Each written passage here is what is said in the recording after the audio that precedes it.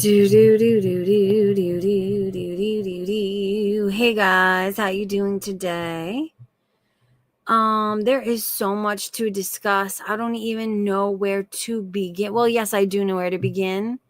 I know exactly where to begin today.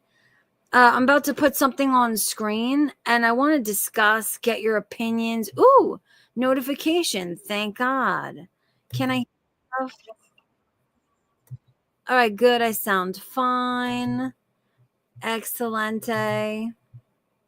What up, Silveo? What up, Mademoiselle? Hey, Sama.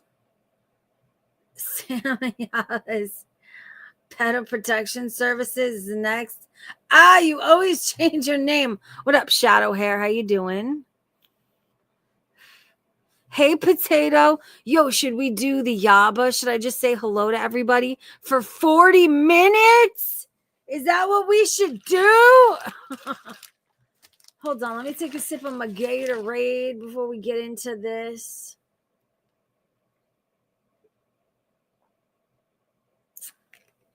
Hey, Ida. Hey, Tank Girl. All right. Let's jump right into it. I want to put this on screen. I want to discuss what you guys think, and I want to tell you what I think about it. Now, take a look, see here. So now we all know this ridiculous, oh, are you? You're surviving on Glacial Cherry? I forgot who said it. Was it you, Shadow Hair? But somebody in the comment section on my last stream was like, oh my God, thank you so much for putting me on to Glacial Cherry. I had always been getting just the regular old red fruit punch. And they were just like, thank you, because Glacial Cherry is so much better. Was that you? Because you're welcome. And I agree. And I told you. What up, just Jessica? All right, let's talk about what's on screen right here. Can you guys see it appropriately? Now, this is a printout. This was, somebody sent this to me from the farms. This is a printout of the court goings ons between Yaba and Sam and Negs. And as of, it says the date is 11/12/2024 with his upcoming court case, criminal case of alleged stalking and whatever else. What does this mean to you guys? It says probable cause not found, as the probable cause filed is not signed by affiant. And then it says notice issued to parties, probable cause not found, as the probable cause affidavit is not signed by the affiant. Now, let me ask you, what do you think this is?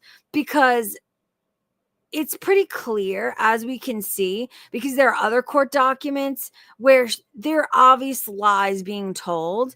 It makes me wonder, was this like the affiant not signing these allegations? Was this an accident, or was this something done very smartly by either Sam or Yaba, because they know that it would be a huge mistake to put pen to paper and their signature on lies, because that too is a criminal offense. Making a false police report, making a false criminal claim, perjuring yourself in a court of law. So was this a mistake that these claims were not signed, or was it simply an accident? That's what I want to know. Are you sending it to me? Send it to me on Twitter, Dirty Uncle Sal. What do you guys think this means? Dornis says, just got banned from DC's chat for pointing out Ron's racist chat comments. See, I don't understand why she does that. I don't understand why she wants a hug box. Negs has made a great many mistakes, but the internet is a forgiving place, especially this particular spot, like this particular community on the internet, if all he did, all he needs to do is take accountability, vow to do better, admit his wrongs. It's like, why does he refuse to do that? Why is she so willing to just censor anybody who I don't understand it. I don't understand it. And it's a huge mistake, a huge fucking mistake. People would forgive him. This space is so forgiving. Donna says, yeah, Dusty, I just said that. I started to feel sympathy towards him with regards to calling out pedalos, and he ruins it with comments like, speak Ebonics for me. I mean, he said far worse things than that. You know what I'm saying? He needs to stop. And another thing, too, which I don't understand, is it's a bad look for DC. Why is he so keen to be that overt thorn in her side? It looks bad for her when she's willing to support it, and it looks even worse when she's willing to silence the people who call it out. Take accountability, do better. Another thing too is I genuinely believe maybe it's a little bit on purpose on his part. I think he resents the fact that she can still garner numbers and he cannot. And it's for reasons like this. He refuses to take any amount of accountability, any fucking good advice. It is insane. Like, why do you want to continue to do bad? It's not that hard. There's a list of things that you can do to get your support back, and still you refuse? Like, especially at a time like now where you are genuinely being victimized and treated unfairly. And then when people are starting to have sympathy for you, you're going to go and just, I can't understand it. Can't understand it. Hold on. What are you sending me? Let me unshare this so I can check.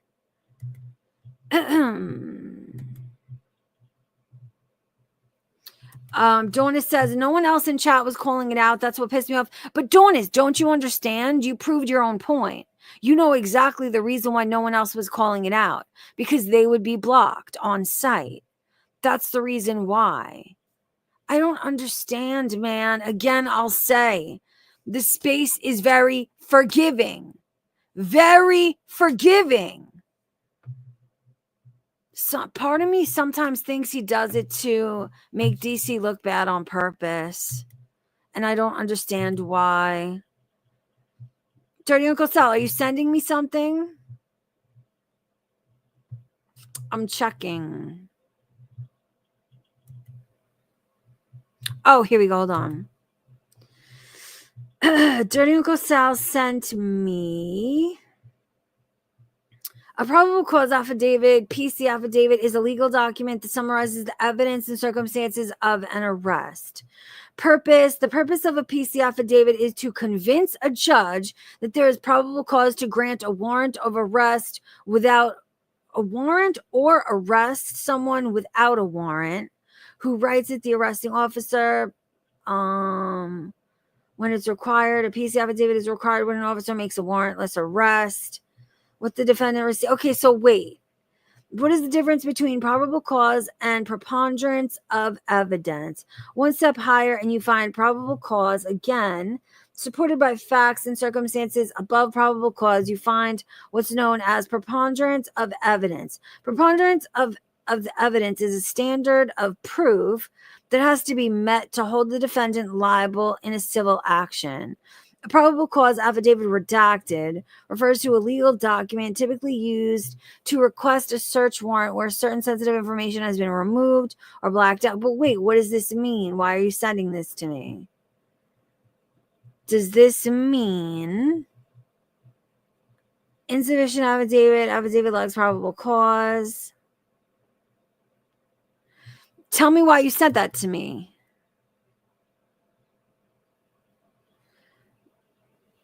People seem to be confused or didn't know what those terms meant. tell me what I'm assuming that it means is that exactly what it says, right? Hold on, let me go back to it.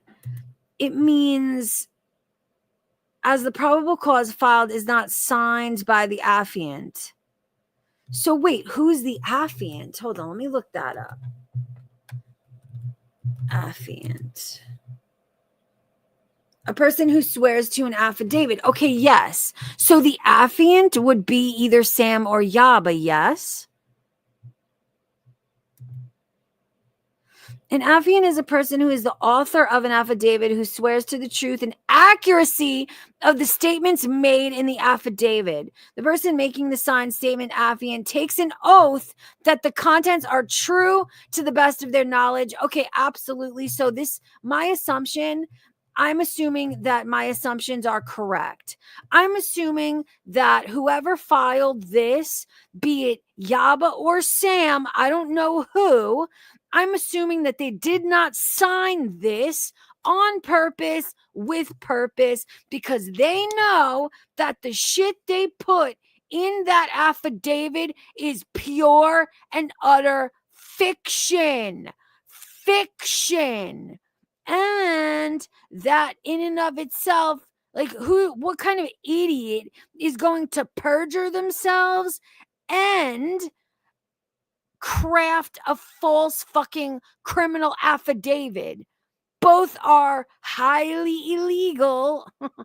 Like, holy shit.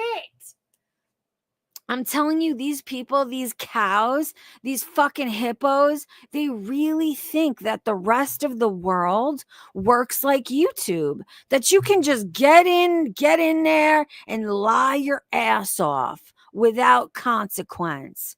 And I'm sorry to tell you, but that's just not how shit works. Now, I think most of us here would agree that Negs is not perfect. He is actually guilty of a great many things. However, in this particular instance, he happens to legitimately be the victim of this situation.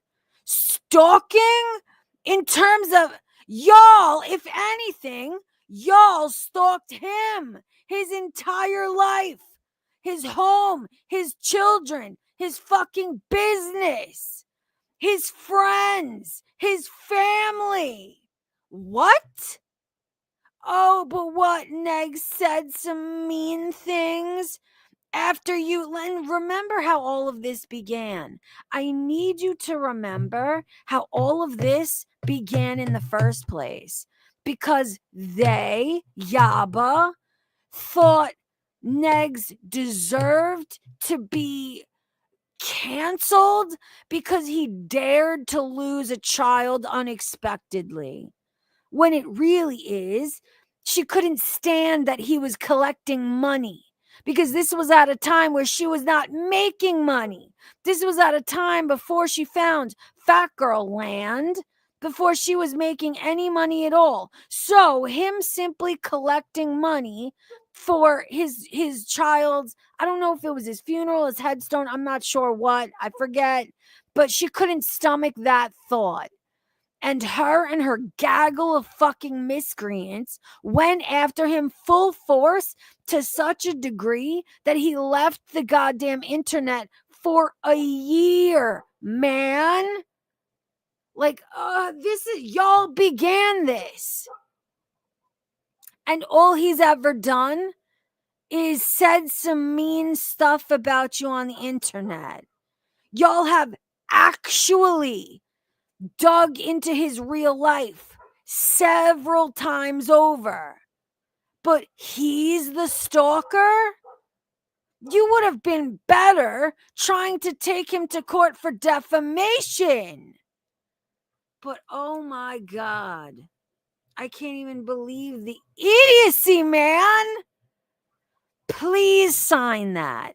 Yaba and Sam, please fucking sign that paperwork.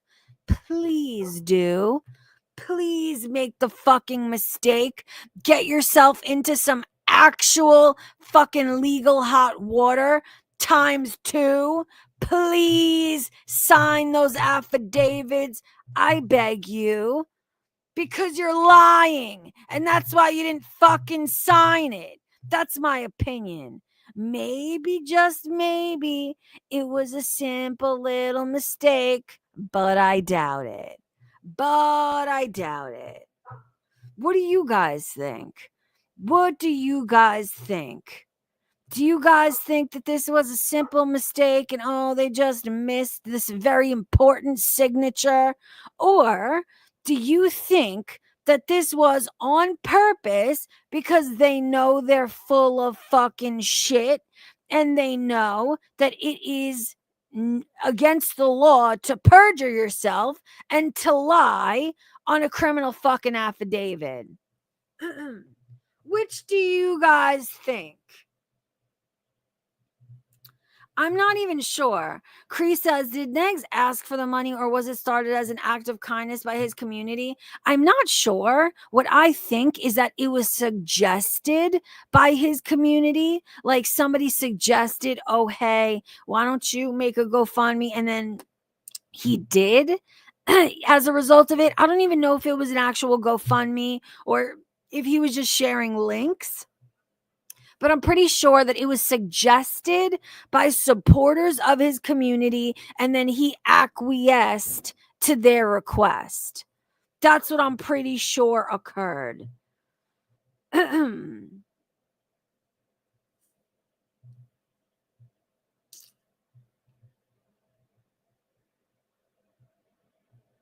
it's just ridiculous.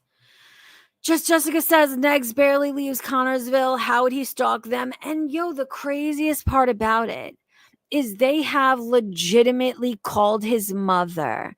They have legitimately sent people to his place of business. Their fucking friends have called in a fake fire to his place of business, all while egging them on and he and hoo-hooing about it. They've called his son's school. They've called CPS on him fucking proudly. She purposely went through the fucking drive-through of his local Taco Bell and then fucking did a live stream. So many fucking crazy things. If we're going to talk about legitimate fucking stalking, I'm sorry to tell you, but Yaba and Sam fit that fucking bill way closer. Like, holy shit. And what a stupid thing to do. What a stupid are you stupid? Are you trying to hand Negs on a silver platter a fucking audience of people that sympathize with him? Because that's where we're getting. That's where we're going. When you actually victimize somebody, there people at large are going to begin to sympathize and empathize with him as a human being, because now you are genuinely fucking victimizing him. Like, what an idiot. Another thing that's really crazy too is the best Sam's channel has done in a very long while is when she was covering Negs for content several times a day. And now, obviously, she wiped her channel of all her Negs content so she could hide her fucking hands for this bullshit, fictitious fucking criminal case upcoming. Like, oh, congratulations. Who are you going to cover now? Who are you going to obsess about now? Who are you going to actually fucking stalk their entire lives now? Yikes.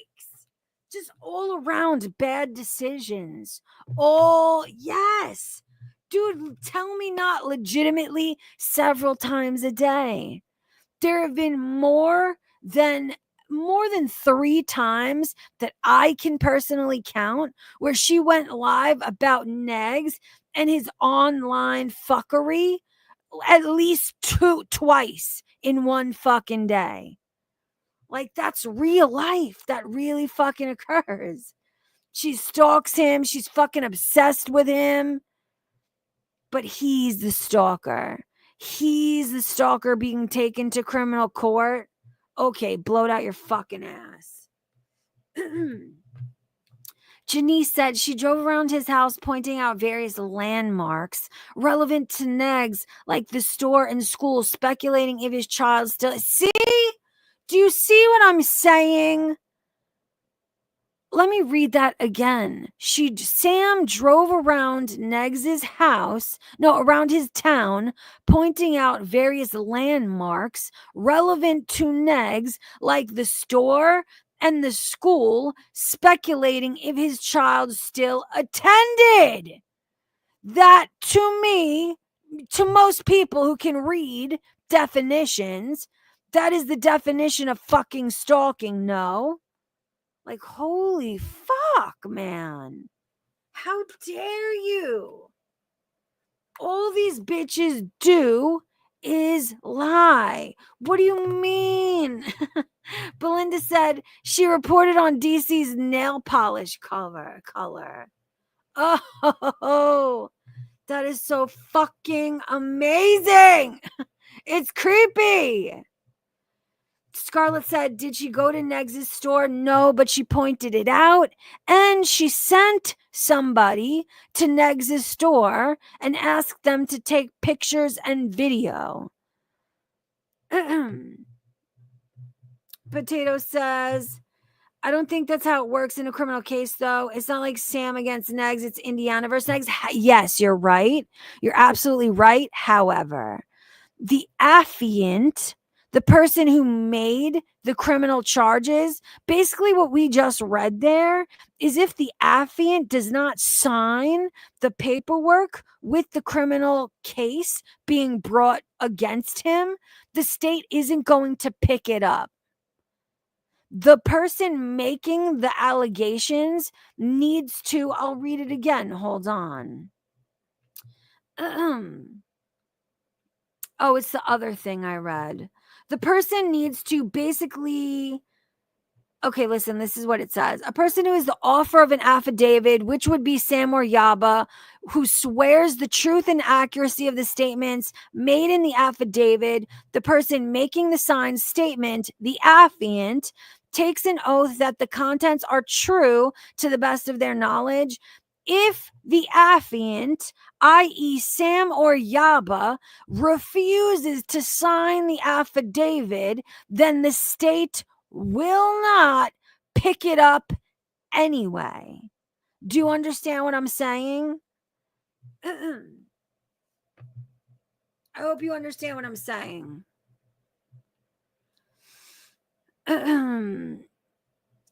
I don't even understand what do you mean by her toenail polish? I don't even understand where this is going. True and honest affidavit signature. And I've got to say, I'm actually pretty surprised. I'm actually genuinely surprised that Sam and Yaba were smart enough to not sign that fictitious affidavit. I'm surprised. Usually they're all about shooting their fucking self in the foot. Usually they're the type of people who will, cut off their nose to spite their face? I guess not when we're talking actual criminal activities are involved. Oy, oy, oy.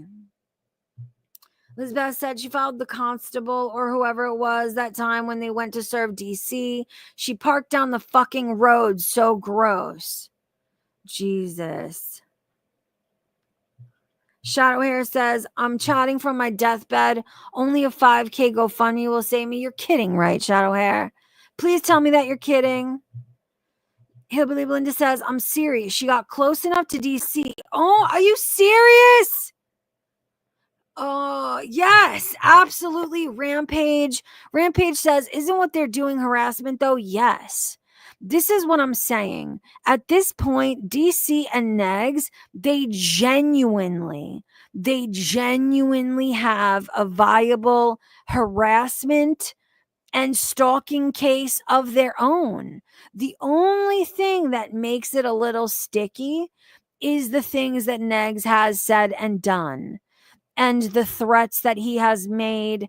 I wish Negs had been a lot smarter. I wish he had kept his fucking mouth shut always.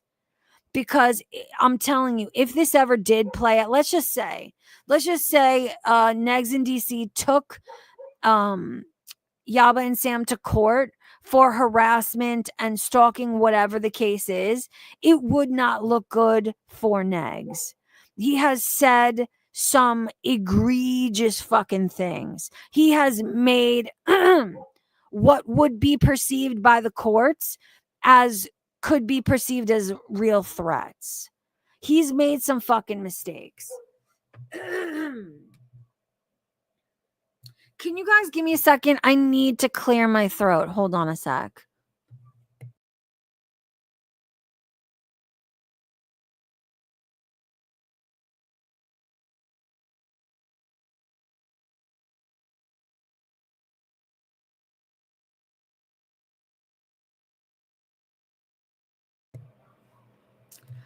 Potato says, so we're saying they went and bothered the prosecutor to go get this charge only to not sign / affirm the affidavit. That doesn't make sense. I mean, that's what the paper says, though.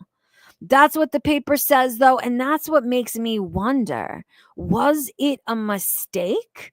Was it something? Because I can't imagine that the people handling the paperwork would let that go unnoticed. I can't figure out if it was a mistake that they didn't sign or if it was on purpose that they did not sign the affidavit. But if they do not sign the affidavit, 100%, it's not going to be picked up by the state. It's going to be a nothing burger. Nothing's going to occur.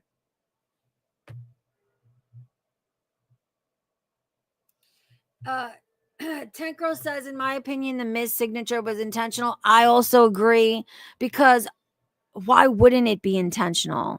They're obviously lying. They would perjure themselves.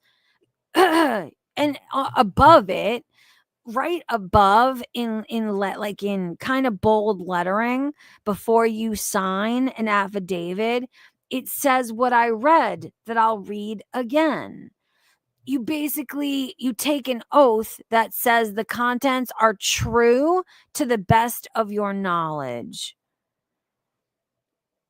So not only are you signing that what you said in the affidavit is true, but yeah, it's just, I believe it was intentional, but who can know for sure, you know?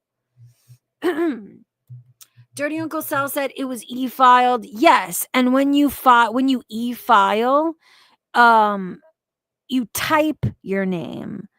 It depends on different websites. Some websites will make you type your full name, including your middle initial, and that will count as your e-signature. Some people will make you put your last 4 of your social security number as your e-signature, but there are e-signatures as well. Every online site has one.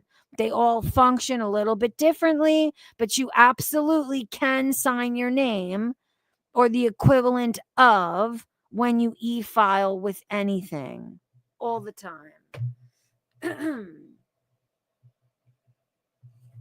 Yeah, see, that's what I'm saying. Tank Rose Pet Dragon says, I have filed and filled out so much court paperwork. It is pretty hard to miss where the signature goes. Yes, because it's bold. It is in bold lettering, and it's the last thing that you do. Especially if it's an e-filing. It's the last thing that you do before you click complete. So it would be incredibly difficult to fucking miss.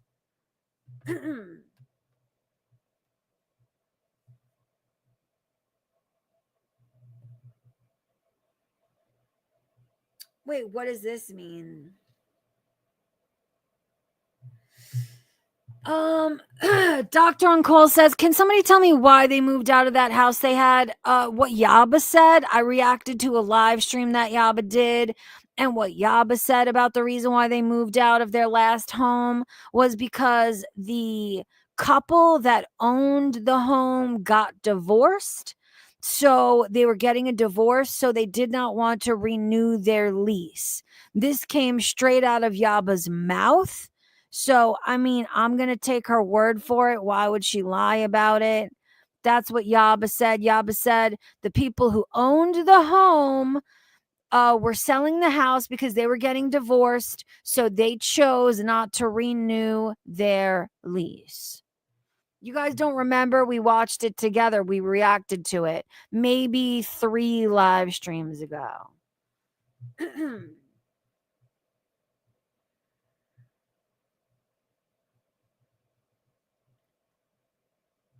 That's not true. Amy May says the affiant is the police officer or the DA. Hold on, let me go back. The affiant is the police officer or the DA who is presenting the affidavit to the court for charges. That is not true. That is not true at all.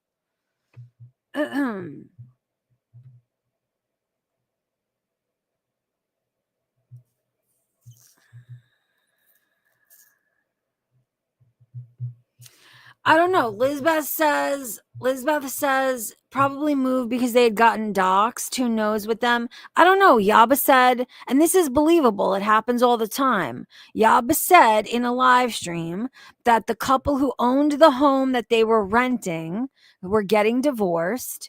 So they had to move because they were selling the home as a result of their divorce.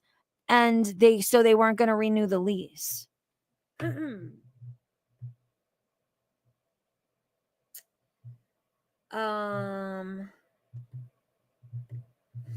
Hold on, let me look at Twitter real quick. What is this? All right, you didn't send me anything else, right?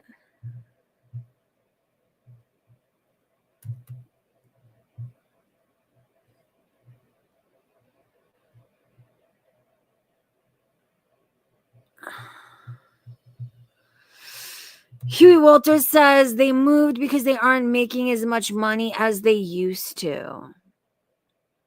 Huey Walters also said they dox customers who buy their merchandise from them. Rampage says, I heard it was because Arabia moved into the... Are you serious? Wow, I have no idea who that is, first of all, and I've never heard that.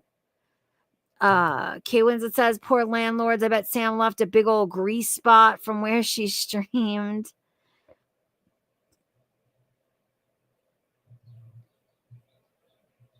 I know. Hold on, let me see.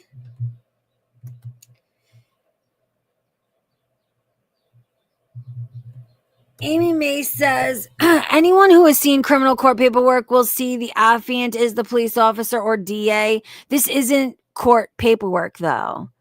And why would the police officer listen? This is what, when I looked it up on Google, it says an affiant is a person who is the author of an affidavit who swears to the truth and accuracy of the statement made in the affidavit. Why would the police officer have to swear?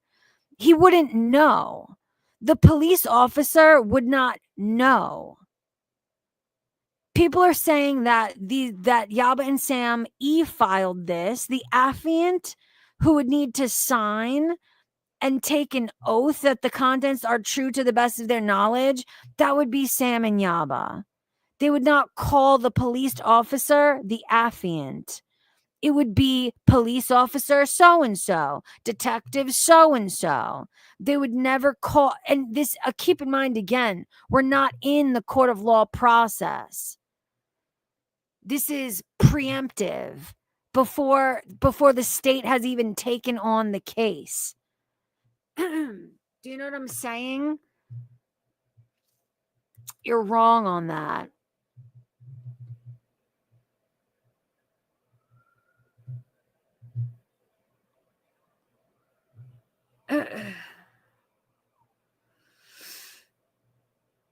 The officer who took the report would be the affiant, but didn't they e-file? You just said that they e-filed, right? So a police officer would not have taken the report. If they are e-filing, which is somebody just claimed, then a police officer would not be taking the report. And why would the police officer have to sign and say that everything there? No. The police report was e-filed. Okay, so yeah, then there's no officer in question. The affiant is Sam or Yaba.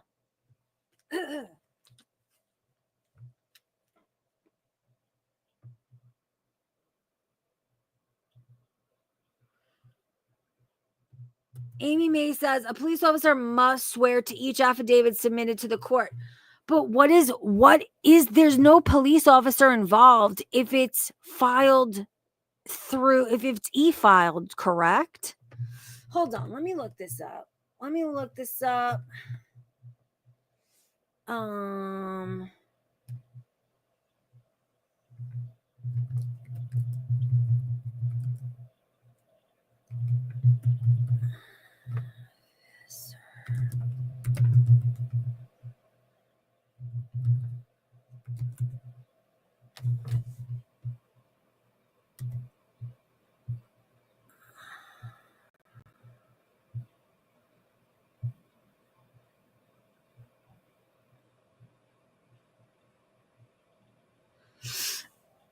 Okay. Do you know what you have it wrong? This is where you're confused.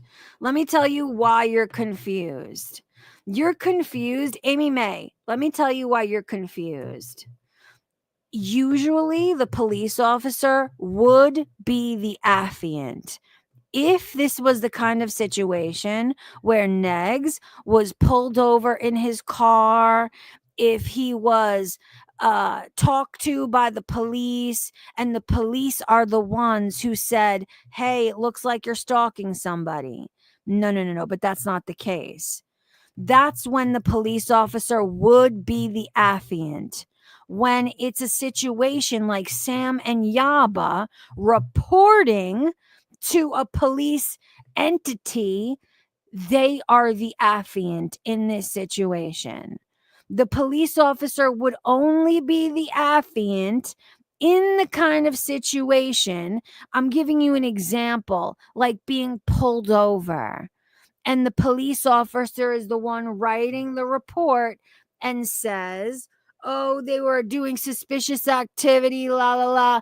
That's when the police officer is the affiant. That's when the police officer is the one who has to swear that all of what they're alleging is the truth to the best of their knowledge. Because of the situation, Sam and Yaba are the affiant. Because there was no police involvement with Negs personally.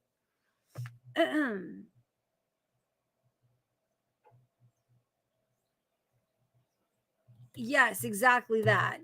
Dr. Uncole said they can make a criminal complaint until it is investigated to see if there's actually something criminal. That's why the most important part of what I read is probable cause not found, as the probable cause filed is not signed by the affiant.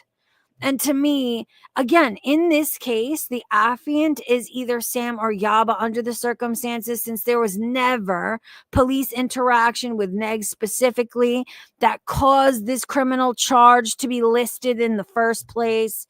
And again, I believe that it wasn't signed by Sam or Yaba on purpose because of obvious reasons. That's what I think. All evidence points me in that direction. Amy May says, the only thing I'm not understanding is if Sam being the affiant would cut out the DA and cops. Ugh! Dude! This is, okay, Amy May. It is her, the affiant, who is either Sam or Yaba. Them not signing the affidavit is what is holding it up. It's what's holding up the DA, i.e. the state, of picking it up as a criminal case. They will not even pick it up as a criminal case, the state versus Ron Corbin, if it is not signed by the affiant. That is the reason why it has not gone to the DA and to criminal court yet. And it's, in my opinion, it's not going to. Because if Sam and Yaba have any smarts, they're not going to be willing to sign a piece of paper that's going to perjure themselves, that's going to prove that they make false criminal police reports. It's not going to go further.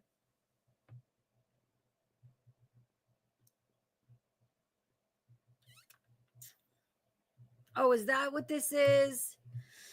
Huey Walter says, no point in talking to Amy about anything. She has a huge hate boner for Negs, supporting Sam. And also, see, this is like, this is what I can't understand. This is what I can't stand about this space. Support who you want, hate who you want, but can we be fucking honest about shit?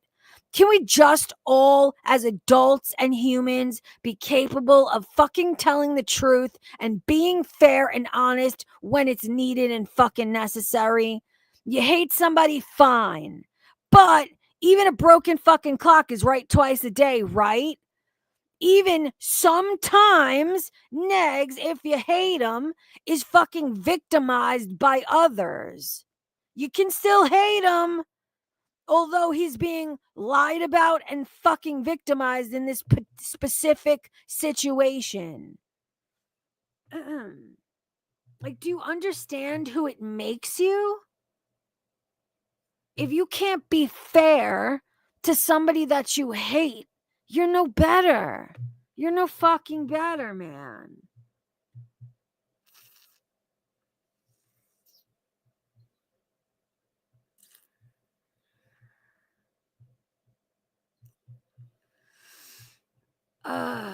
Anyway, where are we? There is so much I want to talk about today, but first, you want to know what I want to do? I know that Yaba oh wait, let's watch this first. Where is this? Hold on. Where's the video I used in my thumbnail? Fuck, where'd I put it? Did I get rid of it? Hold on. I'll find it.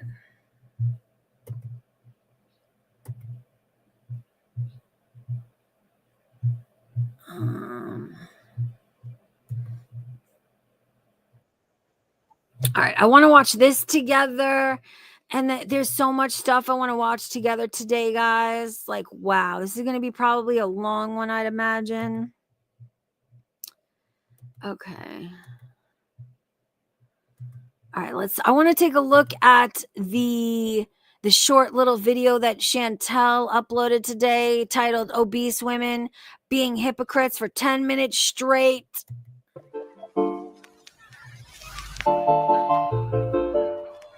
Hello, foodie beauties. Hey there, Beezers. Want a personalized video from me to you that you can keep forever? Or maybe a special shout out? Or maybe you just have a pressing question for me you want answered. All you have to do is request a personalized video or direct message from me on Cameo. It's super easy. Cameos also make great birthday or special occasion gifts. Hope to hear from you. Bye. So, people on the internet. Oh, I do too, Rampage. I've always got that sense. If you are familiar in any way with the way that Yaba used to treat him, the way she used to suckle his fucking anal cavities back in the day, I really believe that she had a major fucking crush on him too. I've always fucking thought that. Internet like to get on my case on the daily about what I eat, my weight, my body, etc., etc.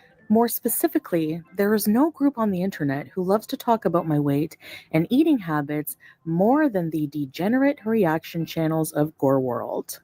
You are probably asking yourself, well, Foodie Beauty, you also talk about your eating habits and weight online, and wait, I just want to say, Huey Walters, I appreciate what you're doing, but I appreciate what you're saying, but Amy May is allowed to ask questions on this channel.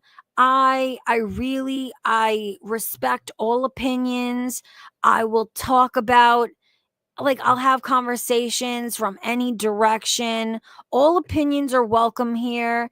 And I really hope in this chat we can all agree to disagree kindly and rationally. For me, it's all about the conversation. And I respect and appreciate all fucking opinions. So please keep it civil.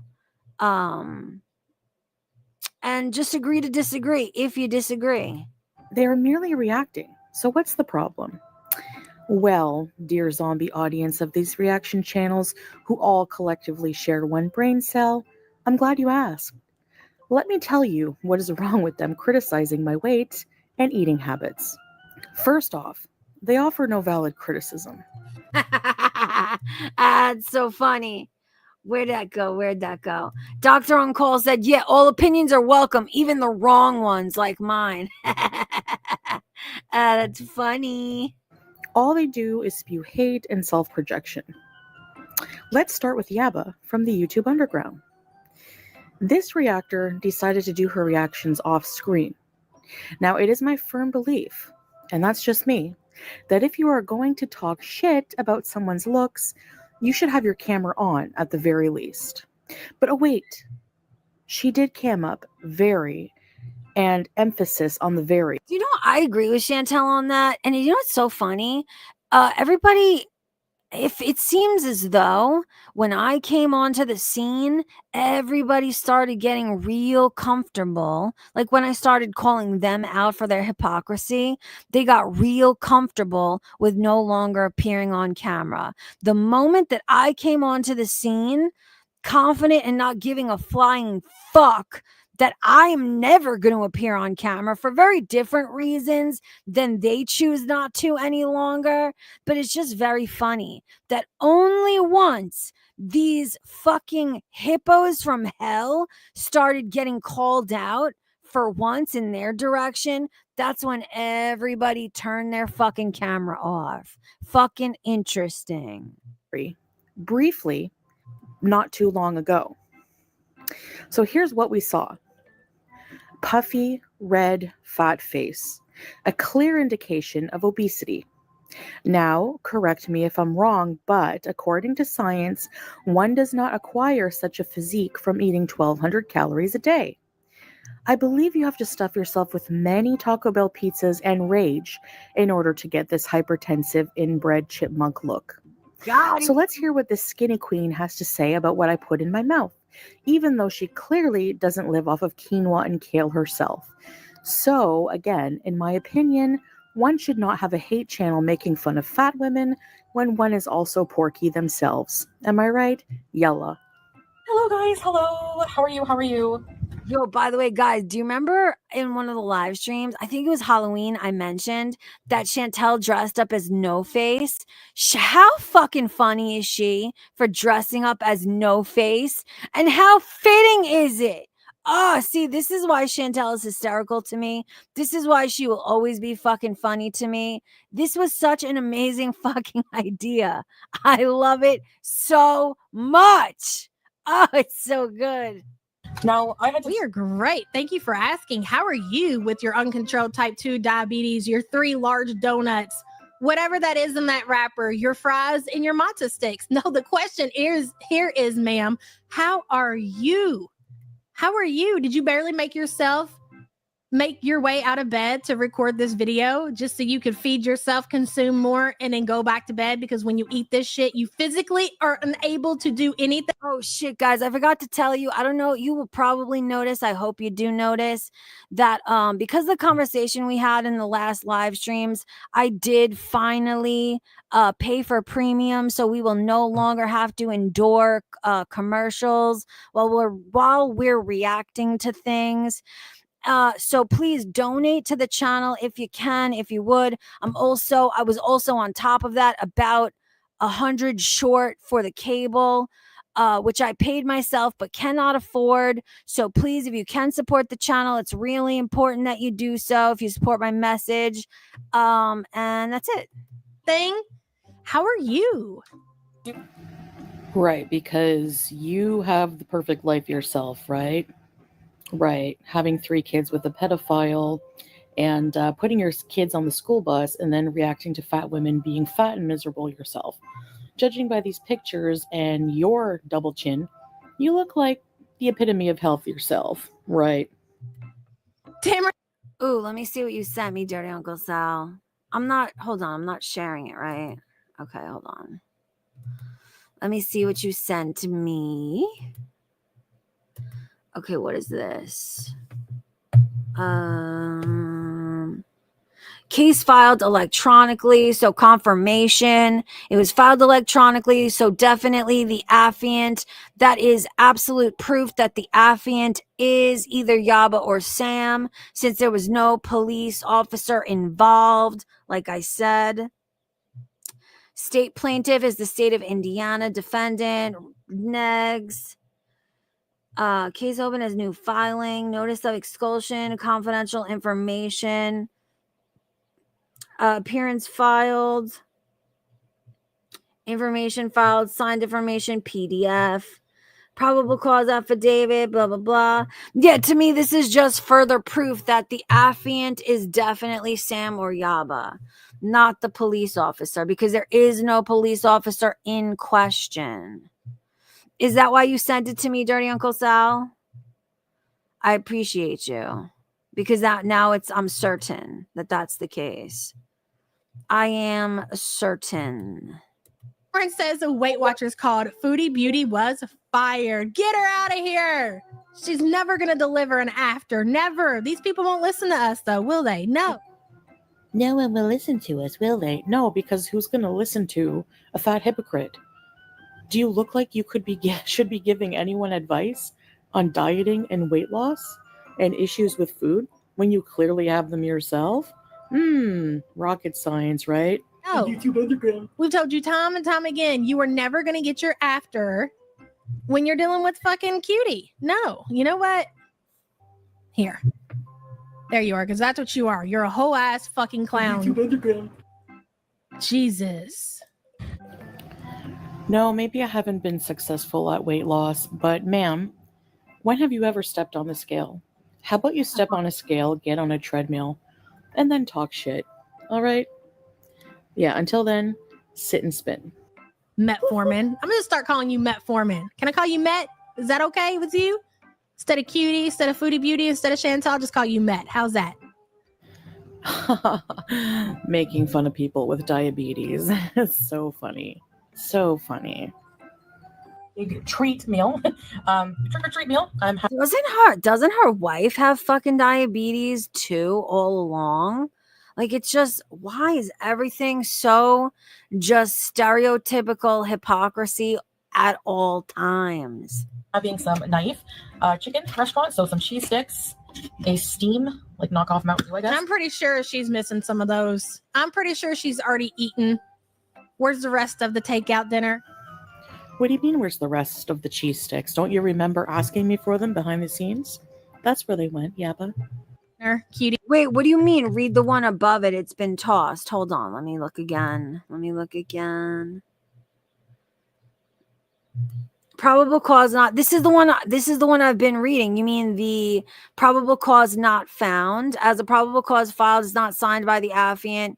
Notice issued to parties. Probable cause not found as the probable cause affidavit is not signed by the affiant. Is that what you mean? That's the first one I read. That means it's thrown. I would assume, I don't know why. I assumed that they would be given another chance to sign. But if you think that means that it's already been thrown, then good. Where's the rest of your fast food delivery? It's obvious that this is not all of it. Where are you? Where's your weight loss video? Where's your counting calories video? Where's your stupid broccoli and cheese video? Where are you, Cutie? Doing this because we all know this is what she really, really loves to do. You're looking at it. The donuts, the chicken burger, the fries, the matzo sticks. This is what her true passion is. I mean, hell. Yeah, Like her views have been, eat cheese, accountability check, and eat dinner with me, 6.8K. And she's already sitting at 10K views, and this is what she loves to do. Speaking of views, cutie, it looks like you tried to talk about another fat woman. But, those are some rough views. It looks like my 6, 7, 8K views is looking pretty good in comparison. That's right. You have to stay rage pigging about me. I love that for you. Because that's what she does. She cycles. But Yeah, I love that she pointed that out. And it's so true. Her audience is literally only there for Chantel hate and Chantel hate alone. And something we're going to get into and something I want to show you guys that really, it upsets me, it depresses me, it disturbs me to no end. I want to show you the difference between those who tell the truth and who deal in fairness and those who just serve up propaganda, hate, fucking lies, and vitriol. Like we'll talk about it later when we get to it. behind the scenes, she was not doing her diet. She wasn't taking it seriously. Hey, what was that? What are you drinking? Is it diet? Show us. Are you going all out because you're having your little cheat meal today? Of the deadly number. Oh my God, I don't care. Eat your food, Tina. Are we in 1.5? We are. Can you believe this? We are in 1.5. Geez, it sounds like you're doing something you don't want to do by watching me. Sucks that this is your life. Sounds really wonderful. Sounds really great. Sounds like a fun time. Very fulfilling. There, DG. She's definitely been eating fast food takeout behind the scenes and lying about it. Oh, and I think somebody just donated. Hold on, let me read it. Oh, thank you so much, Flappy. Flappy says, for your dirt floor and your weird Gatorade that we don't get here. I really am sorry it's not more. Oh, thank you so much. Please don't ever apologize for it not being more. Our exchange rates are not in my favor. Listen, I appreciate anything that you can donate. It means so much to me. You have no fucking idea. I am so appreciative. Please never apologize for any amount. I appreciate even $1. I really do mean that. Every dollar gets me closer to the goal. So I appreciate you. Absolutely. I'll tell you something. When Cutie gets hungry, she does get deadly. Circulation. Okay.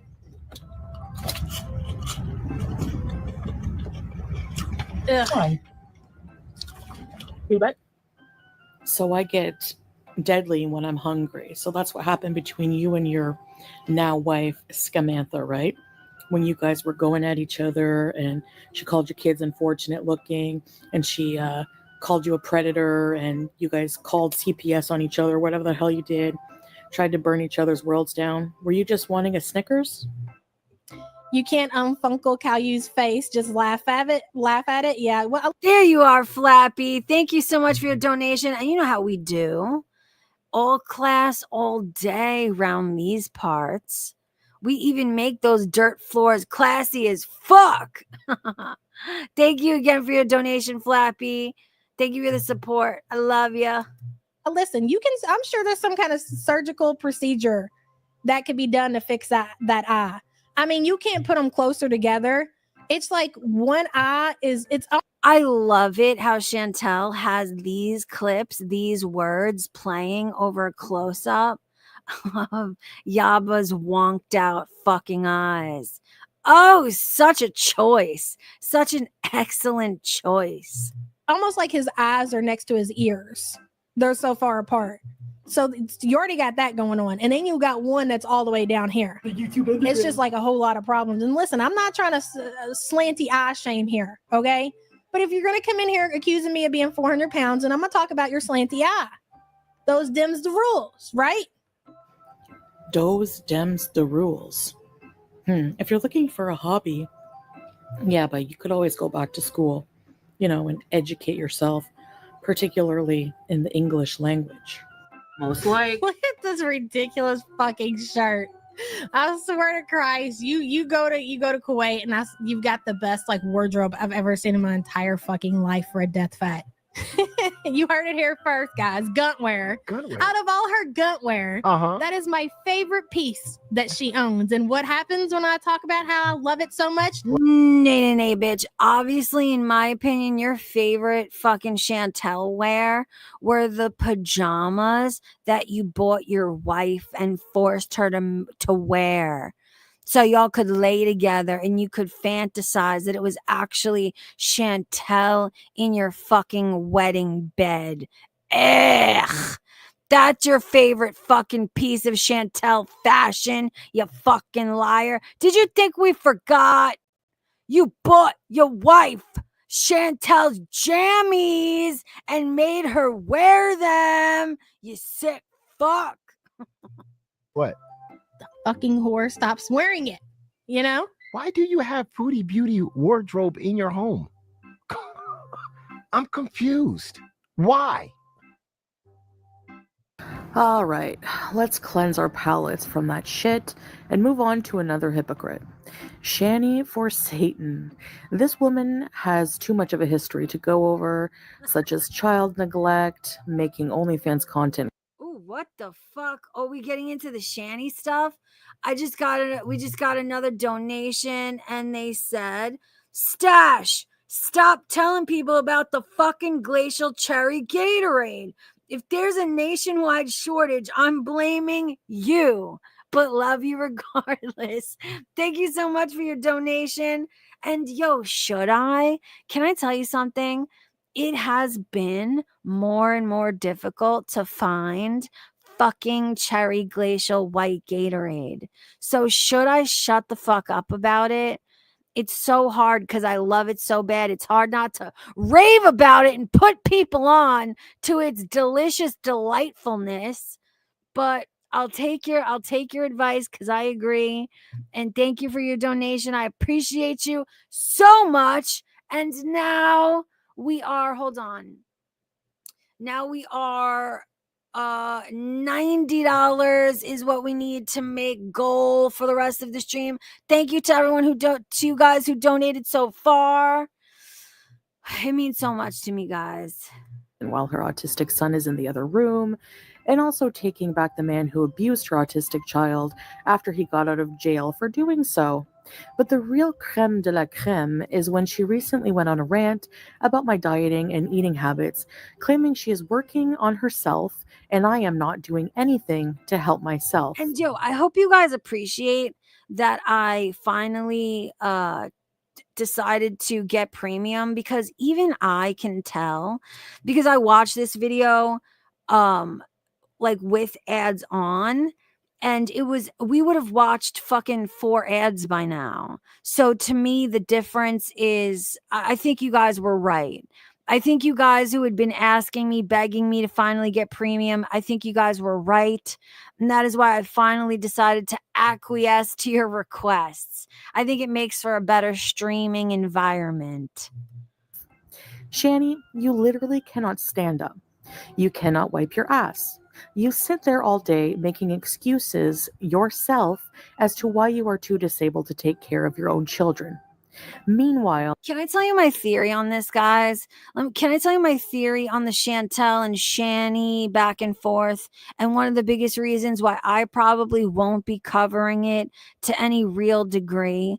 I think that this is a clever ruse created by Shani and Chantel together. I think that they collectively decided, for whatever reasons, because there could be several, to either get the focus off, is Shani actually no longer with Rev, to get them stop talking about certain things with Chantel and her man. I think that this is a clever ruse that they decided to pretend to fight with each other together. Do you guys agree? That's my feelings on it. I've seen women in wheelchairs with no limbs take better care of their kids. You have zero room to educate anyone on any type of care themselves or pets. Let's hear what this other skinny queen has to say. Yella. Right. Oh, I need to have my snacks. I need to have my snacks. I need to go and eat. I need to go and eat. See? People need to eat, then eat properly. or shut the fuck up about this diet and shit. Because Shantytown, fucking for real, bitch. Don't you poo-poo in a bucket because you've eaten yourself into such enormity that you can't walk down the steps? This is why I like Shanny. I've heard her be way nastier, way better. And at least from Shanny's perspective, she's not going hard enough. And it's like, what the fuck I don't buy it. I don't buy it, Shantytown. what you're doing is you're damaging people and you're giving false information out to people who are actually trying to fucking fix their lives. She's trying to fix her life. There's me talking shit to you now, Chantal. Let's All collide. you do is fucking eat, Chantal. You don't try to take care of yourself. You're on a fucking diet for 2 days that we know of. Okay. While you're getting chips every couple days. She's checking Getting out. chocolate. Yeah. Slathering all your food in fucking cream, cheese, butter, fucking shit, and neglect. You neglect your own ass. Uh-huh. Talk to Bitch, so do you. What do you mean? She's being all types of hippo right now. And yo, I just saw your comment, Rampage, saying she went way harder. Did you make a video about it? We gotta watch it. We gotta fucking watch it. Rampage, did you make a video about it? I need to see it. If she went harder, I must fucking hear it. Because this is already, I want it to be real. I just don't think that it is. And where did it come from? Like, who threw shots at who first? Every day you're neglecting your ass. Every day you're not taking care of yourself. Every day you're giving your audience excuse after excuse and after excuse and giving people who have actual problems false information and putting their lives in danger. That's rich coming from you, Shani. As rich as the butter and cream I use in my cooking. All right, now the most obvious fat hypocrite of Gore World is none other than the potato girl herself. Another moron hiding behind an avatar, too scared to show herself for the past couple of years. But again, she did very briefly show herself. And this is what we saw. Well, the picture speaks for itself, and I'm sorry, but I will not listen through her stage 5 emphysema voice to point out obvious hypocrisy. Sorry. And people are wondering why I don't have any more photos to show of her. Well, because, you know, if you have any new ones, any recent ones, please feel free to forward them. But anyway, this is another hate. Yo, she hasn't shown herself, not a picture or on cam, in a very long time. Like, and there's definitely got to be a reason for it. Like, man, I don't know. Sometimes I can't decide who's the worst in this fucking space, but this monstrosity is definitely probably number one. Do you guys agree? FFG is probably the most hideodorous and like the worst in every way. Channel that also likes to comment on my looks, my weight, etc. when she looks like someone's greasy Uncle Bob. And that's all I have to say, and quite frankly, she really does look like a man. She looks like a fatter, more masculine Danny DeVito. Like that's for serious. That's for real. And it's fucking rough. And it's no wonder that she's filled with so much hateful, lonely, fat rage. What I just can't understand is how many have rallied around her to hate. Like, yo, if you need to hate somebody, if hate is what gets you through your day, why wouldn't you at least hate the right people? Hate those who truly deserve it. Like, I don't understand. If you need to hate, fine, do you. But hate people worth your fucking while to hate. Hate those who deserve it. Because everyone who knows FFG's past, it's unrequited love. She is obsessed still with Chantel to this day. She's always been obsessed with Chantel, but Chantel did not want to be friends. She didn't want to be friendly. So then she turned on her instead and realized along the way she could make friends, she could make money, she could get internet ass pats. Still, I bet she'd trade it all just so she could actually be real life besties if Chantel would just have her. She'd trade it all. That's why, oh my God, that's why she fucking lobbed onto Chantel's childhood best friend. Oh, it's all so fucking textbook. This bitch belongs in a fucking padded room, man. Want to talk about stalking? Yeesh. Yeesh.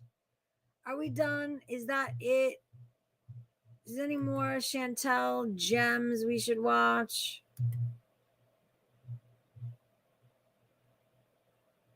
This is the one we just watched.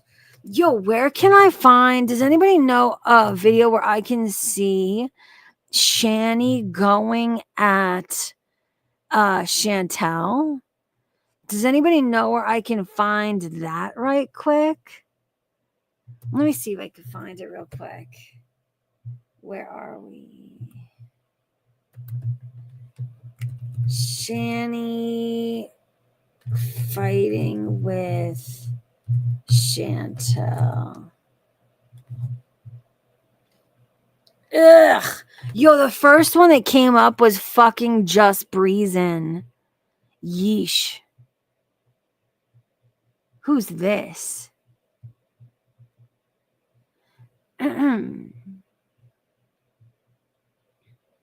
Man, nothing is coming up except for fucking. What is this? What the fuck is this? What?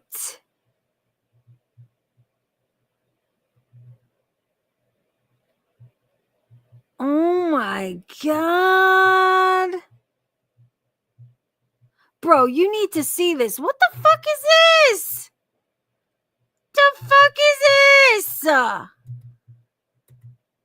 Good evening, I'm Lisa Washington. Scott Schaefer has the night off. We begin tonight in Lackawanna County, where more than a dozen people are now without a home after being told to leave a motel in Scott Township because of an oil spill. Newswatch 16's Jack Culkin spoke with those who say they have nowhere else to go. He's live in our newsroom tonight with the story. Jack.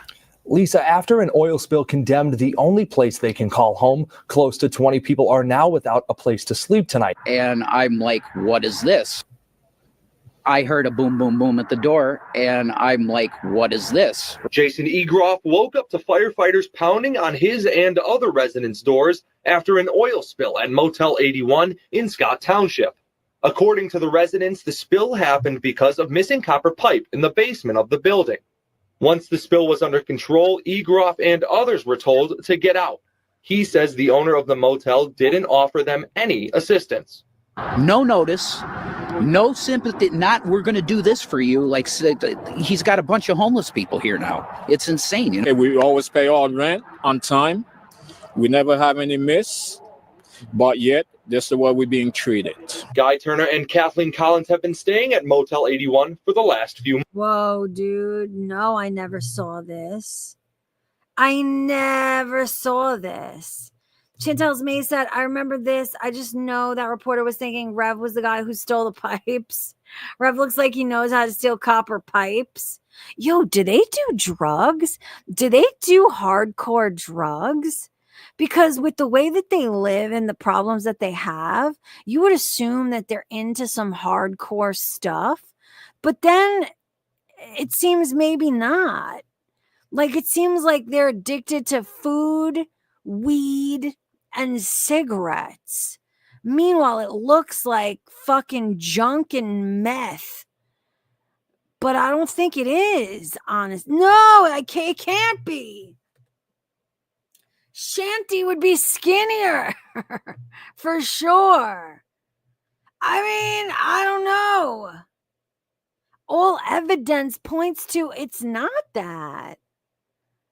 Yes, see, okay, alcohol, yes.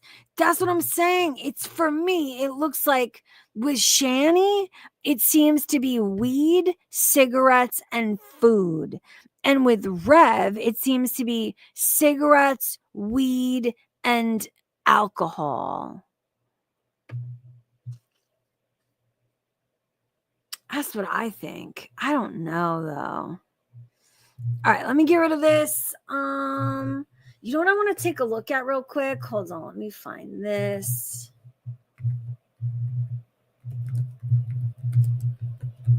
I'm curious to see. Okay, she did stream today. And yo, did you guys hear? Fucking hypocritic bitch. You see how FFG and everybody's giving Chantel such a hard time about not having her cat fixed. Meanwhile, fucking FFG's own dog isn't fucking fixed. And she's celebrating, oh, my puppy, the first time he went into heat. Like, these people are such hypocrites. I can't even fucking handle it. All right, here we go. More of the same. Yeesh. Write him down. Hey, Red Phoenix. That was hilarious. Hey, Miss Monster. Jabroni Soprano. Hello, Dilly Dilly. Golden Goddess. Hello, Carletta. Hey, girl. Hey. Yes, Panda Pondu typed it again in case we missed it the first time. I just want you to take note that they wanted to make sure that you've seen the joke. Hey, Jojo B. Hello, Lady K. That, oh, gee. Well, I don't even have to. Yeah, okay, yeah, that's great. Hey, Pondu. Chantel is just jealous because she can't sit and spin. That's right. We all saw her try to sit and spin on that kid's playground toy. Sit and spin. Who? And guys, please, I don't usually do this, but I'm going to interject every so often and just remind and ask those who can donate and want to donate. I'm going to interject every so often because I paid it myself and I really could not afford to do so, meaning the cable bill was due yesterday. So every so often I'm going to interject and just remind those who can or want to support the channel. So please forgive me. I don't usually do this. I really should not have paid it myself because I couldn't afford it. But I did because I'm an idiot. So please forgive me. We all owned a sit and spin when they were growing up. We all saw what happened during that camping trip. Maybe that's why she's so on edge, because she's definitely on edge. Cautious observer, thank you so much for the support. Oh, God, it went away. That's the worst, dude. I had to sneeze so bad and I lost it. Hey, Shenanigans, good to see you. Becca Boo, hello. Thank you for being a member for 35 months. Dude, I swear, it felt like the big... should I fast forward through this or just listen to it to enrage myself? Fuck. Sneeze ever. And I was like, oh my gosh, there's no time to... I do it on purpose. It's hilarious. So she'll sit there and she'll do her little sneeze dance or whatever. She's like, it's coming. And I'm telling you, in case you were not aware and you ever want to fuck with somebody, when somebody has that look on their face like they're about to sneeze, all you have to do is make some ridiculous noise and they automatically lose it. And if you've ever lost a sneeze before, you know how horrible that is. So yes, that was a little bit of my karma. Hey, Shiny Sills, big fupa balls. Haven't seen you in a while. Back that butt up. Yeah, bitch. Losing a sneeze was your fucking karma. That's it. That's the karma you deserve. Fucking idiot. Damn, we love it. Beep, beep, beep. That was fucking hilarious. That's what we call it. Shiny Sales, big fupa balls. Thank you so much for being a member for 26 months, girl. Hey, Hellfire, Gunt Morning Support Group. I'm on alert mode. We're glad to have you, Hellfire. Thank you for being a member for 6 months. Hey, DG, her and Shani fighting is everything. 2 vile POSs. Agree, DG.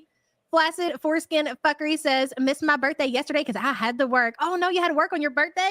Well, listen, congratulations on making it another year. Happy birthday to you. So much for training. Ordeal trying to get the sweatshirt done. So we do have the sweatshirt available. It comes in black, light pink, and what Sam likes to refer to it as a sand color. Looks more of a tan to me, but yes, we're going with sand. That is the official name of it, right, Sam? You know what we've never done? You know what we've never done together that we're definitely gonna do after we're done watching this? We gotta take a look at our fucking merch store. We need to critique. I've never looked at the horrific fucking merch that they actually sell. I've only seen like screenshots of the most egregious ones, but I think we need to take a look-see-poo together today. Oh, I mean, well, okay. Well, on my website, it said beige. Yeah, it did. Hey, Dynamite. What'd you say? It's fine. She's fighting with all her friends. Yeah, her friend, the ones who she rode out the red carpet for. And now she's got a lot of things to say about them. Dynamite, thank you so much for being a member for 9 months. Oh, Mystique, thank you, hon. And happy birthday again to you. And thank you for the support. Maria says Chantel wishes she shits and spins. That's true. That sounds about right. Right, Sam? That's right. She shits and spins. Yeah. Thank you so much for the correction, Maria. Thank you for the support. Hey, Brandon. Glad that Chantel found. Yo, that's why I want to look together. CB Kitsune says, Yaba's merch store looks like shit I made in Paint 98 as a kid at my grandma's house. Yes, exactly that. And me too. That's why I've only ever seen like snapshots of like one or two things.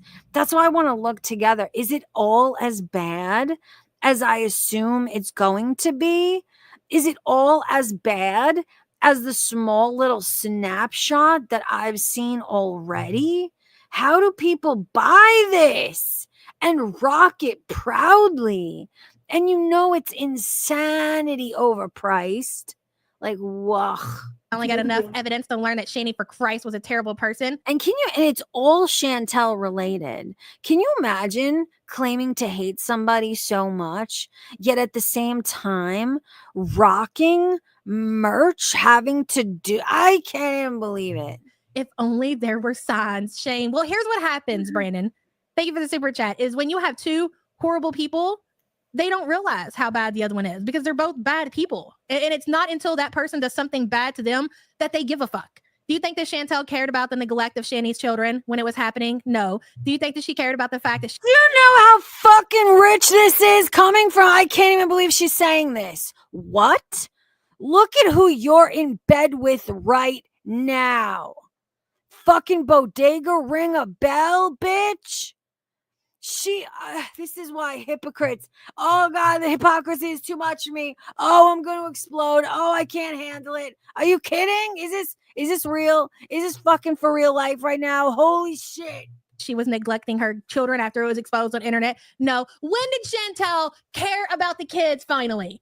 When Shani for Christ had something bad to say about Chantel, did she only care? And she doesn't care. She's just using that as a weapon in her online. Bitch, you don't care at all who anybody is. You don't care if they fuck kids. You don't care what they do. You don't care what they say. You don't care who they dox. You don't care at all. As long as they share the same fucking opinion as you and lick around your asshole.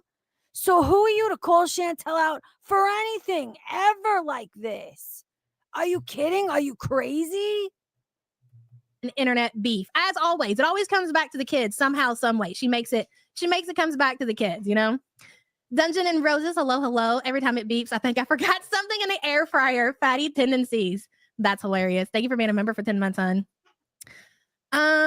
Oh yeah, the Discord link. Okay. Hold on. You know what I mean?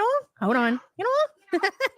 Tell me, if you listened somewhere, you heard it on the clip channels, you were raw dogging Chantel, I don't care, however you heard, you cannot tell me that you didn't hear it yesterday, because I was listening again this morning, and I told Sam, I was like, you don't really hear it when she does her videos, but when she's live, she really does. She's, it's just a Canadian accent that she just cannot get away from. Let's see, invite people. I think this is it. God, I hope it is. Good morning, Butter Crumpet. There's the Discord link in the chat. Thank you so much for whoever asked. I haven't been over there in a few days, but I'm going to get back to it. Don't you worry about it. Hey, Annie, Kate S. Hold on. I have a speech impediment. Please hold on. Hello, White Bird. Yes, that's right. Hold on. Callie's Bathroom Studio. Hello, Lisa Simpson. Great Aunt Ray, Welsh, welcome. Trailer Park Barbie. Anybody that I missed, so sorry. I've been running my mouth and laughing my ass off. As per always, Kuwait. Yeah, that's true, Lindsay. Yo, I'm telling you, every fucking thing out of Yaba's mouth is hypocrisy or a projection or straight up fiction without fucking fail. Every single time. You know, I don't know on repeat. Hey, M, tell me you watched. I still have not watched it. I know I'm horrible. Jordy's stream talking about Tommy and the Amber Lynn stuff. No, yes, put it on the to-do list, babe.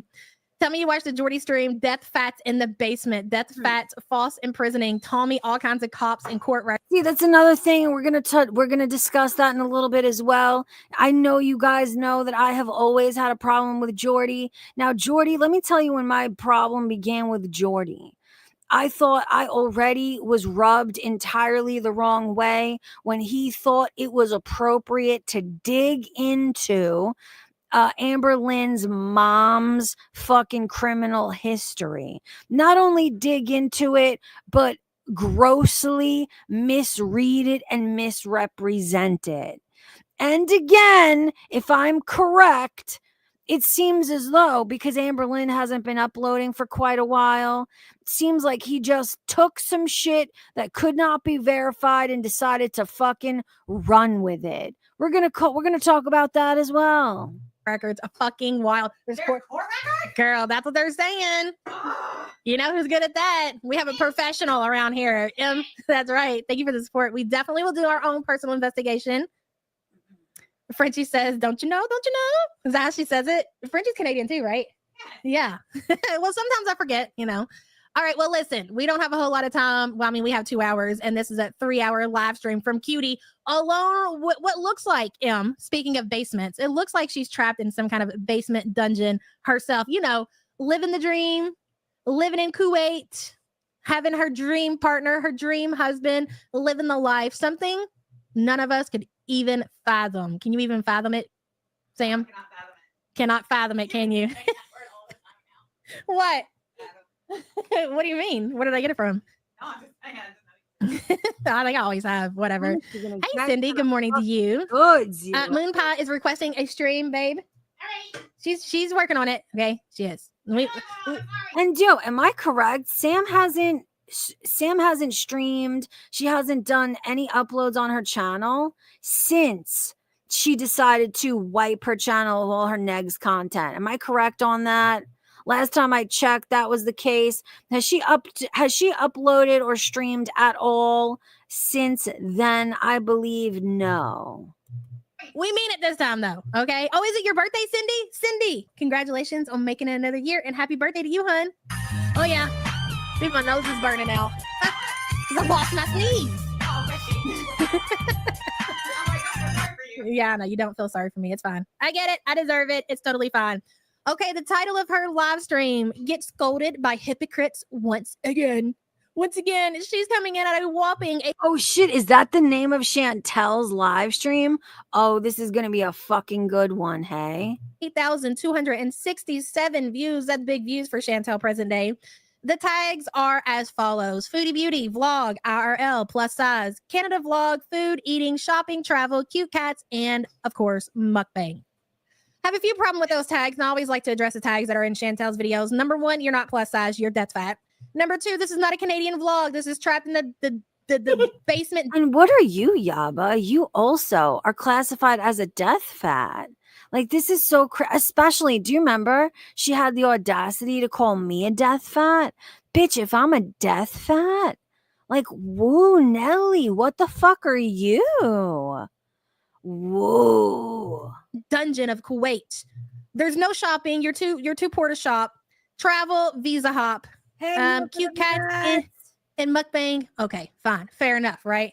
Sugar Addict Pondu says, Tommy, Daddy is the fire chief. Those records were buried. Ooh, corruption. Oh, baby, we need you on the case.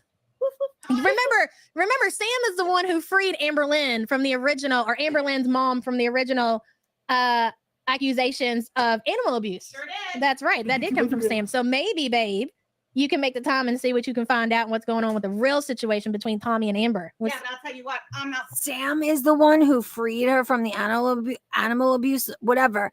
The point is Jordy is the one who made those fucking allegations by, first of all, publicizing, digging into, like, why would this is my biggest problem when it comes to this fucking space.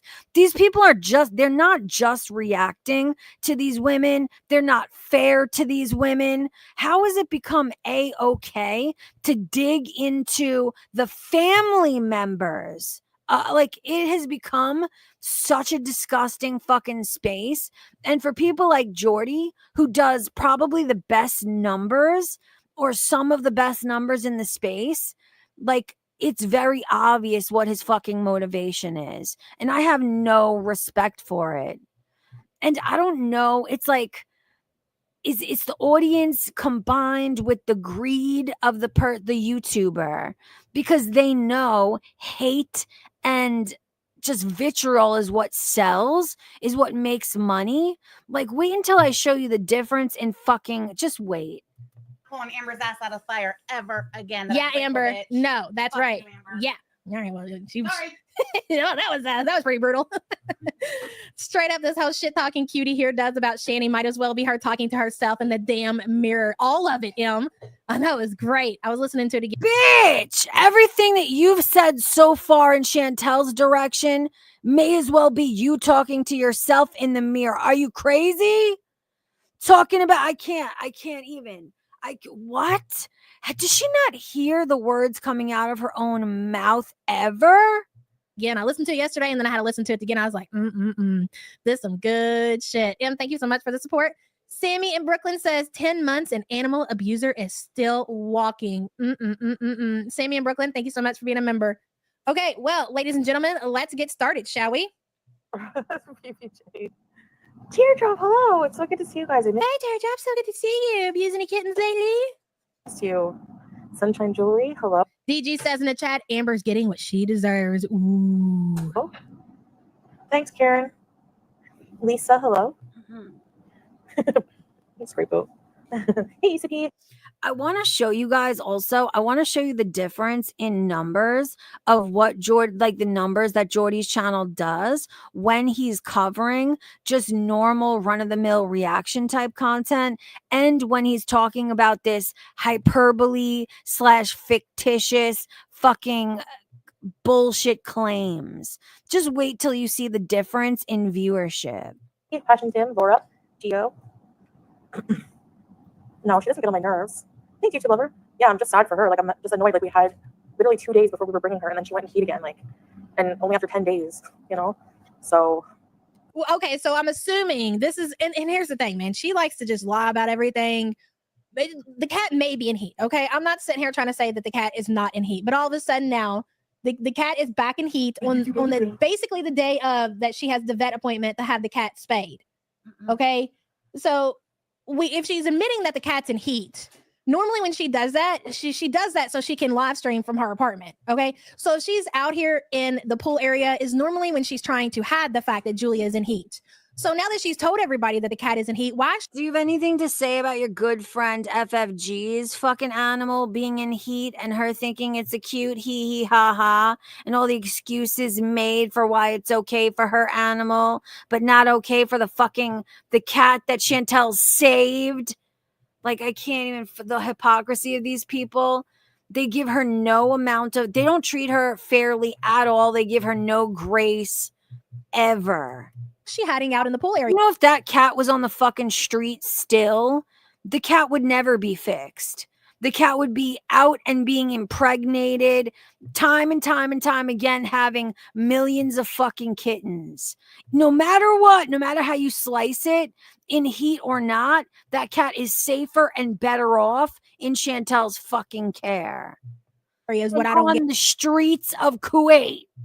I mean, she spent 3 hours in this disgusting pool area raging at everybody. And obviously she's not hiding the fact that the cat is in heat. So what is the reason that she is staying downstairs? What do you think, babe? You think the cat's pregnant? I think the cat's pregnant too.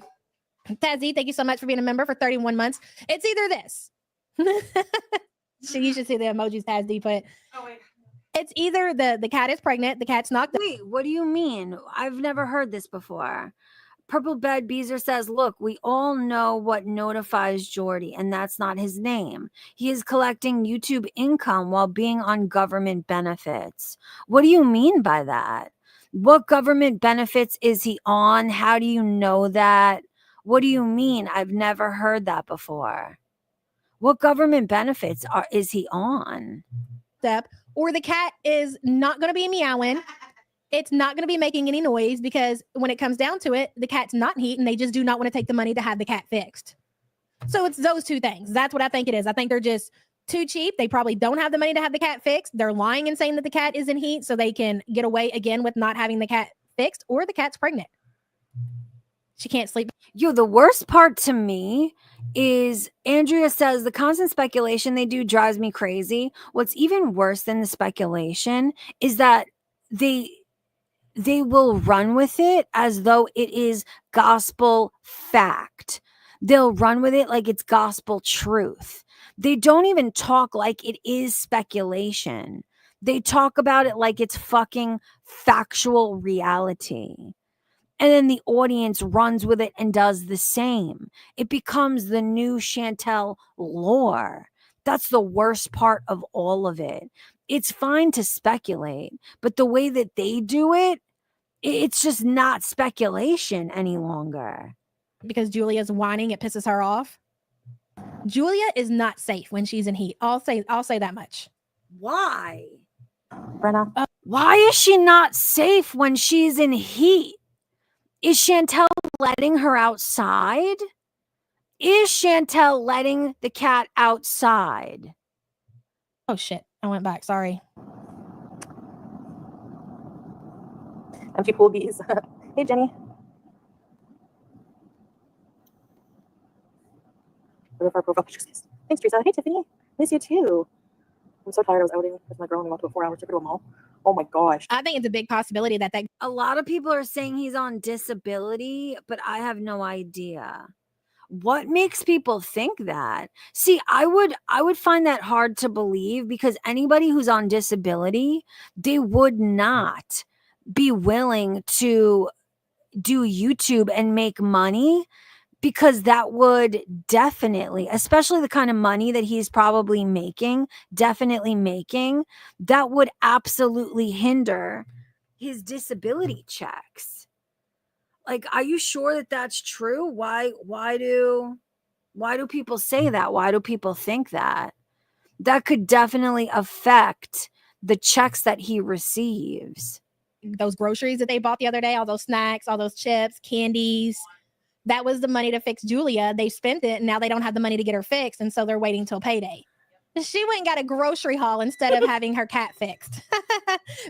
That's a good point. Nicole Ann says not if his YouTube account isn't under his name, but that's fraud. That is absolute fraud. That's tax evasion. That is fraud in terms of Social Security disability. That's fraud. I would imagine that nobody would be willing to commit those crimes fucking willy-nilly. Absolutely not. And that's a heavy accusation. And it makes me wonder why people think that. That's a heavy accusation to make. And because I'm not like Jordy, I'm not going to run with that without fucking absolute evidence and proof. And also, I really don't give a shit that much, doesn't matter to me or my life in the grand scheme of things anyway. If the cat was in heat, she'd be up there. She'd be showing everybody her cat is in heat. She'd be making content out of it, but yet she's hiding down here in the dungeon, in the dark desert dungeon. 4 hours? That's a lot of walking. Sounds like a fun time, though. Yes, I mean, it works the same here. Vintage Camera Girl says in the UK, you can get disability and work. It's called PIP, which is a benefit you get for being disabled and needed extra care. You can still work. In the US, most disability you can work, but you can only make a certain amount before it will completely overshadow your disability benefits, and they will be taken from you. You can only work a certain amount of hours. You can only make a certain amount of money when it comes to disability checks in the US of A. Hey, Chucky. Sushi and ice cream. Oh, I could go for some freaking gelato right now. Not safe when she's in heat sounds like you're describing Amberlynn. I forgot my stand upstairs and I don't feel like going. See, that's fucked. I brought my elevator preparedness kit. See, that's fucked up. I mean, is that true? Shadow Hair says you can make some money on disability. You have to report it. People need to stop speculating. So mad that your mom is low key encouraging people to report him. See, I would imagine, I don't think your mom is the type who would do that. I would imagine he would never encourage people to report him. He doesn't seem like he's pretty moral individual. To me, I don't care at all. And yes, you can make some money on disability, but there is a cap. There is a cap to it. And I would imagine that whatever money he is making, if he is on disability, I would imagine that he is reporting it because it's a crime. It's a pretty fucking serious crime.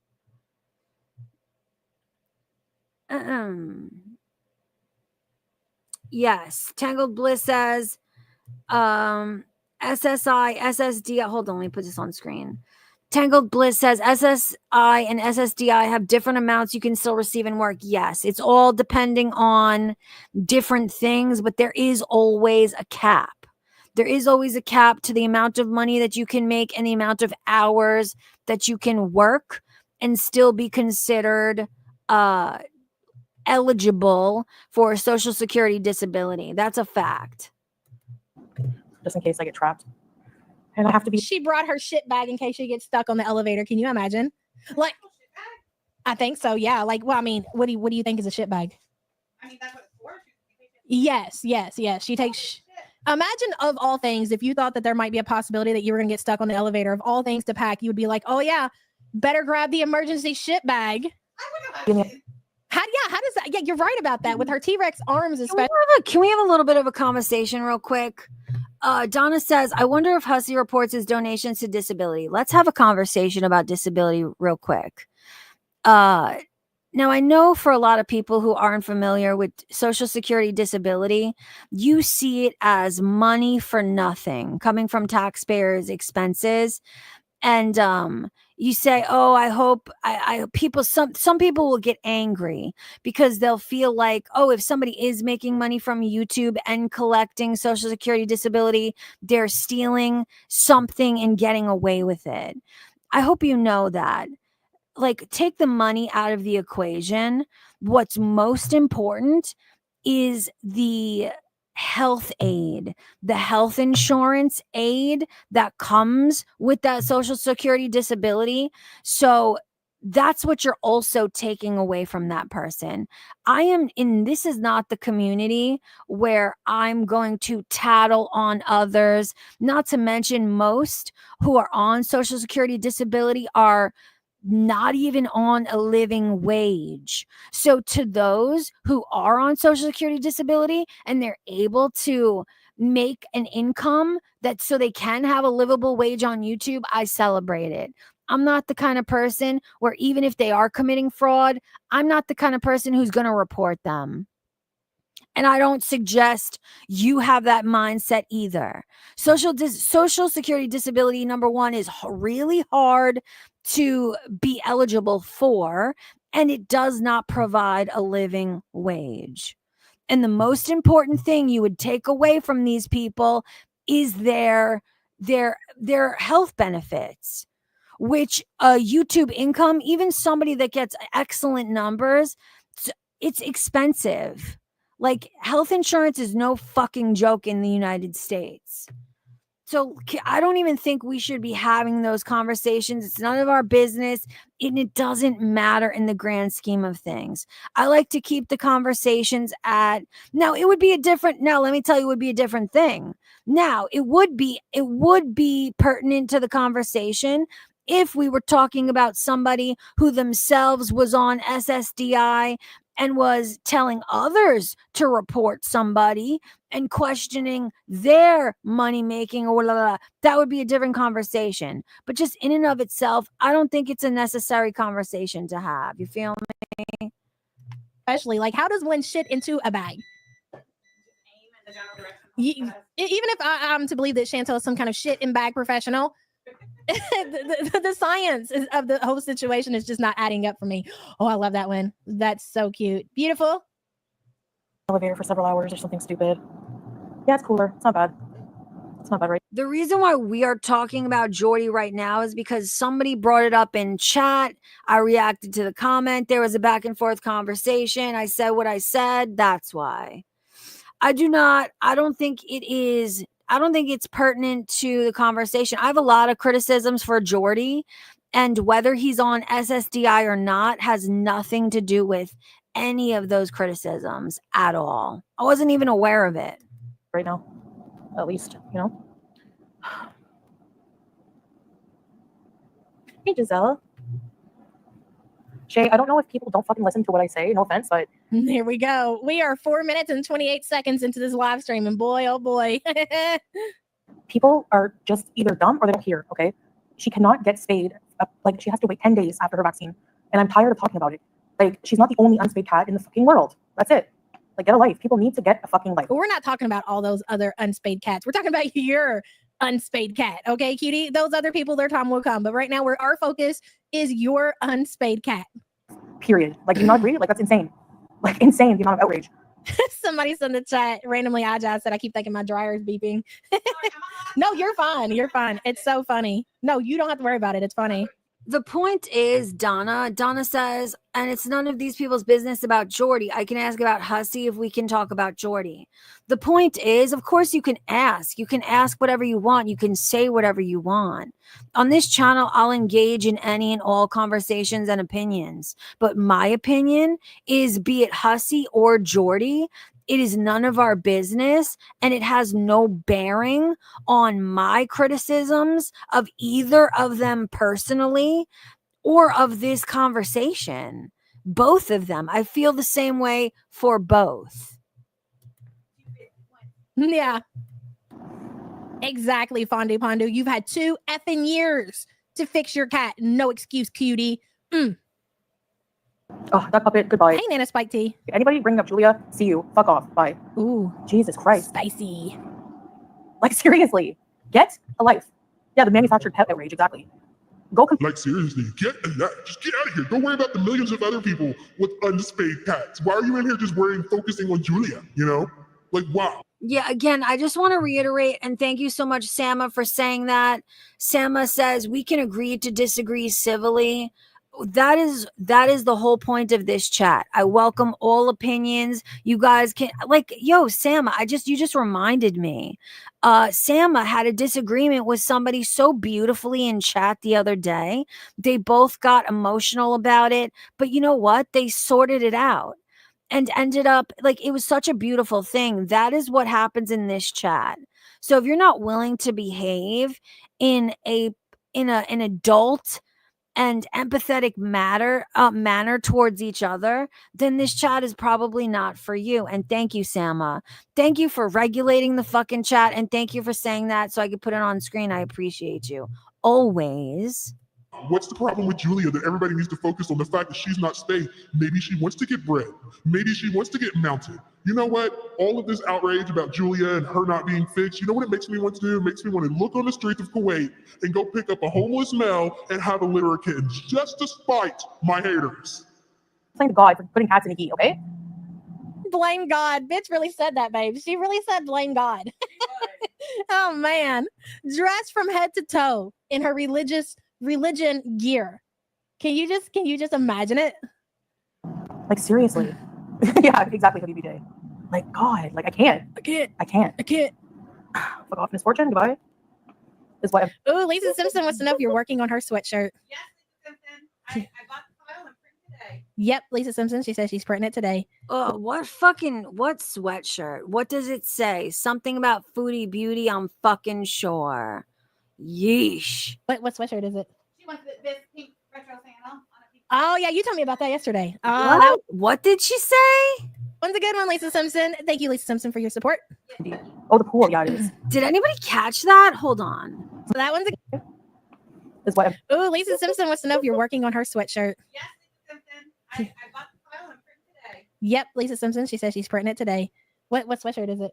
She wants this pink retro Santa on a pink. Oh, yeah, you told me about that yesterday. That one's a good one. This pink retro Santa, definitely something she fucking swiped from either clip art or fucking AI type of fucking images and is slapping it onto some fucking overpriced shitty t-shirts, selling it for fucking how much? I will check later. Good one, Lisa Simpson. Thank you, Lisa Simpson, for your support. Indeed. Oh, the pool. Yeah, it is. Sometimes you can't get it fixed instantly. Like that doesn't mean Dolly, I've explained it till I'm blue in the face, and all they hear is what they want to hear. So I'm done talking about it. My answer from now on is F you.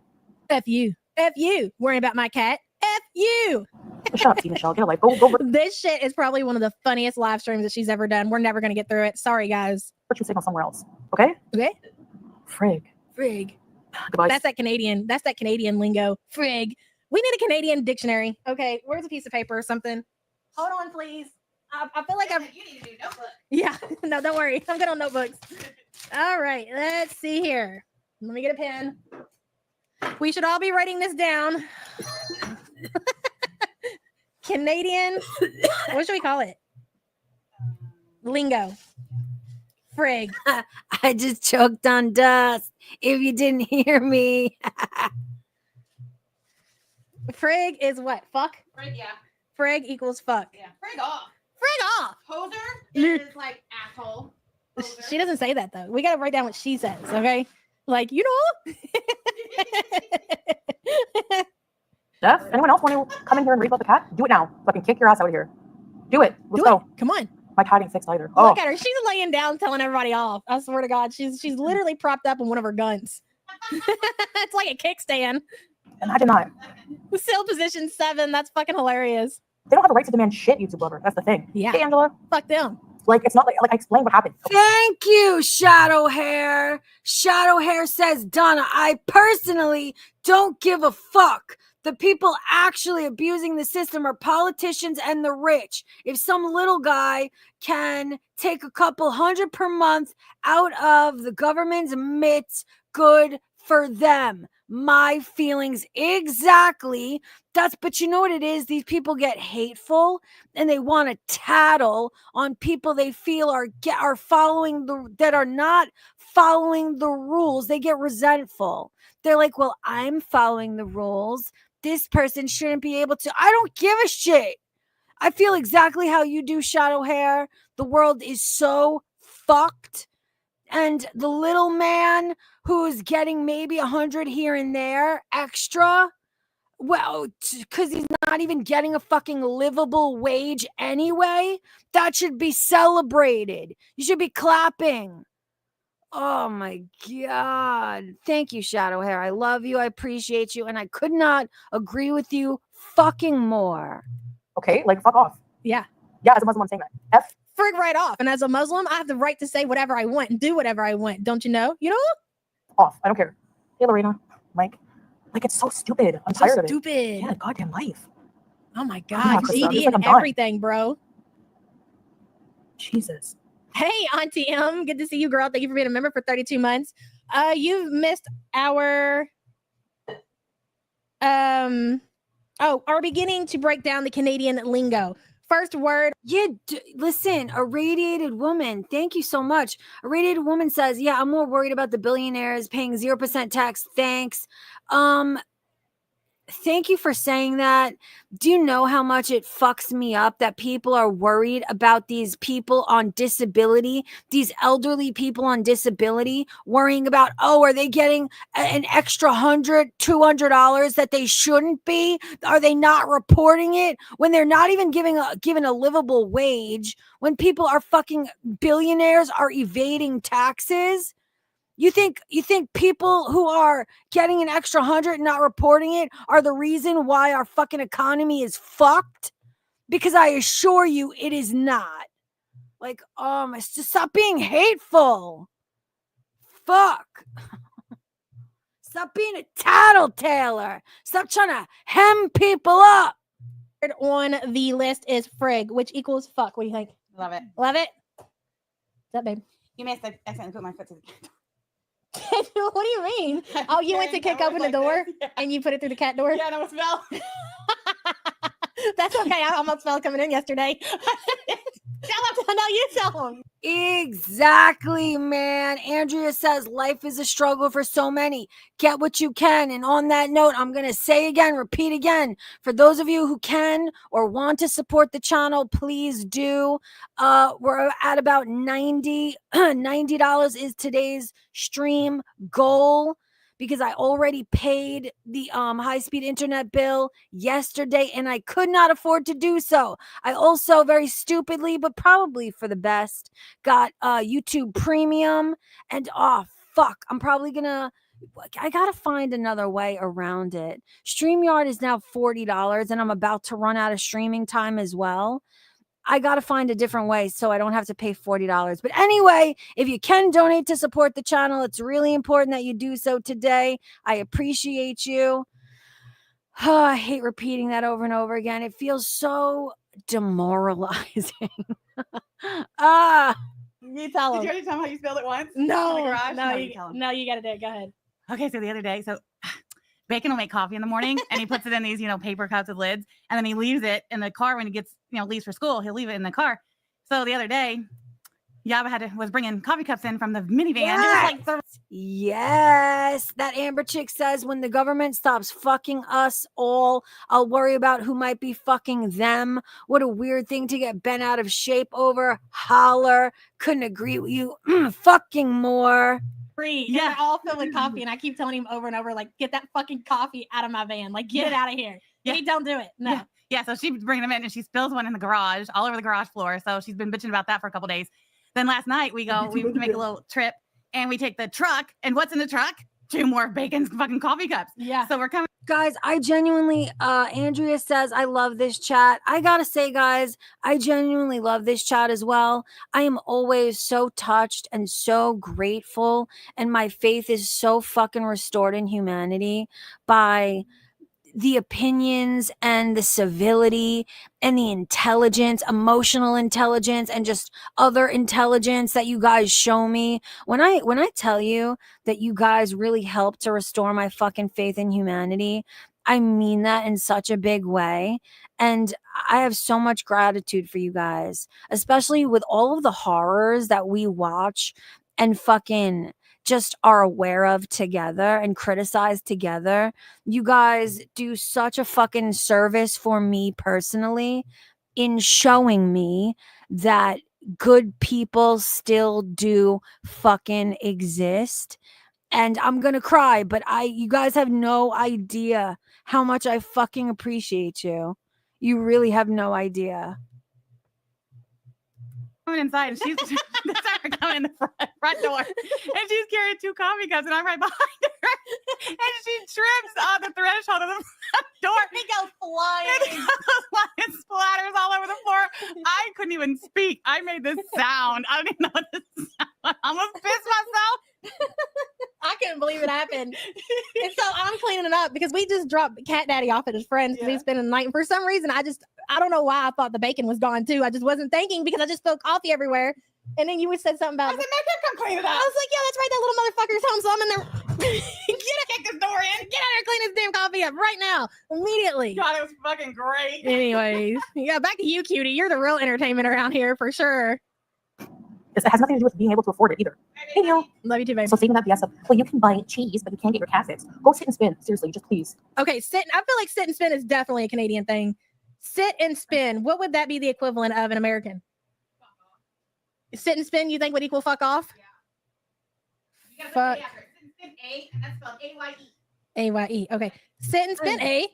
You know what's fucked up about that, Donna? Donna says, just take a few hundred from the government, P. Your audience won't judge you. You want me to tell you a tale, Donna, about my situation? Let me tell you something about my situation. And it'll maybe help you to no longer judge those who are actually on disability. I have a degenerative spine disease, where you know the cushioning in between your vertebrae. Well, I'm 38 years old, okay? And since I was about 26, my spine has been degenerating. I have no more cushioning in my fucking spine. I deal with physical pain daily. I can barely move, function, bend down. I can barely move. I do not qualify. I, with a severe degenerative spinal disability, I don't even qualify for disability, for Social Security disability. So I say that to you to say that you should really understand that those who do qualify, it means that they really fucking need it. You should not judge those who actually qualify, because you have to be pretty fucking bad off to fucking qualify and to receive an unlivable fucking wage from the government anyway. So just keep that in mind as you're judging others. You feel me?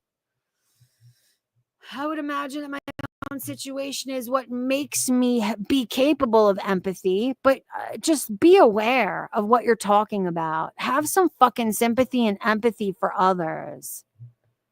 He goes, that does make it more Canadian. You're right. Go ahead. Okay, let me tap it back so we can hear her say it again. Sit and spin. Yeah, Krista, I'm just like, I'm done. I'm done. Jesus. It has nothing to do with being able to afford it either. Hey, Neil. No? Okay. Get fucked is what sit and spin is? In American, get fucked. Okay. So, okay, babe, love you. Sit and spin A equals get fucked. Got you. Maria wants to know where's the pic of us in the Grandpa Joe gown. You're funny, Maria. We'll just have to see about that. Thank you so much for your support.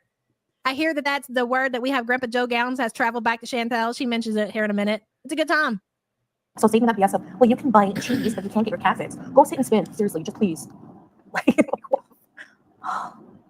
Yeah, hey, Christina, because people are stupid, okay? They're bored, they're pathetic, and they have no life. So they need something to outrage over, to keep going. Thank you for saying that. I really appreciate that. Blink Eye 30 says, and Pistachio still isn't bitter and has compassion for others. Thank you so much for saying that, for acknowledging that. And also, it's because I thank my mother. My mother taught me to do unto others, to treat others the way that I want to be treated. And I can never understand those hateful type of individuals who were not taught the same. So thank you again, Blink Eye 30. I really appreciate you. Appreciate you saying that. To circle jerk over. This is their entertainment. You know? That's true. Like, you know, I don't agree with you very often, cutie, but I will agree with you to the point where this is our entertainment. She's not wrong. And I'm glad you understand that. And you are coming to accept what this community is. You are our entertainment. It's true. Sitting and spinning sounds fun. At least I can. Right, Renifer? Thank you so much for the support. Listen, we're not the ones getting stuck while sitting and spinning, cutie. That is you, okay? You, girl. she's getting fixed. Like, the vet will not fix her in heat. So people commenting, she can absolutely be fixed in heat. She can absolutely be fixed during her vaccine. Well, guess what? Yes. Oh, Tommy R says, hold on. Tommy R says, we pay a lot of taxes in Norway, but people are mostly okay with it since we get free healthcare, free medication, etc. I'm on disability, but when I worked, I had no issue paying taxes. See, I would imagine that the USA would feel the same way if we got more bang for our buck, if our healthcare was better, meaning, I mean, we have the best healthcare in the world in terms of technology, I guess, but in terms of the cost, the price, just everything is fucked. Everything is fucked. What's the word I'm looking for? What's the word where I can't think of the fucking word? Infrastructure. If our infrastructure was maintained better, everything is fucked. And even those, listen, disability, I need you to look it up if you're not well versed. Even those on disability are barely at a livable wage. Most are living under. They can't live alone. They don't even have enough. They don't get enough from Social Security to live by themselves, to fucking feed themselves appropriately. It's a fucking struggle. It's a hassle. I'm sure everybody would be okay paying more taxes if said taxes actually went to what it's supposed to go to. Infrastructure, fucking healthcare, fucking better education system, better police system. Like everything is fucked in this space in the USA. Ugh. The vet told us no, she can't. So You're lying. I don't believe you. Nobody believes you. It's not this complicated to get your cat fixed. Call the vet. And it's weird that you're lying about it. Yourself. Like, I don't get it. Yeah. Oh, man, piss me off. Shut up, Bethany. Fuck off. These are the consequences of your action. Yeah, do you know how much it costs? Tommy R says just seeing how much you guys have to pay just to get an ambulance is insane to me.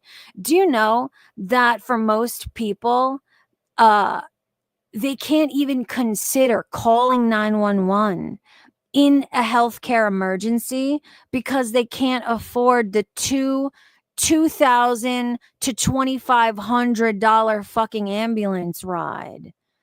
They can't afford it. So they will suffer through, die at home, wait until they can get a ride, take a bus. Things are rough around here. That's why for me, no, I'm not going to fucking shake my head at anybody who's collecting an extra couple $100 here and there when they're not supposed to. Yeah, 2,000 is on the low end. It's usually 2,500 for an ambulance ride. Forget it. If you have a serious fucking ailment going on and you have to be hella lifted to a different hospital outside of your fucking area, you don't even want to know the price to be fucking heli lifted in a helicopter. People make healthcare decisions based on like emergency healthcare decisions on, can I afford this ambulance ride? Can I afford this hospital stay on top of it? That's a sad fucking state of affairs, especially when we are considered the richest country. Like that's fucking insanity. So you're cruel and you're fucking evil to anybody who is pocket watching those on disability and saying, hey, let's report them. I don't give a fuck what the reason is. That's fucking evil, dude. And these are all the reasons why, like educate yourself. Don't be hateful. Don't resent others because you feel like you're following the rules. And this person who just happens to have a disability that makes them so they can't work, like, oh, that's not punishment enough for you? Like, fuck. Go sit and spin as well. Like, do you not think people are making a big effing deal over something so stupid? I know, right, Spooky? Even if you didn't get the cat fixed, who cares? It's your cat. It's not against the law. I've had people, like, the comments I've had to delete are so, I want to say the R word so bad because that's what it is. Like, imagine getting on here and just saying that. Like, I want to say the R word so bad. Then say it. If it's, what is the difference? Why are you not saying it? If that's how you speak, then say it. Why are you not doing it? Because what? You're scared of the backlash that you're going to get? Thank you. You guys are so fucking amazing. That Amber Chick says it's very privileged to point your fingers at other people who are just trying to make ends meet, privileged and out of touch with reality. Abso-fucking-lutely. Can we get a fucking amen for that Amber Chick? I could not fucking agree more. Holy shit. That doesn't keep you from doing all the other vile shit that you do on the internet. I'm calling the Kuwait embassy. They're going to tell you to go sit on it and spin and do it. I would love a good laugh. Hey, Bailey, because my cat's not fixed. Do you think they give a flying F-U-C-K? Do you think they care? Does anybody else, are there any other people who like live stream or make social media in the Middle East who act like Chantel? who say the kind of things that she says on her videos and in her live stream. I've never, but I don't watch that much content. What's another thing that they do all the time? Yaba is really guilty of it as well. That's super dangerous and could get Chantel actually really fucking hurt. And there's this one fucking account that I've got to cover it just in its entirety in a whole live stream one day. All of these people are so desperate to get Chantel hemmed up in fucking Kuwait. They're trying to report her to Kuwaiti officials, to Kuwaiti fucking law enforcement. These people really want to see this woman be fucking harmed. Like, I can't believe where some of these people, like how deep their fucking hatred for others goes. That's how much you hate her. You want to see her get fucking detained and God knows what else in a fucking Kuwaiti prison. You want to report her and her nefarious fucking relationship. Like, do you understand the ramifications of that in Kuwait? Like, yeah, I think they do. And I think that's the point. And that is so fucking evil. I can't even believe it. Out of the Middle East, so I don't know. I just can't really say for sure, but I've never personally seen anything like that. It's so weird that she's so confident that nothing, like she is very, very, very cocky and confident that nothing is going to happen to her with the behavior that she presents on her YouTube channel. Me personally, I would never fuck around. I would be on my best behavior if I was in Kuwait, anywhere in the Middle East. I would not be cussing. I definitely would not be. Even if she was on her best behavior, y'all would find something to report her for anyway. Y'all have tried. Y'all have bent over backwards. People have admitted to really, for real, reached out to fucking officials. Like, I can't even believe it. And somebody donated. Thank you so much, Dad, for your support of the channel. You always support. And you said for the internet with a green heart. Thank you so much. I really appreciate it. Now we are that much closer to the goal. I think now we are $75 short to the goal for the day. Thank you to everybody. Please donate if you can. And I appreciate you guys always, no matter what. LARPing as a Muslim, going live on my channel, telling people, I quote, to sit and spin and to go fuck themselves. I just can't imagine. Why does she think that she's so special? Is it because she's gotten away with it for the last 2 years since she's been there? And I mean, to be fair, she has gotten away with it for the last 2 years. I see. This is what I don't understand. Why do they care what she's getting away with? Like it's as though Yaba has some moral fucking obligation and more strong moral beliefs with marriage and living with your married partner. No.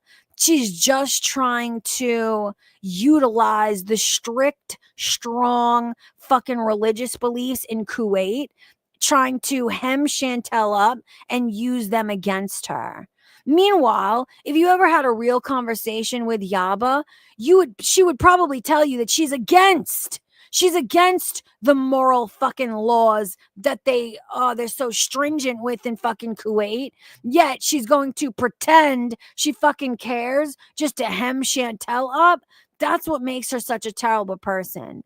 If she genuinely was firmly religious and believed these things, it would be a little bit different. But when you're just doing this to hem this bitch up, you're fucking evil, bro.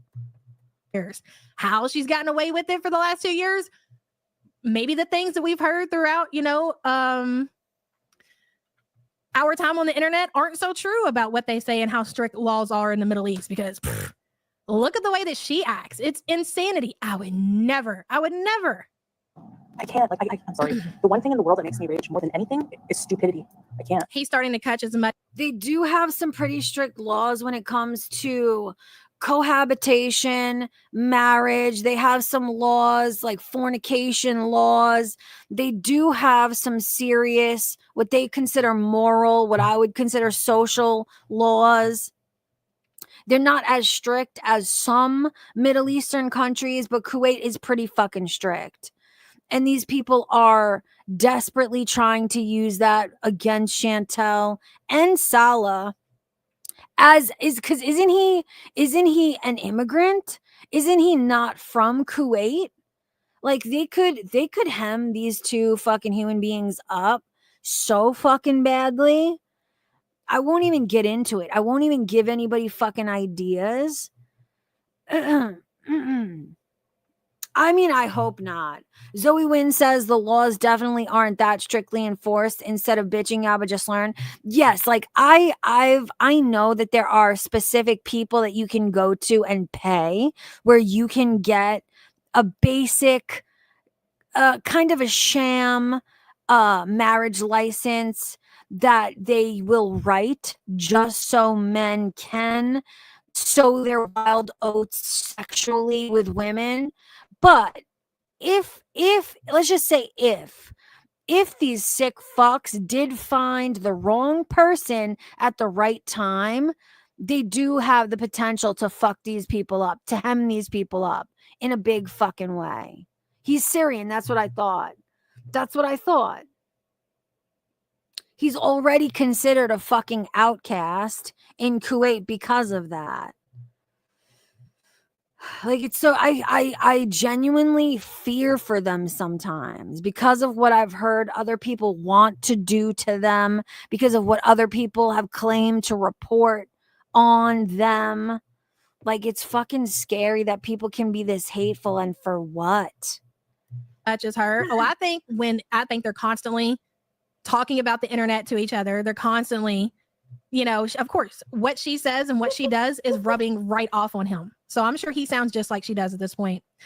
I showed her to one of my friends who grew up in Kuwait and was Muslim, and he was appalled, to say the least. I could imagine. And it's got to be very, very insulting. And again, very privileged of her. Very privileged of you, Chantel, with your freedom of speech and all your Canadian rights to sit there LARPing as a Muslim, telling the world to go fuck themselves. You're the only person I know that's dumb enough to do stuff like that. But I guess fuck around and find out, or don't. Runifer, thank you for the support, hun. You trying to make sure she fucking finds out? And that's the point. She's trying to make sure that Chantel fucking finds out. See, this is the fucking problem, man.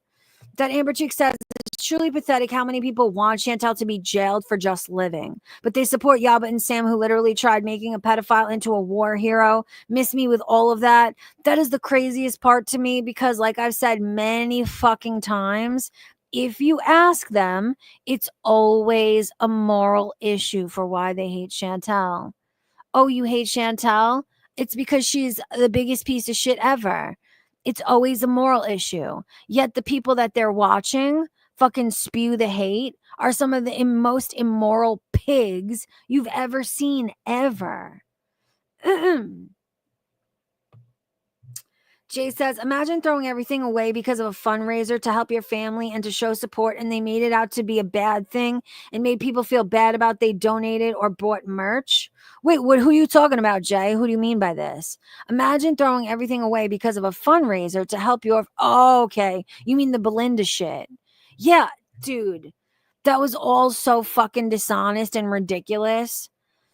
Belinda was genuinely trying to help them, and Yaba fucking was obviously okay with it. Unprivated certain videos for Belinda to react to play for those streams. There were 2 different fucking fundraisers. Never, not one time did Yaba speak up. And we know why she didn't. She did it because if she felt a way about it, she was strategically keeping it in her back pocket and waiting for the moment that Belinda stepped out of line so she could fucking pounce on her.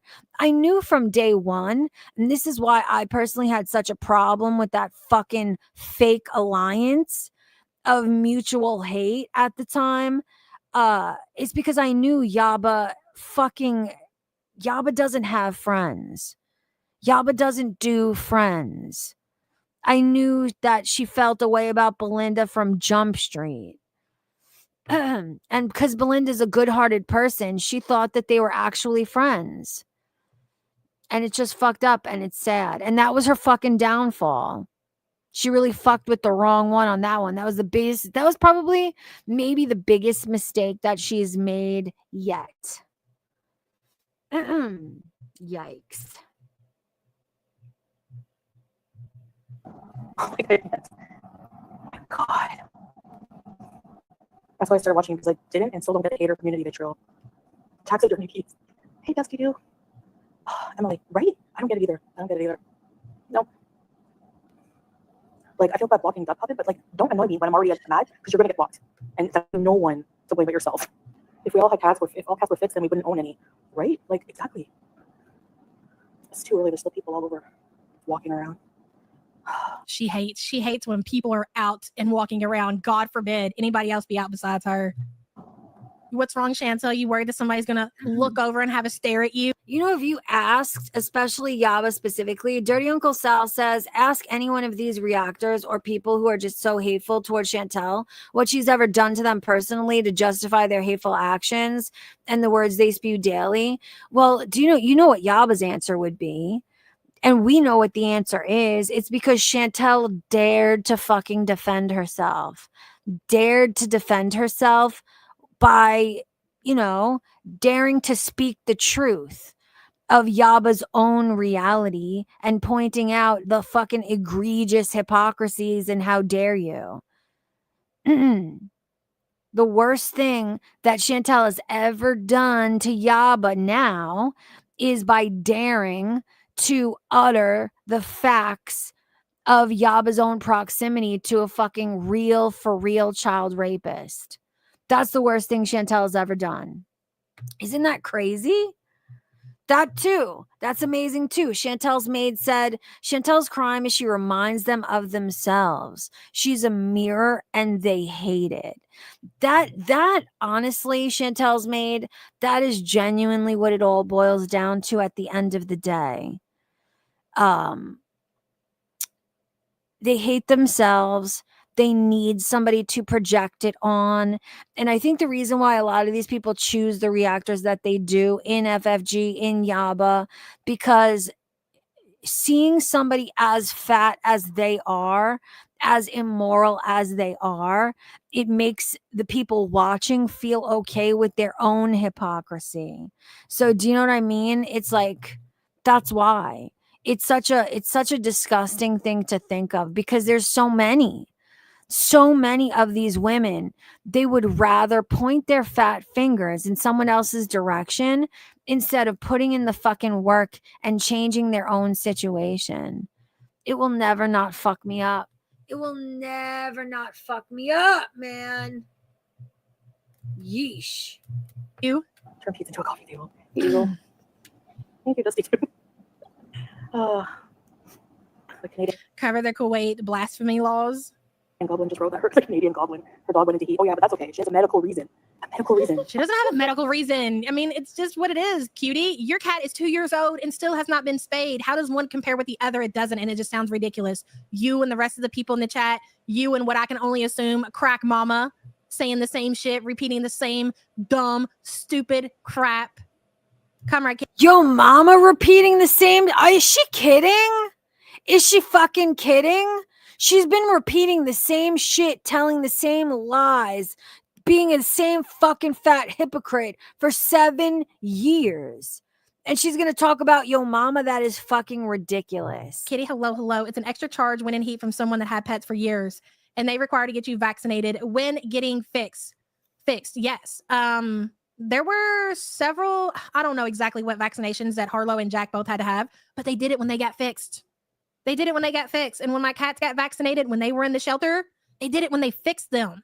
Why she keeps lying as if we all don't own animals, who have been to the vet is beyond me. She just makes shit up to make shit up and then demands that everybody else believe it. And then she gets upset when people will not believe her bullshit. And I'm telling you, that has been a thing that she has dealt with since she has been. Okay, I'm going to switch. I want to switch gears for a minute because I want to show you this clip. This is something that your mama said that I identify with so much. Hold on. Let me show you this. Hold on, guys. This one is called, let me get rid of this. Where the fuck is it? Did I just get rid of the wrong one? Fuck! I did. Hold on, guys.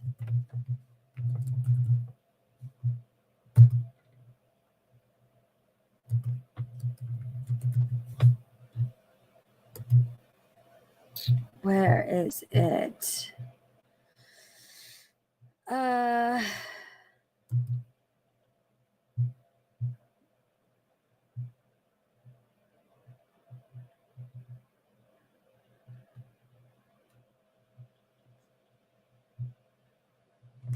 Hold on. I have to look at my.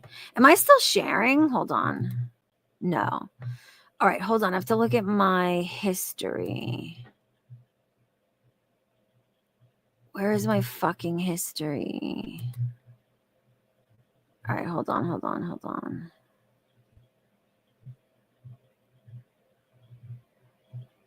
Here we go.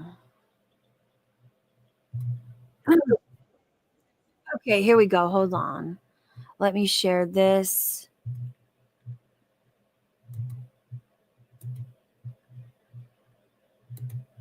Okay. I want you guys to listen to what your mama says, and then I will interject in a minute. Amberlynn, you got something bad about Tommy? I'm gonna report it like it's the truth, and then I'm gonna turn around and get Amberlynn so mad that she's gonna go live and she's gonna upload a video. He is disgusting. He is a disgusting human. And anybody that fucks with a guy like that, because let me tell you something. I thought this was a place, honestly. I thought this was a place of good-hearted people. I was wrong. So did I. Man, everything he's about to say, I identify with exactly. And I felt the exact same way. Listen to what he's about to say. Absolutely. Especially the reactors. I thought the reactors was reacting to people like Amberlynn and Foodie Beauty because their behavior's so fucked up that we have to point it out and warn people about these people and their lies and all this other bullshit. I thought that's what this was about. But coming into this space, I found out real quick, it's the reactors that are disgusting. It's the that happened to me exactly. That exact same thing fucking happened to me. And I couldn't believe it. I couldn't fucking believe it. The reactors that ain't got a life. It's the reactors that ain't got no soul. Because even when they listen to Amberlynn telling you that she's going through mental issues and she needs to take a mental break, Jordy Corney didn't hear that and go, you know what? Let me move on to some other content, or let me react to some old Amberlynn. No, he has to pull Amberlynn back into YouTube when she says she's taking a break. And they never give her any grace. They've never given Amberlynn any grace for the hardship that she suffered as a child, as the child who basically raised herself, who was in and out of foster homes, who had a mother who, I'm so glad that they have a healthy relationship now, but who didn't have a mother, who was struggling with drugs throughout her entire, like her most formative years. They give this woman no fucking grace, no compassion as a human being. And I've always known. That's why I'm glad Amberlynn has come to terms with the fact that she has borderline, that she has a borderline personality disorder. I've always known this. I always knew that she had some type of cluster B personality disorder, but something that if you don't already know and will hopefully make you have some amount of compassion for Amberlynn, people with cluster B personality disorders, they are not born that way. They are made that way. Their life. So, you know, like the nature versus nurture conversation, people with borderline and with all cluster B personality disorders, it is nurture. She was made that way. She wasn't born just a bad seed. She's got a bad soul. Nobody gives her any amount of fucking understanding. They don't treat her fairly. The same with Chantel.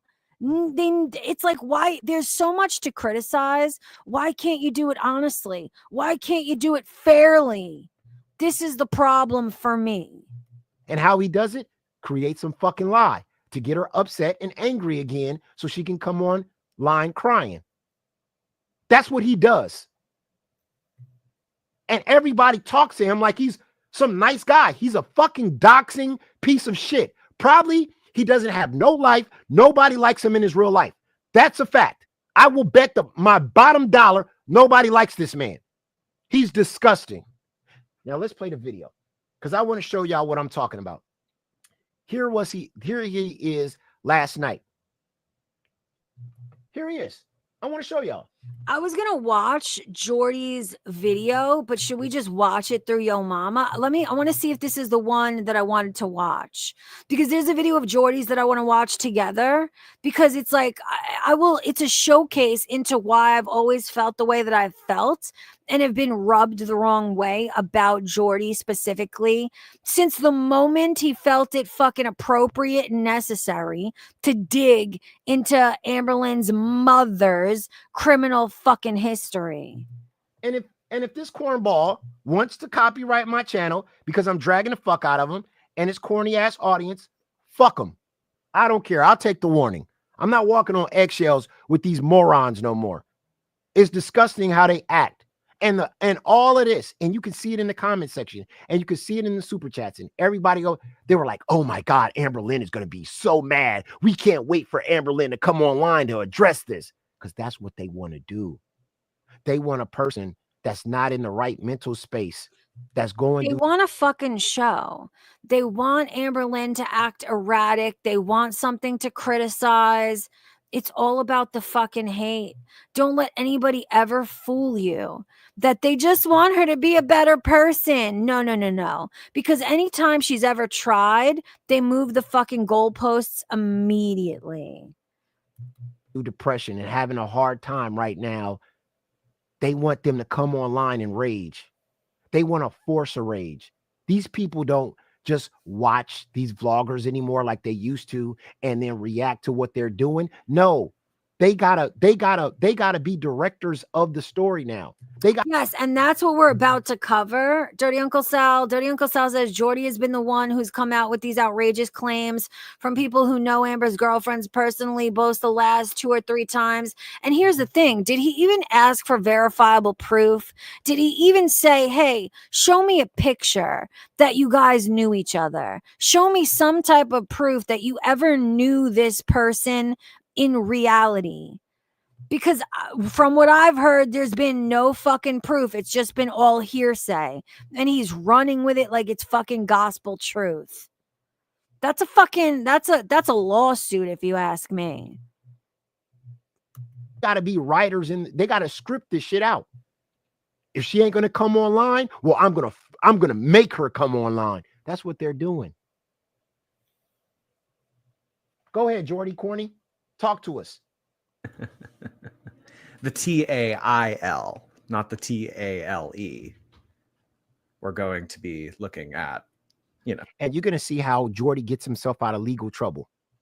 You're going to see how he gets himself out of legal trouble because he knows what he's saying is defamation. He knows what he's saying is defamation. Now I'm going to switch over. I want to watch Jordy's video specifically. I already have it queued up because that was the plan. 111 in chat, guys, by the way. 111 angel numbers. I love to shout it out. His is called Amberlynn Get Out Now. Let me share it. We're gonna pick this shit apart right quick. Yeesh. Say congrats, nice thing to say. She did have a nice little transformation, so I was looking forward to telling her congrats. So she discloses right off the bat here that her marriage 4 years ago was ruined by Amberlynn's current girlfriend. Where have we heard this before? Where have we seen this before? We have heard this and seen this as recent as 4 months ago with Amberlynn. Amberlynn intervened in a marriage knowingly, made a joke about it, said, ha, you should go to Moe's and buy me a home wrecker burrito because I guess that's what I'm doing. So it seems like, as Billie Eilish famously said, birds of a feather, we should stick together. Oh, wait, I need to go back a bit. Did he hit this person up? Looking at said conversation with this person, talk ended up transpiring, not want to. I would love to have you come on, meet the audience, tell your story, say what you need to say. If that interests you, please let me know. You did fucking hit this person up. He's the one who hit them up. Wow. Okay. And this person respectfully declined. They said that they did not want to be on camera. They didn't want to be on a voice call, anything of the sort. So what ended up transpiring is a textual conversation over TikTok. Why would you even cover this? Can I tell you guys something? And this is the difference between those who have integrity and those who don't, and probably those who make money off AdSense and those who don't. Maybe if I did make AdSense money, maybe I'd be willing to fucking make a mountain out of a fucking fictitious molehill. Sorry, but I wouldn't.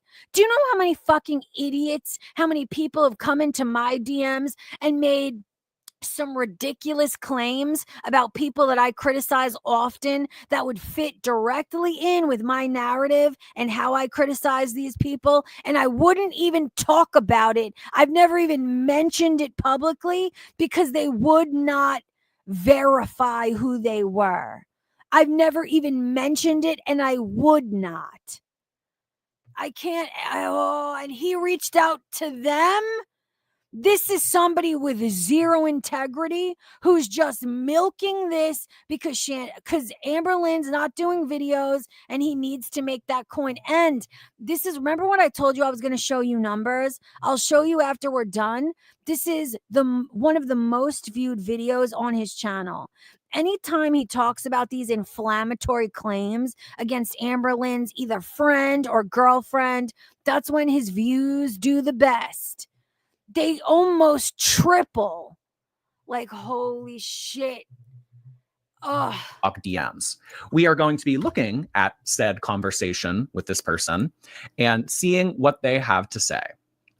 So let's just start off from the beginning. Now that I have provided context into who this person is, what this person might know, and why this person decided to have a conversation with me over text versus just coming on here like Brittany and Erica did.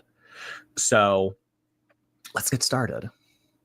But first, Haley Quinn, thank you.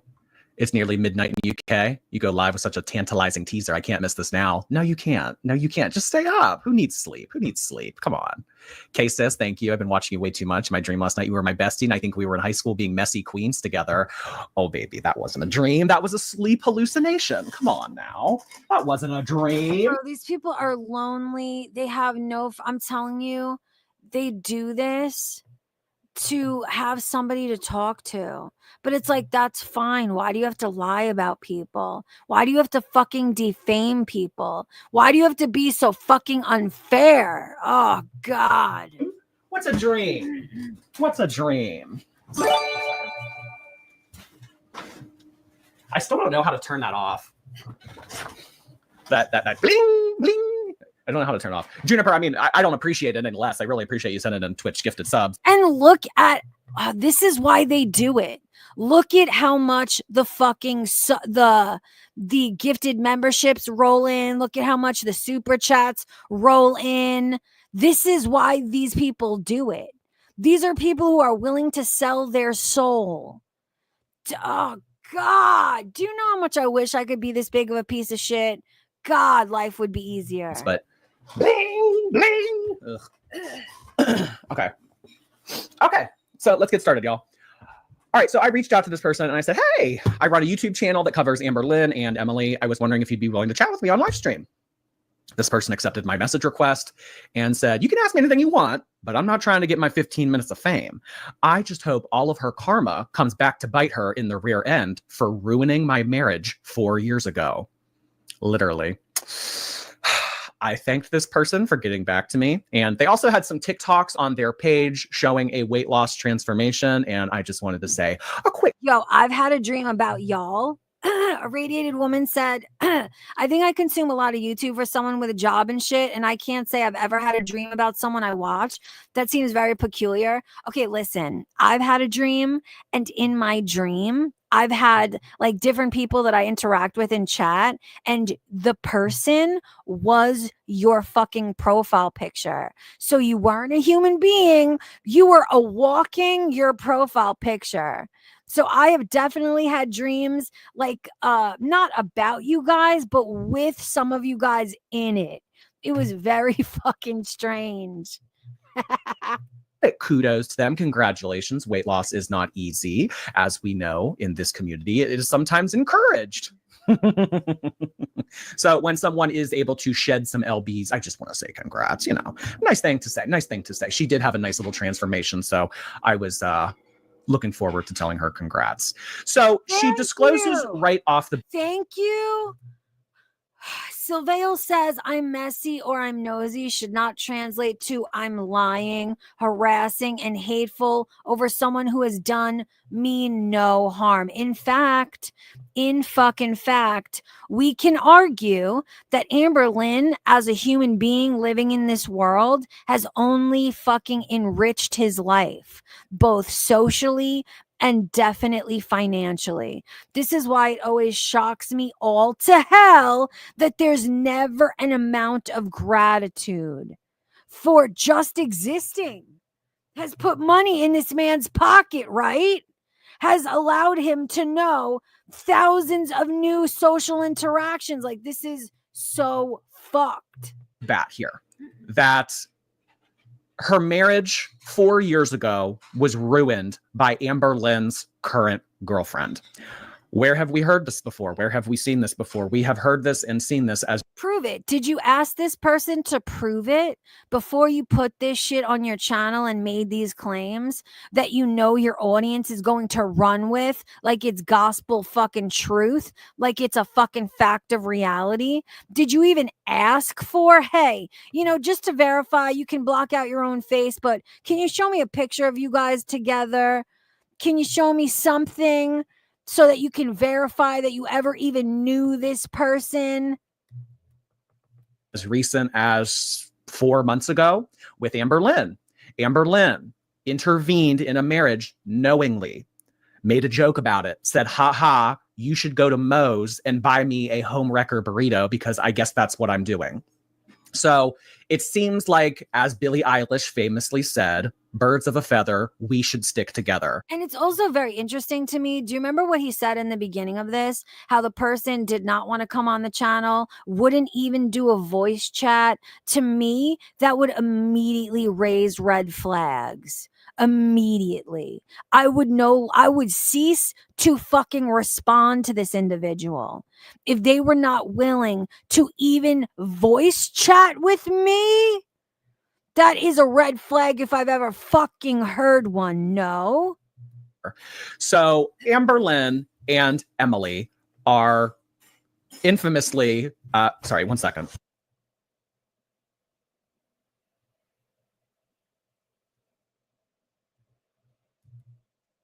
Come on, man. So intervening in a marriage, not cool, not cool, not fun, not nice. Never a good thing to do. Ruins people's lives, messes people up, makes them feel like they're not good enough, etc., etc. So this is what this person claims that Amber Lynn's current girlfriend, Emily, did to her marriage about 4 years ago. So after I congratulated her for her weight loss, she said, thank you. That happened after my 4 years ago, too. Like, what does this even have to do with Amber Lynn? Now you're just talking shit about a stranger, somebody that doesn't share their lives on the fucking internet. 4 years ago? Like, this is just fucked up at this point. This is like, obviously Jordy is not somebody who is against digging into people's real lives. I can't stand this. I can't stand that this has become so accepted and so prevalent on the motherfucking internet. My ex-wife left me for Emily. So the marriage did come to a screeching halt, and it looks like the ex-wife decided to go with Emily, to be with Emily, instead of continuing her marriage with the person I'm speaking with.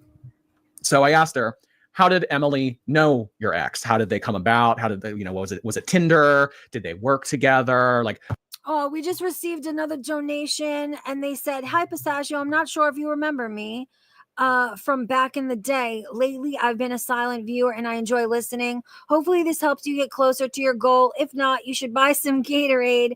Take care." Absolutely, I fucking remember you. I'm not going to say your name just because you said you're a silent viewer, so I don't want to out your name. But thank you so much. I absolutely remember you. Thank you so much for your donation. It helps a lot. We are now we are only $55 away from the goal. Thank you so much, guys. We are getting closer. Thank you so much. And thank you, silent viewer. It will be going towards the cable, not towards Gatorade, unfortunately, but I appreciate it all the same. Trying to gauge some information as to how all these people know each other. Also in this, I probably should have cropped this out, but I just wanted to, include it just to show you guys. I asked her if she wanted to get on the phone or if she wanted to talk on Instagram instead of talking over text, but we ended up doing it this way. I probably should have cropped that out. It's not really necessary. Okay, I wasn't sure. Stephanie, it was Stephanie who made the donation. Thank you so much. And of course, I remember you. And thank you so much for keeping your same profile picture. The reason why I can remember you so well is because you've had the same profile picture for maybe the entirety. So thank you so much, Stephanie. Of course, I remember you and I appreciate you so much. Okay. So she goes on to say that Amber Lynn's girlfriend is a nurse and she works, like many nurses, at a hospital. And this person got a job at that same hospital in 2015 because her ex-wife's mother had been working there for over 30 years. She had tenure. She likely had connections. If she was able to get her daughter-in-law a job at the hospital, maybe she could pull some strings. Maybe she could talk to her manager. Maybe she could ask around, hey, could you help me? Maybe she could make something happen. And that is the scenario that ended up playing out. Her ex-wife's mother had been there for 30 years and suggested she apply. She applied and she got the job. Steph, do me a favor, Stephanie, please check your PayPal. Please make sure this happens sometimes. Sometimes I will get a duplicate email when somebody sends a donation. I just got a duplicate email of the exact same donation. Please check your end and make sure it didn't actually go through twice. This has happened several times, but I just always want to make sure that you're okay. I got duplicate emails. So please just make sure on your end. And thank you again. She got the job. And shortly after, she figured out that Amber Lynn's current girlfriend, Emily, worked at the same hospital. However, this is not the first time that this person has come across Emily. They went to middle and high school together. So she has a history with Emily. It goes back. It goes back further than 2015. It certainly goes back further than 4 years ago of having her marriage ruined. This goes back far. This goes all the way back to middle school. I think that these girls are in. Why are you talking about it? Like, to me, I'm sorry, guys, but this makes it even more fucking inappropriate. Do you know how would you feel? Let me rephrase. How would you feel if somebody was going so far back into your fucking past that they were talking to people you knew since fucking middle school? That is such another level of fucking creep status. Number one, it's creepy. Number two, it is completely unverified. And he knows the audience that he's fucking talking to. He knows these people are going to run with this like it's Amber Lynn factual fucking lore forevermore now. Like, man, this is why I wish Amber Lynn was a different kind of person. And hey, maybe her new girlfriend is. Maybe there'll be a fucking defamation suit coming. Because these are some heavy, heavy fucking claims to lay on somebody. In their early 30s. So that would have been, 2005, 2006. So this goes back about 20 years that she has been around to or has been in the vicinity of this person. So she said that in high school, there was an incident that happened involving one of her best friends. The incident that occurred was due to an argument They were fighting with each other. They were having a disagreement. And because of the result of this disagreement and argument, Amber Lynn's current girlfriend decided to put information about this woman's friend on Craigslist, soliciting her for services. So what? I need to read this myself because he's reading it so slow and stupid. Emily is a nurse, blah, blah, blah, blah. I got a job there in 2015 because my ex-wife's mother has been there for over 30 years and suggested me to apply. So I applied and got the job. And shortly after, I figured out Emily worked there. Now pause, because I know Emily from back in middle high school. She was vulgar back then. She put my best friend's information on Craigslist, soliciting her because they got into an argument. Now we're about to, and you know why he's blocking this out? It's so it remains fucking monetized. Keep that in mind. It's not because he's, wants to protect anybody's private information. It's because so his fucking stream remains monetized. Keep that shit in mind. It's not out of integrity. It is out of fucking greed. Ugh. Craigslist soliciting her because they got into an argument. Now we're about 21, 22 years old. Me and my bestie moved together and Emily wanted to hang out. So we hung out and she left our house with us threatening her. LOL, I don't care. What? that would be like if I were to take someone's personal information, write up a Craigslist ad. I don't believe Craigslist does personals anymore, but if you aren't familiar, there used to be a section of Craigslist called personals, which would basically be a way for people to meet and have certain arrangements. You can kind of fill in the blank here. So this person's information was taken by Amber Lynn's girlfriend and posted on Craigslist, soliciting her for services. Look at how he's stating this like it is a fact. This is a problem. This is a fucking problem. Oh God, there are ways that if you are going to share things like this, which I'm personally against in and of itself anyway, I can't stand it. I can't stand this, guys. And he posits himself as the moral superior to both Amber Lynn and her new girlfriend. Delicious, delightful. Hey, for a good time, call. We're going to talk a little bit more about this story later, but this is when she first introduces this. Fast forward a few years. Okay, good, Stephanie. I'm so glad you checked and thank you for letting me know. Sometimes that does happen. I don't know why. Sometimes I'll get duplicate emails. So I'm glad you checked. I'm glad it only went through once. And again, thank you for donating.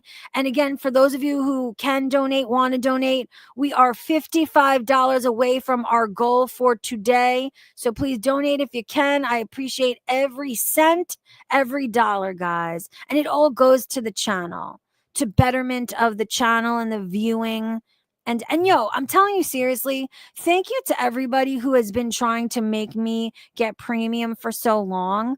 Even I can admit that it has genuinely improved the reacting, like the nature of just reacting, not having to deal with commercials every 5 fucking seconds. So thank you to everyone who got on my case and was trying to force me to get premium. I think it was a good decision, a necessary decision.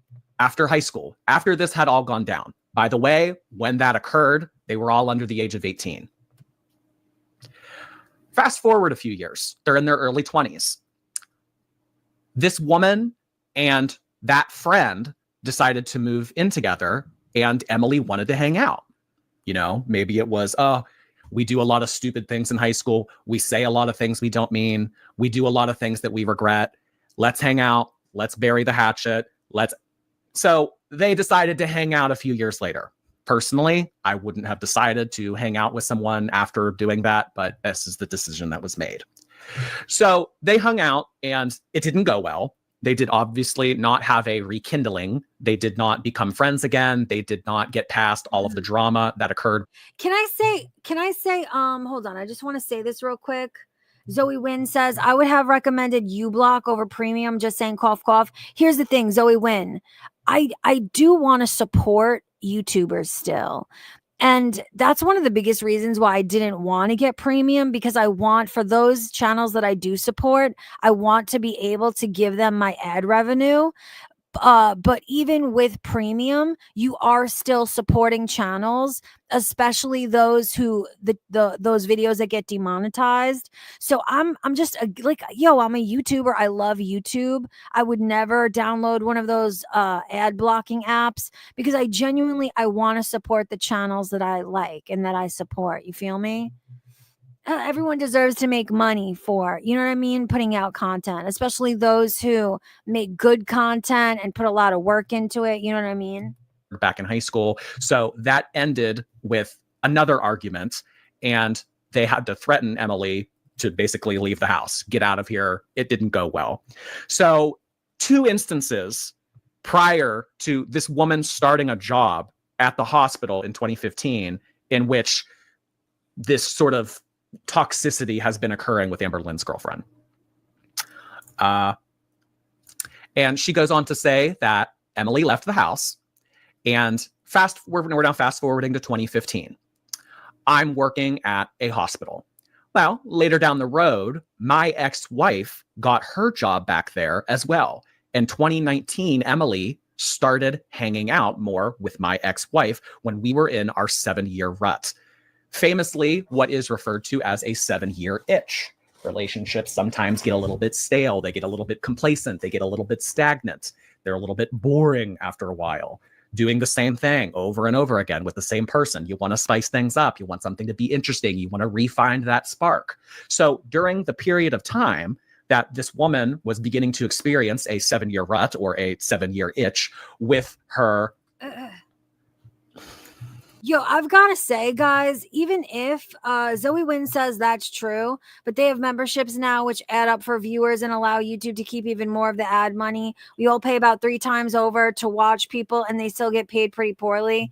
Here's the thing, when it comes to 123 in chat, that's also a special number. Anyway, as far as memberships are concerned and super chats, even if the day comes where I do decide to turn on monetization, I will never turn on super chats, and I will never have memberships, because first of all, I'm never going to expect people to pay a membership fee for content that was free to begin with. And also, with both memberships and super chats, YouTube is taking 30%. 30 fucking %. So to those of you who are comfortable, I would suggest, if the people have links, they share links, be Venmo, Cash App, PayPal. Instead of doing a super chat, use those links, because all of the money that you donate to that person is going to go to that person. 30% is not going to be taken away from YouTube. I genuinely don't understand why people even turn those features on. I genuinely fucking don't. Yes, that's true. That's true. Potato says, I heard if you super chat via phone, it takes more out too. That's insane. This is why I will never understand. I especially don't understand why people turn on the ability to gift memberships. Like, what? Like, oh yeah, let's just throw your money in the fucking garbage. Let's just throw 30% of your money to a fucking $1 billion no thanks. Like, I'm not going to do that to you. I'm not going to do that to me. Fucking use the links, guys. If you want to support, use their links. Forgo the 30% always.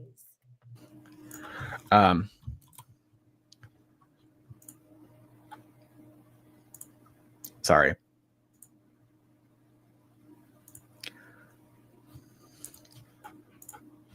I'm not going to say to not do that, because if I do it, then people will start to deliberately do it. If you mean on my channel, Gesundheit says, I was looking at how to buy a membership. If you mean you were looking how to buy a membership on my channel, I do not have my monetization turned off.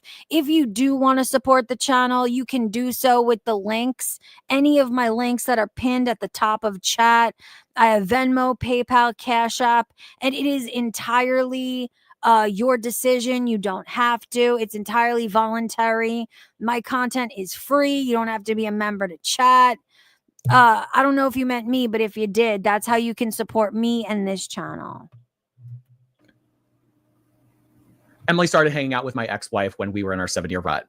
My ex-wife at the time is 275, and Emily's really beginning to show an interest in her. You know, kind of eyeing her up, looking at her BMI, kind of looking at, okay, all right, height, weight, longitude, latitude is checking out. All right, 275. Maybe we could get that to up to 3. Maybe this time next year we'll start that off with a 4. I'm not sure.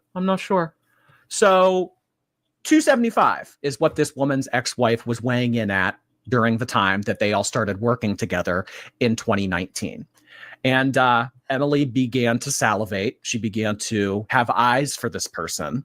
And she kind of showed interest in her. You know, hey, how you doing? Is it rubbing anybody else absolutely fucking the wrong way that he's telling this like it is a factual fucking tale? Nowhere have I heard him say this person that I have not fucking authenticated is making these allegations. I've not heard him say anything like that. He's reading this like it is gospel fucking truth. That is such a huge fucking problem. That is such an integrity problem. And it's no wonder why this video of his is one of the highest viewed he's got. All of his drama-filled, fucking unsubstantiated fucking claim videos are the highest viewed videos on his channel. Like for obvious fucking reasons. This is interesting. This is you're kind of cute. Let's see where this goes. So this woman, her ex-wife, and Amberlynn's girlfriend, all are working at the same place together. And she goes on to say that they would purposely pick up NOC. Oh, thank you, Gesundheit. I appreciate your support. If you do donate, and guys, we are I don't know if I said $55 or $50 away from the goal, but thank you, Gesundheit. I appreciate you. And wait, where's this other comment? Potato says, I honestly feel like he wrote this himself with all this added in narration. Do you want to know why? I'm glad you said that. Do you want to know why I kind of get the same feeling?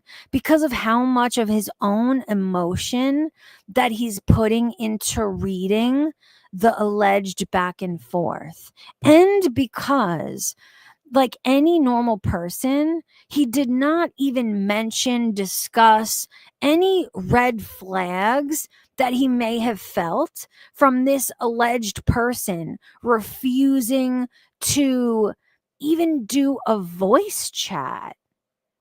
Like something is off, dude. Potato, I'm so glad you said that. I am so glad you said that. Because I feel a little bit kind of the same way. Over time together. So NOC, I'm going to assume, stands for nocturnal, which I'm going to also assume means night shift. So they were deliberately picking up the night shift so that they could work together, be together.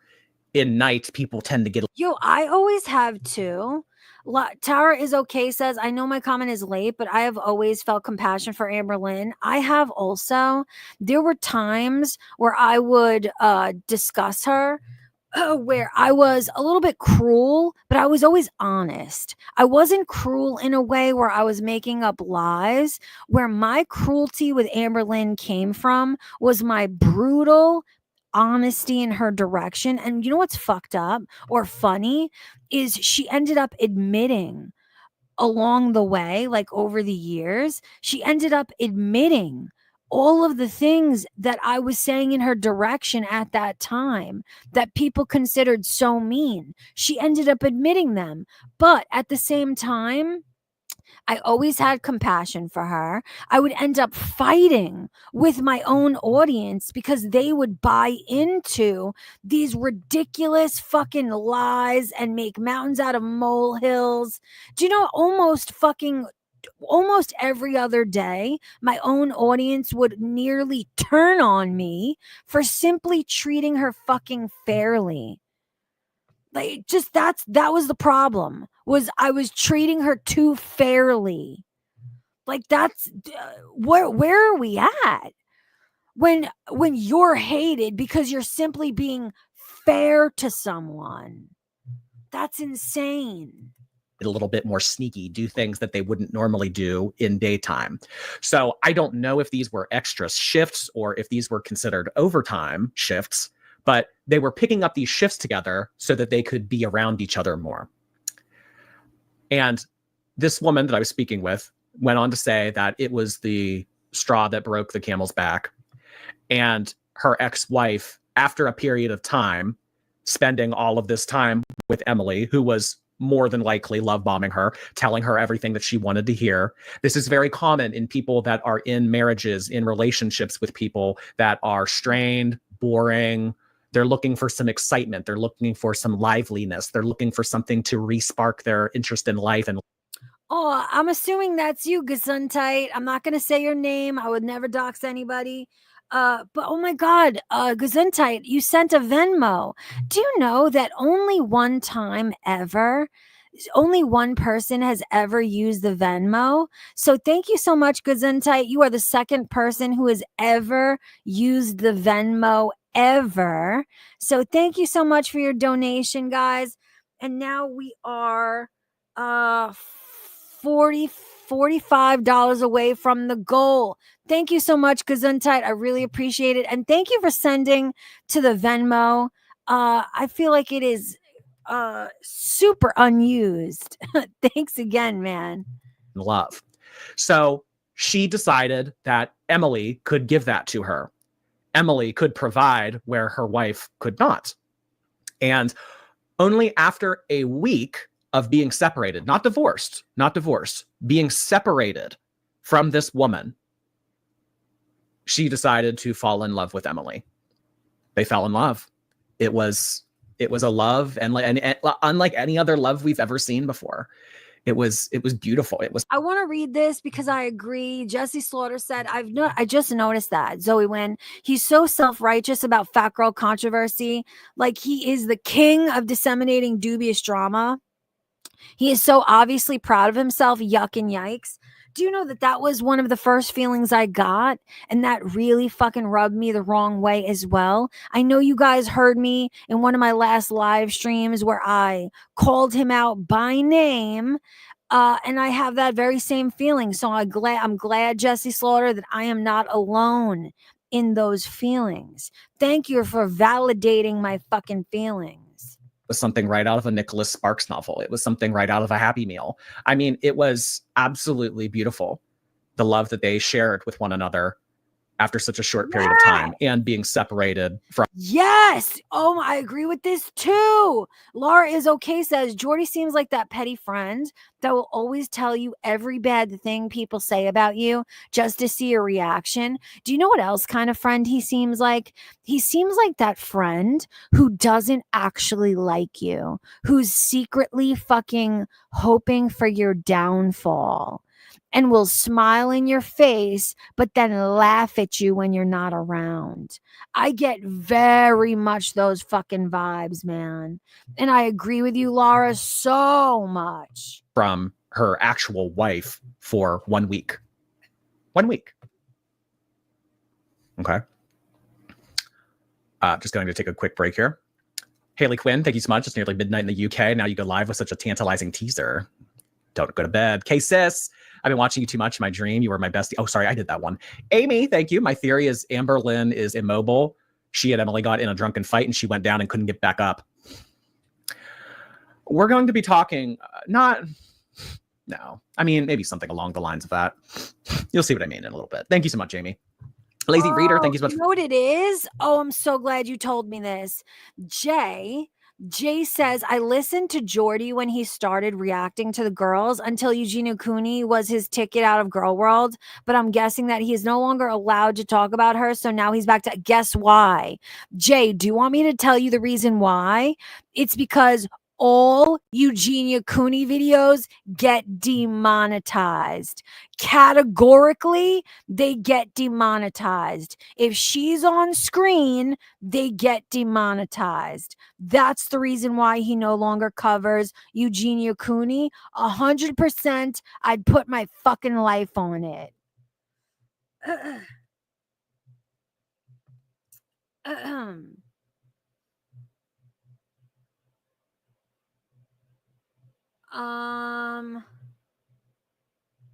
Copyright? You think it's copyright?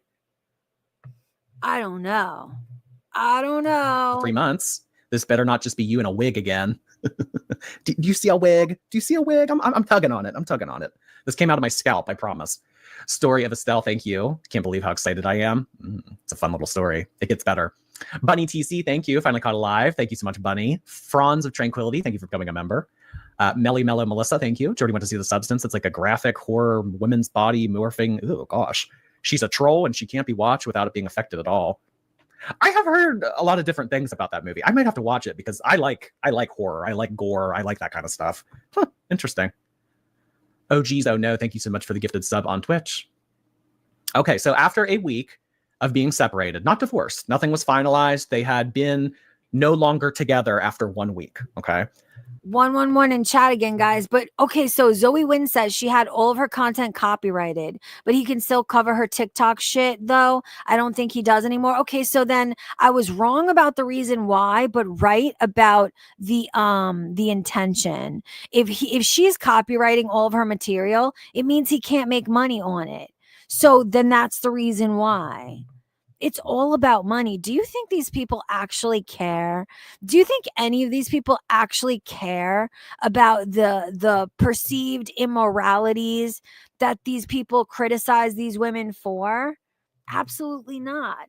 Gesundheit says Jordy is the type he would be out to lunch with you, texting everyone every spiteful thing about you and picking you apart. And picking you apart all while smiling to your face. Absolutely. That is absolutely the fucking vibes that I get.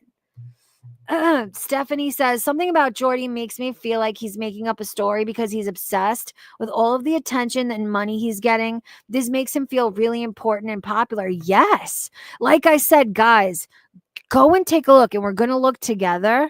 You have to see the difference in viewership in the videos of when he covers things like this.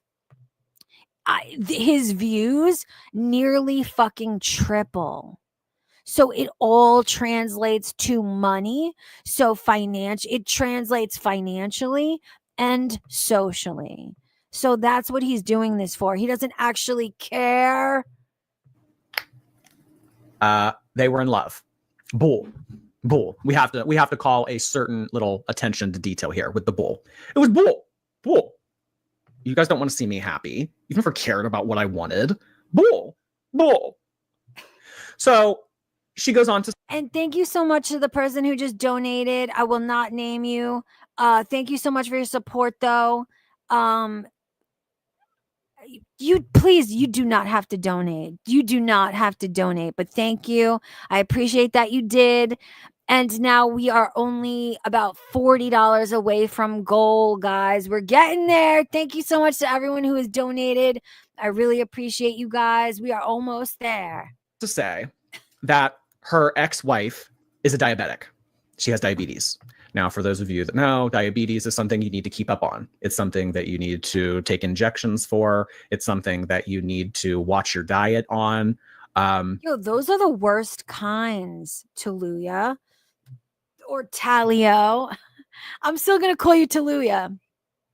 Taluya says, I definitely have a friend enemy. Those are the worst kind, because at least with an enemy, you know you have to protect yourself from your enemy. But when you have a secret fucking enemy who pretends to be your friend, to me, that is the most dangerous fucking type of person that you can have around you. So fucking dangerous. What's that saying? Lord, protect me from my friends. I can handle my enemies. You know that quote? I forget who it's by. It's a serious illness. It's a serious illness. It could be the beginning of the end for someone very quickly if they don't take it seriously. So she discloses to me that the ex-wife has diabetes. And you would think Amber Lynn's girlfriend, in a profession like this that she is working in, she would know. She would know that feeding her things like protein shakes, elaborate dinners, fast food, delivery, takeout, all of that would not be a good thing to impose on someone with diabetes. It could exacerbate the illness, make it worse. It could put someone in a very precarious position. So You wanna know what fucks me up? Like, why are these people assuming that she's imposing these eating habits onto Amber Lynn? We've all been watching Amber Lynn for years. Amber Lynn has been up and down weight. Like, her drug of choice is food, man. Amber Lynn has a problem with food. She would have a problem with food no matter who she was dating. She would be eating the way that she pleases no matter who she was dating. Do you know what I mean? I don't know, man. So after this woman's ex-wife and Amber Lynn's girlfriend were living together, her diabetes started to get negatively affected by all of this that was being encouraged. She goes on to say, well, this is the same stuff that Amber Lynn is going through right now. This is exactly what my ex went through. This is a pattern. This is something that has happened once before. It is going to happen again. Somebody just donated and said, Jordy sucks. Internet rules. Hi, P. Thank you so much for your donation. You're the best. And now, guys, we are officially only $25 away from goal. You guys are amazing. Thank you so much for your generosity. Thank you so much to the person who just donated. You guys are the fucking best. You help to ensure that this calling, isn't it fucked up? Isn't it fucked up that channels that peddle this fucking immoral, fictitious garbage are the ones that are raking in all the dough? This is what leads me to know that the world is just not a fair place. I genuinely believe that we are residing in hell. Like, this is hell, where the terrible people fucking thrive and where lies and ridiculousness and lack of integrity is rewarded. Like, are we living in hell? You guys are the only ones. Like, you guys in chat, you are the only small amount of restoration and fucking humanity and this earth that I have. So I genuinely thank you. You have no idea how much you fucking mean to me. And I know that in this statement right here, we're comparing it between this woman's ex-wife and Amber Lynn, but never forget that there were people in between the story that I am telling you today. In between this story that occurred in 2019 and now 2024 with Amber Lynn, there was a certain someone that was involved with this kind of oh my God, Potato, do you hate him? Potato says, can we react to the Rizzler next? Yo, do you hate him? Why does everybody fucking hate the Rizzler? Did you see how everyone was saying fucking Jimmy Kimmel was super mean to him? Was it Jimmy or the other guy? What's the other late night guy? Do you hate him? I love him too. I think he's so cute and funny. I think they're so wholesome. Like, yo, to me, those are the kind of channels that should be doing numbers. Those are the kind of people that should be fucking celebrated.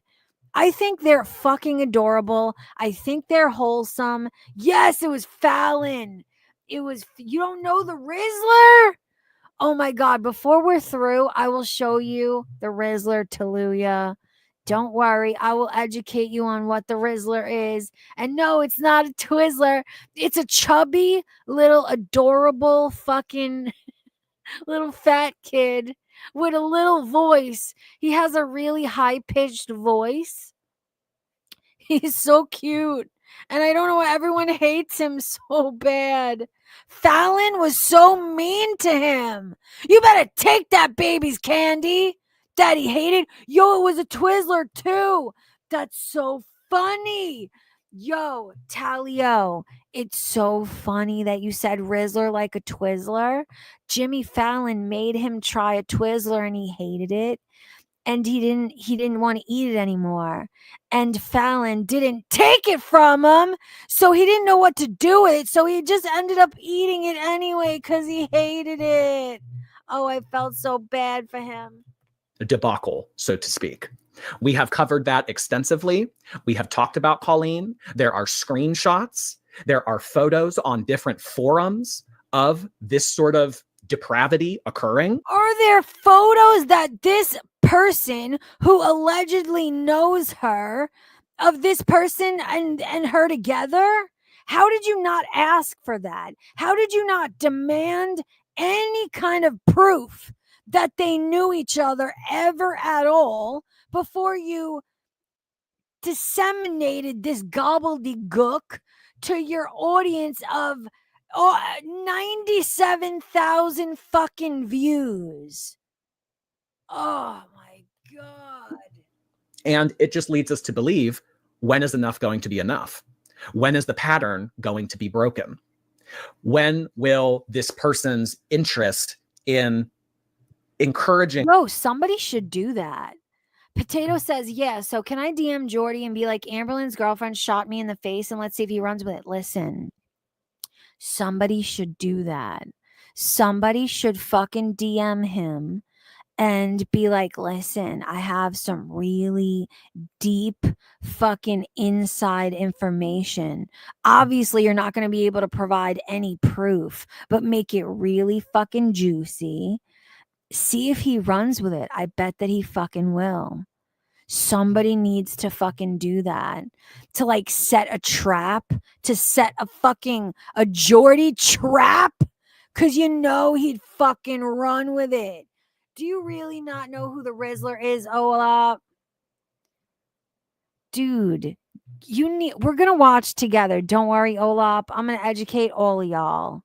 We're gonna watch the Rizzler in a hot minute. But yo, somebody needs to DM Jordy with some fictitious bullshit and see if he runs with it, because you know he's gonna. This for very vulnerable people end. This is what we know of. This is what we know of. I want to always say that because I like to compare drama on the internet, girl world stuff, like an iceberg. An iceberg, you can see a little bit popping up over the surface of water. Think about everything below it that you... Yo, I don't know. Rampage says, how did he find this person exactly? I have no idea. But he hit them up. All I do know is Jordy is the one who hit them up. I would imagine maybe there was a comment left somewhere. Does anybody know? Does anybody? Oh, on TikTok. Interesting. Interesting. Can't see. That's how I'm kind of trying to communicate that to you. So this woman's ex-wife, Colleen, Amberlynn, this is what we know of. This is what we know of. They are on the tip of the iceberg. They're who we can see. Think about what we don't need. Think about what we don't know. What we don't need is a protein shake. Yeah. Sorry, I was reading the chat. Moving on. So this is the exact same stuff that Amberlynn is going through right now. She had my ex sleeping in the basement. I will provide a follow-up message as to why that was the case. But this woman was living with Amberlynn's girlfriend. She was being encouraged to take on elaborate dinners, protein shakes, takeout, delivery, etc. In addition, she was being made to sleep in the basement. Oh. While she was sleeping in the basement, her diabetes, her condition, a very serious condition. Why was she being made to sleep in the basement? It's like this person is trying to make it seem how were no red flags fucking raised? Oh, because he really doesn't care. That's why. She made me sleep in the basement. She force fed me mad fucking Chinese dinners. She hid my diabetes syringes. She fucking kicked me in both shins on the daily. Like, ugh. Was being exacerbated, was being made worse. Diabetes can bring you to your knees very quickly. And for someone that does not seem like they were able to adequately provide for themselves at the time, it doesn't seem like she was in a situation where someone else was able to make up for that. So sleeping in the basement, being made to sleep in the basement, having all of these meals, having her diabetes exacerbated, it kind of made her go a little crazy. It made her go insane. Bitch, what about fucking a personal accountability? Is that not a fucking thing? Like, I don't understand. When we're talking about Amber Lynn, it's all about, oh, personal accountability. You blame everybody, everything. But when it's other people, it somehow is someone else's fault that this person isn't managing their own diabetes and is living in a basement. Is they a child? Like, this is fucking insane. She didn't know what to do. She didn't know what to think. She was probably thinking, oh my gosh, You know what I would do if someone ever told me, hey, bitch, get in the basement and don't manage your diabetes appropriately? Do you know what I would do as a 38-year-old fucking adult? I would say, hey, go fuck yourself. No. Like, what? Oh, ruined my marriage for this woman, and now she's doing this, and I'm having to sleep in a basement. A month ago, I was with my wife, and everything was okay, and now I'm in a basement, everything's not okay, and just everything was kind of all over the place. It was a little bit crazy. It was a little bit insane, which sounds like it would be. I definitely would feel like I would be going insane. I feel like I would be going insane too. She goes on to say, and she already had a mental diagnosis. Being that Emily... Yeah, right. Gesundheit, they never tell you what kind of basement. Gesundheit says, I have a basement. It's super nice. What kind of basement? Like Silence of the Lambs basement. It was probably one of those like finished with a big screen TV and an awesome wraparound couch that has 2 recliners on it. Exactly. They're not telling you what kind of basement with purpose, on purpose. That shit was cush. They're not telling us on purpose. Is a nurse. A psych nurse. So that's even more heinous. That's even more heinous. That's even worse. That's worse. That really is worse. So, I mean, not only are you a nurse, you specialize. You have extra training. You know. Olap, how dare you? You are buying directly into the fucking propaganda. Olap says, I'm not picturing a finished basement. I'm imagining leaky pipes and spiders. That's exactly what they want you to think, Olap. You have been propagandized, my friend. Know more about this specific field and the ramifications that it could have. Knowing all of those things based on your education, based on your training, based on your experiences, you continue to do this to someone that is vulnerable, diabetic, and already has a pre-existing condition. The pre-existing condition was not disclosed, but the point is this woman. Yo, Olap, do you know what some in chat believe? Olap says he's a good storyteller, laughing my ass off. Do you know some in my chat believe that he's an excellent storyteller when he writes the goddamn stories himself? He's real good at it because he's writing these fictitious fucking text messages himself. I don't think that. I don't think he's writing them himself. I just think that he did not do any amount of due diligence I think he doesn't care. I think he's selling this bullshit like he's talking about it like it's actual factual. And I think it's unethical. Is that the word? Unethical? Non-ethical? What's the word? Unethical? I don't it's not ethical, all right? It's immoral and it's not ethical, okay? That's the point. And had problems. This woman already had issues. If we are paralleling the situation to Amber Lynn is someone that already has problems. She is someone that is very vulnerable emotionally, psychologically, mentally.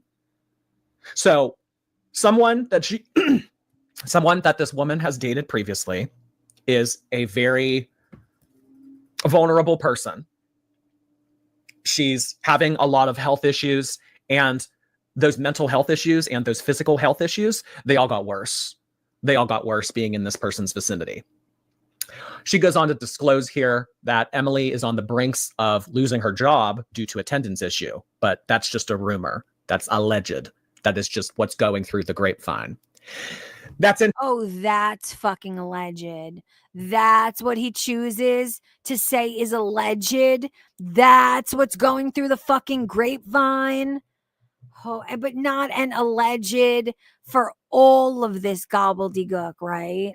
Great decision. Excellent decision. Interesting, because we have discussed recently that Amber Lynn has been spending a lot of time at home. Typically, as is with nurses, it's a 7 to 7 kind of shift. It's a 12-hour break period. Which she always spends time at home. It's like he says that like it is a change from her normal fucking routine. Do you not know Amber Lynn's life that she's led on the internet? Like, holy fuck. Of time. Amber Lynn doesn't have someone to keep her company for 12 hours. She might start to get a little bit pissy. She might start to get a little bit hungry. She might start to get a little bit angry. And like the Incredible Hulk, you don't want to see Amber Lynn when she's angry. So, attendance issues, the rumor is, here's what I will say about that. Amber Lynn has savings. Amber Lynn has an income. These people that she has dated previously, they don't have means. So, Emily has always had to work to put food on the table. Probably not the best choice of words. Emily has always needed to work. She's always needed to have a job. The situation here that is unique with Amber Lynn is that Amber Lynn is, I don't want to say independently wealthy, but she is independently financially sustainable. Oh, honey, and Amber Lynn, by extension, has now made you independently wealthy, hey? Like, this is so fucked up. The way he's talking about her and this whole situation with not even a speck of fucking gratitude that this woman's existence is putting good money in his fucking pocket. Especially if he is on Social Security disability, like that is life changing. I'll say what I said earlier. Social Security disability barely gives you a living wage. So how he could talk about money, how he could talk about Amber Lynn's savings, everything that he's saying is rubbing me so disgusting because of the fact of I'm sitting here watching all of the super chats roll in, all of the membership gifting roll in. 90. Do you know how much a video that has 97,000 views makes in terms of AdSense? Do you have any idea what he made alone? Take away the memberships and the super chats. Do you have any idea what he made in terms of dollars on this video fucking alone? And then we find our reason as to why he's willing to cover this without any amount of evidence that this person even knows who they claim to fucking know. It's all money. It's always fucking money all the time. And these people are willing to sell their souls to make it. So that makes her situation more unique because in the past, Emily has needed to provide for herself. She's needed to provide for her partner. She's needed to be the breadwinner. That doesn't necessarily seem to be the case here. It's not necessary. It's helpful. Belinda, I have not liked this motherfucker since the moment I learned that he felt it necessary and appropriate to dig into Amber Lynn's mother's criminal history. And then not only did he dig into it, but he misinterpreted it so much so that fucking Yaba's Sam is the one who fucking rectified the fucking lies told by Jordy. Isn't that quite a fucking role reversal? Like Sam's the one who told the truth after Jordy dug into the moms. Like, woo. That's when Sam's out here undoing your fucking dirty work. That's when you know you've crossed a line, man. But it's not 100% necessary. So maybe it's kind of being toyed around with in her mind that she doesn't need to work.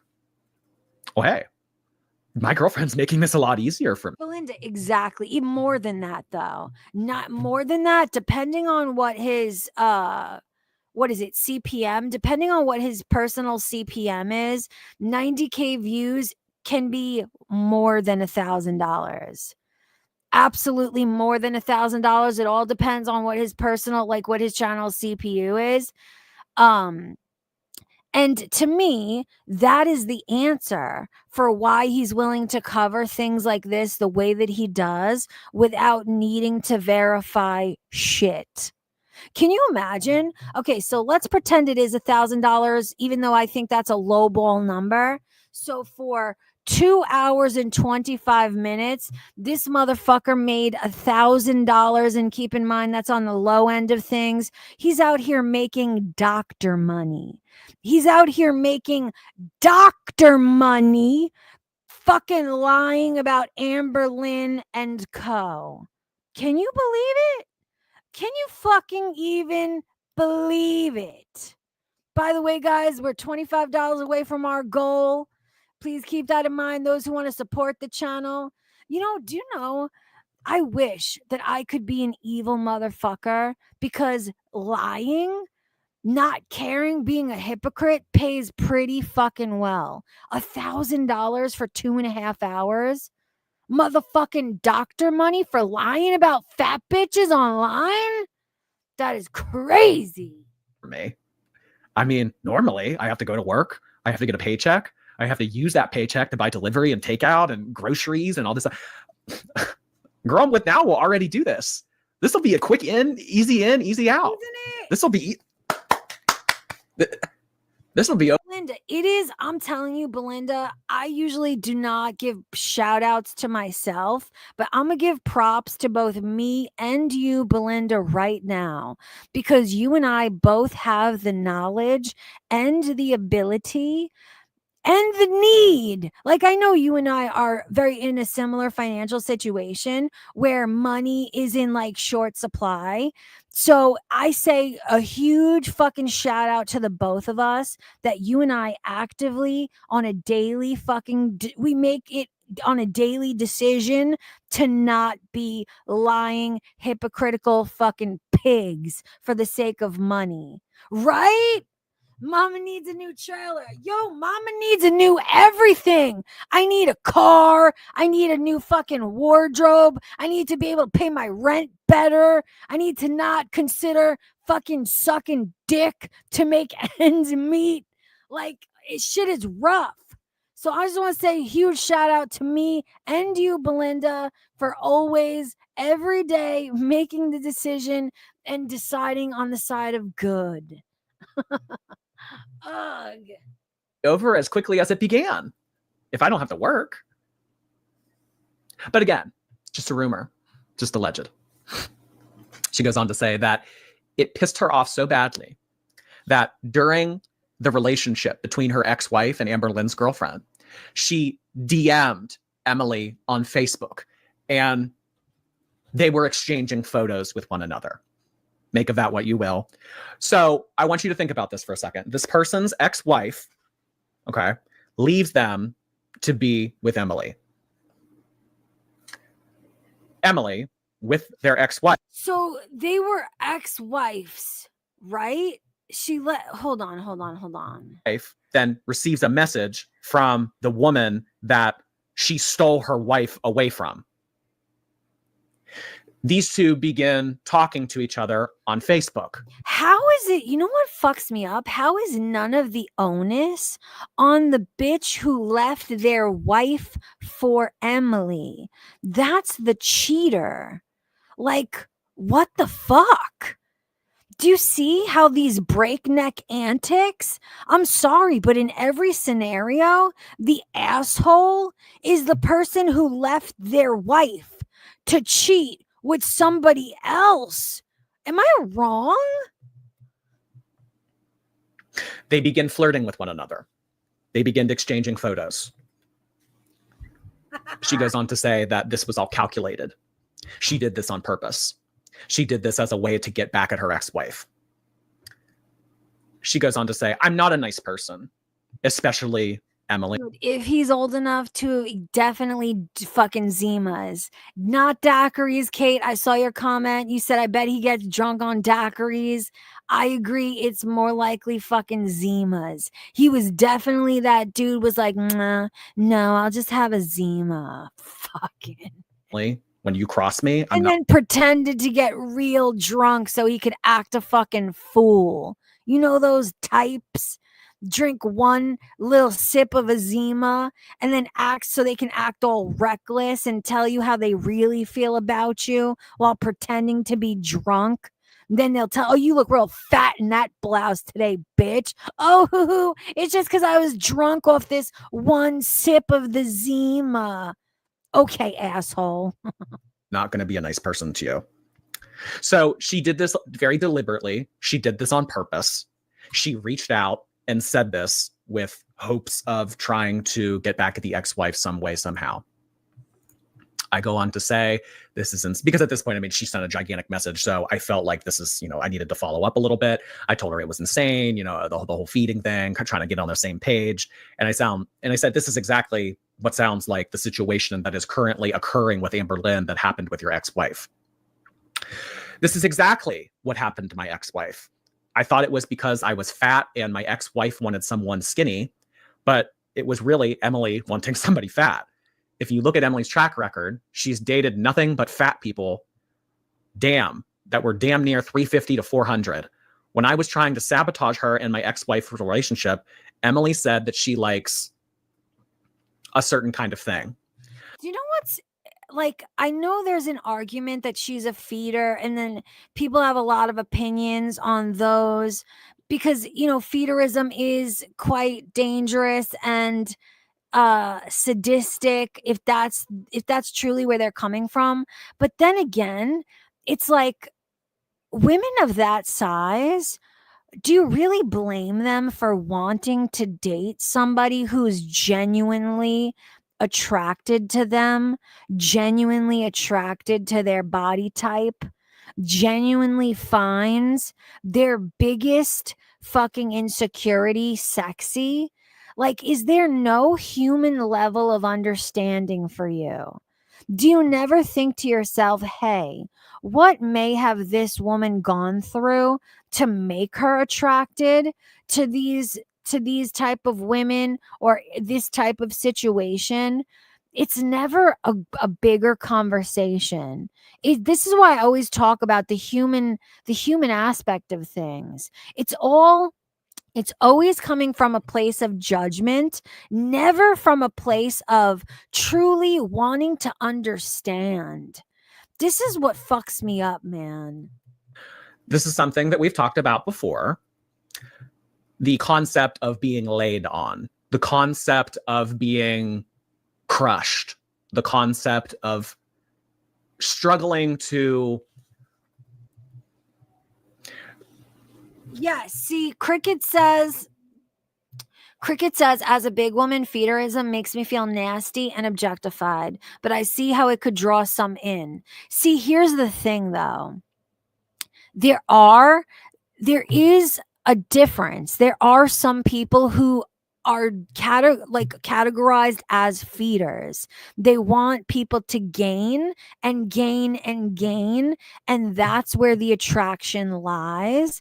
But then there are still some people who are just genuinely attracted to a larger bodied woman.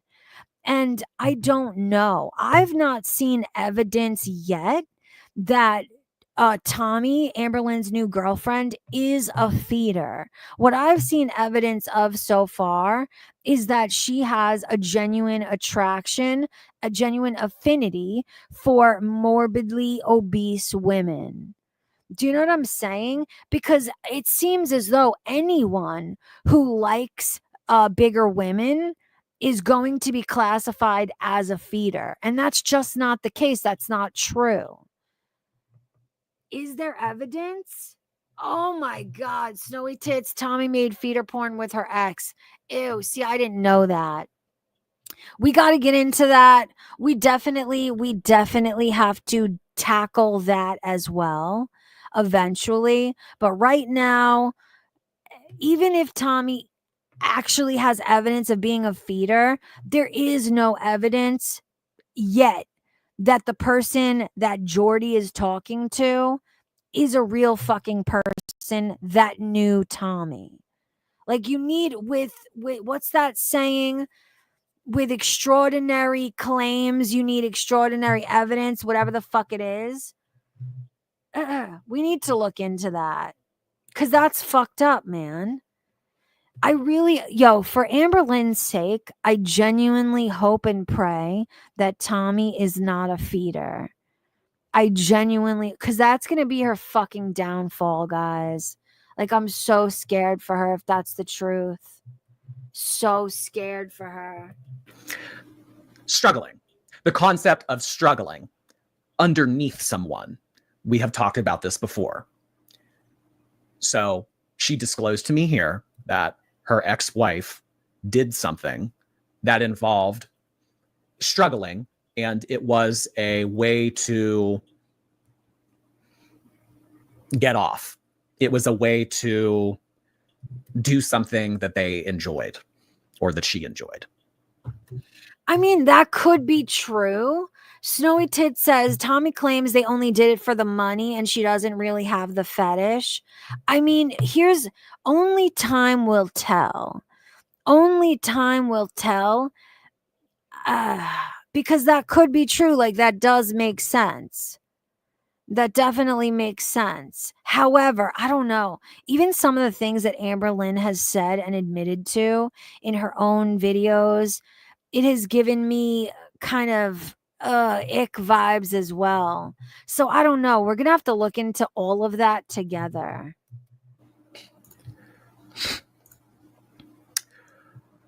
She goes on to say, hint, this is why she liked laying under the dead ex's stomach. That's a very blunt way of putting it, but this is something that we've talked about before on here. We've all seen the screenshot.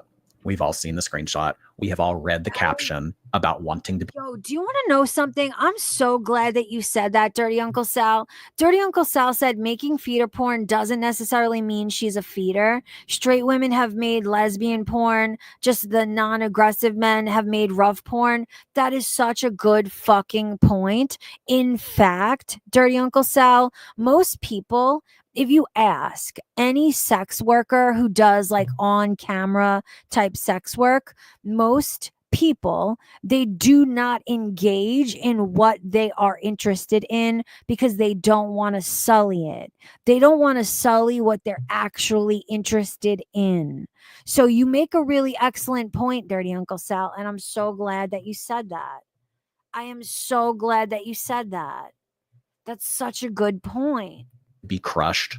We've all read the caption about wanting to be underneath someone's abdomen. And yeah, so this is something that occurred with the ex-wife. It's something that occurred in her relationship with her late ex that we have photographic evidence of. And I asked, did you speak to your ex-wife after she and Emily ended things? Because obviously the ex-wife is still around. She did not meet an early series finale, so to speak. So I said, Yes, see, that's what I want to know. Vintage Camera Girl says the irony of this is even if Emily/Tommy is a feeder and is guilty of killing her ex, they still will not have sympathy or empathy for Amberlynn. They see this as some sort of karma. I wonder, it makes me wonder, will they look upon her as a victim or will they somehow blame her at the same time? Because, like with everything, Amberlynn is always to blame. She's never the victim. She's always a willing participator or hell, the perpetrator herself. I'll be so interested to see the way this plays out for so many different fucking reasons. the internet's noticed this pattern too. It seems to be always be gigantic people she goes for.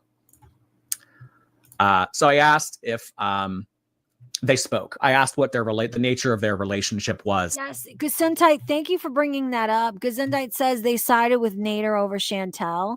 I'm so glad you brought that up because, that to me was one of the biggest telltale signs that these motherfucking people, they hate no matter what. These people are incapable of treating these fucking women like human beings. And if you want to tell me it has nothing to do with their weight, you're fucking lying. Because the argument is always, it's not just because of their weight, it's because they're terrible people. Okay, then why are almost every reactor that you watch and support, why are they almost always far more fucking terrible than the women that you claim to hate and for the reasons why? Like, it's all so convoluted and fucking dishonest. After they had broken things off, because obviously this relationship did not last.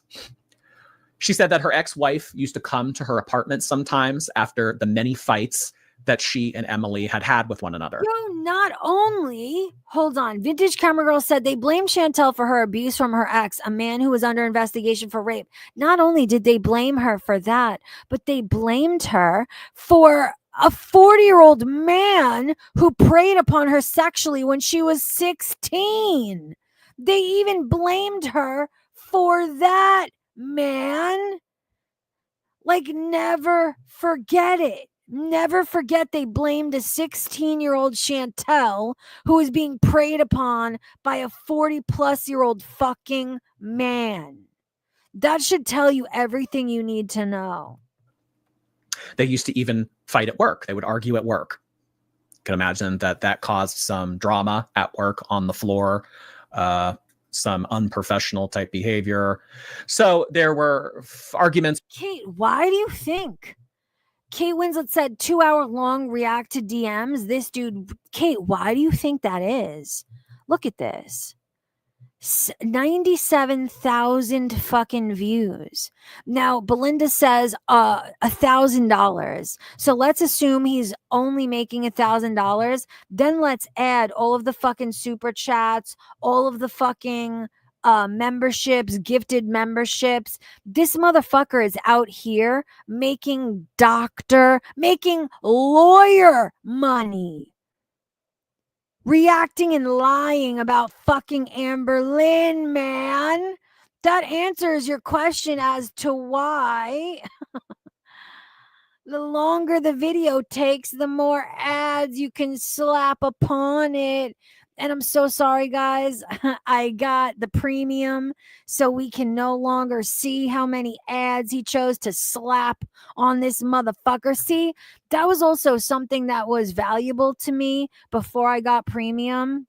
Like, I agree that it's best to not see ads for sake of the stream, but it was always interesting to me to see how many ads these motherfuckers had the audacity to slap on the fucking stream in the first place. It's occurring at home. There were arguments occurring at work. This person was always having some type of conflict with Amberlynn's girlfriend. Alexis has disclosed to us in the past that Amberlynn and this woman argue extensively. They have conflict extensively. They fight with each other extensively. So again, history repeats itself. So while this person's ex-wife and Emily were all working together. What does become a sponsor mean? I've never seen that notification before. Did you guys just see that? Hold on, look at this. Living Wait, look at this. together. So What again, does this mean? I Will Die for the Truth has become a sponsor? What does that mean? Does anybody know what that shit means? That's weird. Huh. Round in my day, that wasn't a thing. Is that something someone has to pay for to become a sponsor? history repeats itself. So while this person's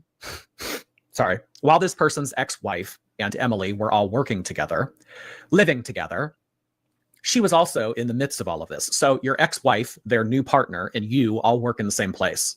So she would float. She would sometimes work in psychiatric care. She would sometimes work as a technician. She would sometimes, so they would have her do certain things. It wasn't one assigned job. She did different things. So no fucking way. Are you fucking kidding me? Are you fucking kidding me? Rosalind says it's on Twitch. So you mean to tell me that not only is he making doctor money on YouTube with his 97,000 views, but oh my God, he's double time streaming on Twitch and YouTube simultaneously? Oh my God, this explains so much. Oh my God. Oh my God. Money's on top of monies on top of monies. Guys, we got our fucking answer. It's not even, he's double dipping like a motherfucker. Like, whoa, some greedy shit, hey? Wow. on the days that she was being assigned to different roles, she would hear and see different things in the hospital because she was always kind of around. She had her ears in many hallways. So sometimes she would work on the unit that Amber Lynn's girlfriend worked on. She went on to disclose that, but I blurred it out as I blurred out a lot of the information on here. She goes on to talking about loving a fat belly laying across her chest, and M wording while said belly is across her chest. She enjoys M wording. M wording. That is the way that I'm going to communicate it. She enjoys M wording while having a fat belly laying across her chest. So, yeah. What's M wording? What am I missing? Can somebody fill me in? Dude, what's M wording, guys? M wording? I can't even imagine. I will 100% without a doubt say that she started out with smaller people and it had progressively worsened. So, yo, when he refuses to say the word moaning and he's bleeping out the word moaning, he's really just he's really jumping through hoops to make sure that these videos get monetized. Wow, dude. As some of you were kind of saying in the chat a little bit earlier, bleeping out moaning? 275 doesn't seem that big. 275 is like, that's not that big of a deal. 275? I mean, yeah, 275 is big. Yeah, 275 is obese. It might even be class. I think you got it. I think you're right. I think you are right, idiot bitch. It is masturbating. Absolutely, you are correct. It has to be masturbating. That's it. That you got it, idiot bitch. That's the one. Classified as morbidly obese, but 275? Our girl is over 5. So 275. I mean, that's noob stuff. That's trivial. That's rudimentary. That's not a big deal. So she said, kind of the communication in this message is a little bit all over the place. But she says in it that it progressively got worse. So it was 275, and then it was like, okay, well, how can the process, the journey, the hamster. I know we're gonna react to that too. We're going to watch that too. Sylvale, didn't we already go through this, bro? Sylvale, was it you? I'm pretty sure we had this conversation where I told Idiot Bitch to unblock you, and Idiot Bitch said that you were not blocked. Was this somebody else? Whoa. Okay, so Zoe Wynn says, okay, Playboard says $513 in super chats for this video. For this, hold on, guys. I'm receiving a text message. Can you guys give me 1 second, please? I gotta handle this real quick. Hold on a sec.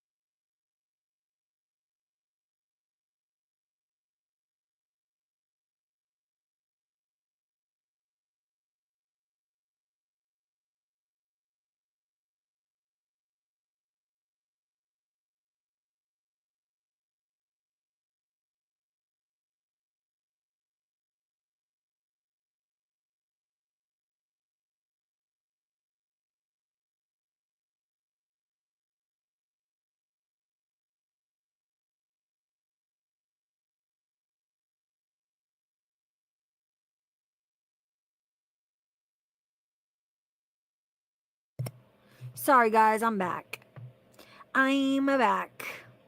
What was I saying?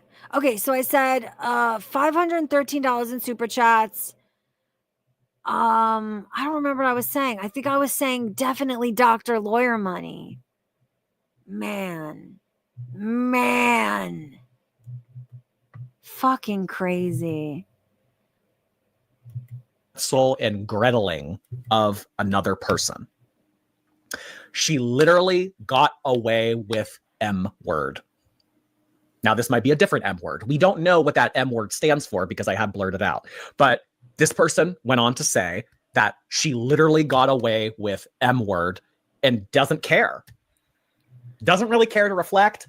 Doesn't really care to hear anyone's opinion. Wait, what the fuck is this? What does this mean? Zoe Wynn says, and 67,600 in total for super chats, but the member or gifted memberships he gets is huge, and he doesn't talk to anyone who doesn't like. Wait, what do you mean? Do you mean in total for the entirety of his channel? Is that what you mean?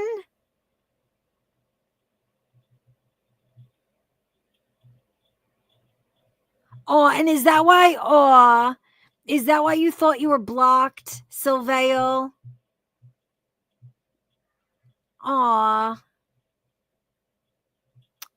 Sylvale, you've been on fucking Top Chat this whole time? Oh, that explains so much. I'm glad you figured it out. Is going to do what she wants to do. Go ahead, say what you want to say what you need to say. I'm going to keep doing me. And it's this brazen. Yes, Sylvale, definitely. That's it. That is definitely it. You have to you got to change it. You got to change it. Oh my God. Yo, I should remind everybody at the top of a stream that everybody should be changing it and not having it on Top Chat, or else you'll miss some of them. Oh, that's so funny. in your face attitude that we Dude, that's something I would do, Sylvale. You're in good company. Don't be ashamed. That's something I would totally fucking do myself. have been seeing on full display this season with Amber Lynn. I have said time and time again that I think that this woman's actions are very brazen, given what we know about her track record and what she has done. If there was information about you on the internet about this kind of stuff, and you were just continuing on involving yourself in drama communities, doing this, doing that, saying what you I wouldn't show my face ever again on the internet. I certainly, after being involved with this kind of stuff, would not willingly enter a drama community. Deliberately involving yourself with Amber Lynn Reid, reaction channels, forums, websites. I mean, it's almost as if it's difficult to comprehend, because do you want to get caught? Do you want shit to be talked about you? Do you want people to see the villainous person that you really have been? I don't know. Who is he talking about right now? I need to go back. Who is he talking about? Would not communities doing this, doing that, saying what you want. I wouldn't show my face ever again on the internet. I certainly, after being involved with this kind of stuff, would not willingly enter a drama community. Deliberately involving yourself with Amber Lynn Reid, reaction channels, forums, websites. I mean, it's almost as if it's... Bro, no regular human being is going to assume that they're going to be lied about, treated unfairly, that somebody allegedly from their that they knew from middle school is going to be fucking read out DMs without any fucking validation or proof by one of the largest numbered channels who reacts to and makes all their money from Amber Lynn Reid. Who would fucking expect that? Who would fucking feel they need to preempt their decisions with that? Like, this is abnormal. The way that this place, I know that he's talking about Tommy. What I'm saying is, who would think that they need to preemptively assume they're going to be lied about and just shit ran with, like one of the largest channels is doing as we see? It's just crazy. Nicole Wise says, at the ATP, Emily Tommy is being punished for being in a relationship. I don't know. I mean, here, listen, even I can admit there have been some questionable things, but stick to the fucking facts. Stick to the fucking facts. This motherfucker is not sticking to the facts. When you're out here reading a DM conversation of somebody that you sought out and didn't feel the need to verify that they ever even knew this person, and you're reading this interaction and these allegations against Tommy like they're gospel truth, that's a problem. That's a fucking problem. And this is not drama channel shit. You're a liar. You're a bullshit peddler with no integrity or ethical fucking standards. That's what the fuck this is. Like, holy fuck, man. It's difficult to comprehend, because do you want to get caught? Do you want shit to be talked about you? Do you want people to see the villainous person that you really have been? I don't know. But she goes on to say, this woman's insane. Nobody understands that. I've been trying to tell people that for years. You know what else is crazy to me? And it seems like it's something that someone like Jordy can't fathom. Do you know that not everybody lives on the fucking internet? Do you know that not everybody in this world gives a fuck what you and your fucking sycophants think or say about them? These people have real lives. It doesn't matter in the fucking grand scheme of things. You're a bunch of assholes with unsubstantiated fucking allegations and opinions. Who the fuck really cares? Like, yikes. But apparently this has fallen on deaf ears. Now, this sort of storyline, this sort of thing that we're talking about here, I mean, yes, it's coming to light because this person is now associated with Amber Lynn Reed, but in their town where they live, I mean, trying to tell people, coworkers, whatever, obviously it never. Yo, mama, we talked about this earlier. What is he getting disability for? We talked about it, but no one could answer me.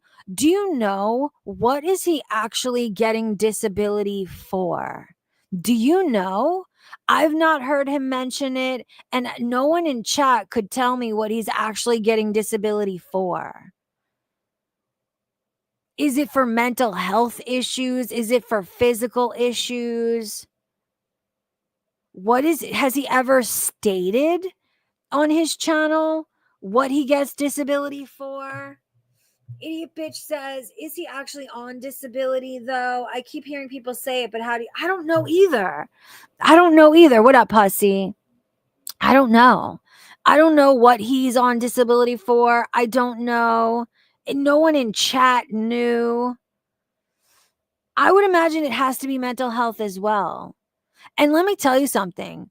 Getting approval for Social Security disability for mental health issues is really not an easy fucking task. It's really not an easy task. And it's very telling to me if he is. And listen, if he is that mentally ill where he has been deemed by the state that he can't work, is he really who we should be looking to for his judgments on others? Like, that's where I fall in this fucking conversation. Like, who the fuck is he?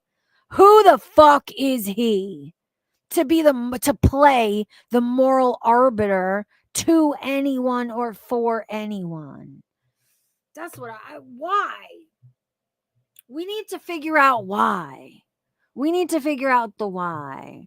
Rosalind says, I've never heard he is getting disability. He went to college, and after he tried YouTube, and his channel did well within the first year. I don't know. Ever gotten, like, it never came to, no one ever did anything about it. It's like, okay, we all know about it. Well, is anybody going to do anything about it? No. Well, are we gonna address this? Are we gonna try to put a stop to this behavior? Are we gonna talk to this person? Is this person gonna reflect and like, no. No. She goes on to say, she has way too much knowledge with medication and psych diagnoses. Would that be the plural? Yeah. She has way too much knowledge with psychology and medication to get away with a whole bunch of other stuff as well. Mark my words. And I was just kind of, you know what's fucked up? And this is pretty common.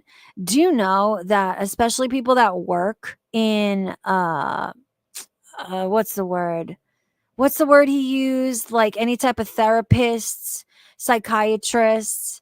Do you know most of the time that they become this as their profession because they need that help badly themselves, first and foremost?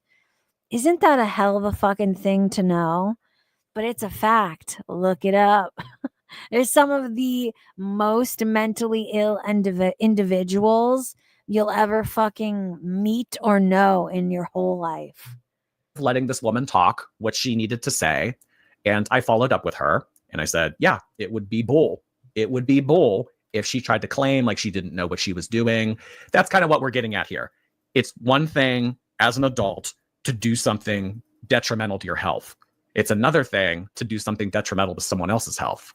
But it's all a different monster altogether when you're deliberately, knowingly doing it. Sometimes people can claim negligence. They can claim ignorance. I was just doing it because it felt good. I just did it. I didn't realize what was happening. Absolutely, because you know the good old saying, those who can't do, teach. So it goes the same in terms of mental health. Those who can't, get a hold on their own mental health, they're usually sometimes the best at helping others get a hold on their mental health. Those who can't do, teach. It's a saying for a reason. A radiated woman said, very common, and I think it's fine as long as they have done and are doing their own work. Too many aren't, though. Yes, you'd be so surprised at how many therapists have a therapist of their own. You'd be very surprised. This is someone with extensive training and wherewithal in the field of the realm of what we are talking about.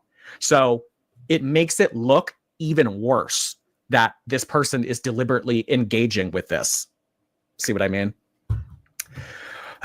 OGs don't know. Thank you so much for subscribing, gifting a subscription on Twitch. Thank you. Katrina, thank you so much. He really fucking is. He is simultaneously. Oh my God, he has his hands in both fucking cookie jars right now. This is genuinely the reason why he chose to reach out to this person, to run with it without any fucking evidence or proof or any type of credence that this person actually knows Tommy. And he reached out to them. These are all the fucking reasons why. It's greed and lack of integrity. 100%. Mom posted to Facebook about ditching toxic people. Yeah, that was a while ago. We saw that. Unless you're talking about something new I haven't seen. Thank you so much, Katrina. Tiggies, please stop teasing us. I haven't been teasing. I don't tease. Listen, I tried to tease the audience and all I did was piss them off. That's what fucks me up. That's what really fucks me up. Gesundheit says, does he not think devoting his life to hating on people doesn't affect their health? So having a career screwing with people's mental health is okay. Do you guys remember how he began this very live stream? He said he knows that Amber Lynn is having a hard time with her mental health. And that's the reason why she's not uploading. He said it him fucking self. He knows, he just doesn't give a fuck. He doesn't give a fuck about anybody's mental health but his own. Very fucking clearly. Very clearly. Yikes. Thank you so much, Tiggies. I'm going to blow my nose real quick. I'm a little bit stuffy.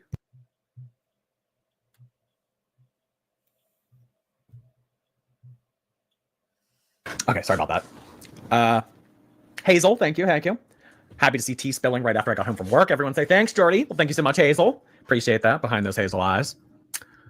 Carissa, hey, Carissa. I skipped the gym for this hot tea. Let's go. Well, after listening to all these messages, you might want to go walk on the treadmill or something. Thank you, Carissa. Stephanie Sampson, thank you so much for the super sticker. Alicia, thank you for becoming a member. Bo Bay, I missed you last night. It was a rough night. I'm ready for some laughs. Well, hopefully not being on last night, this makes up for that. Thank you, Bo Bay.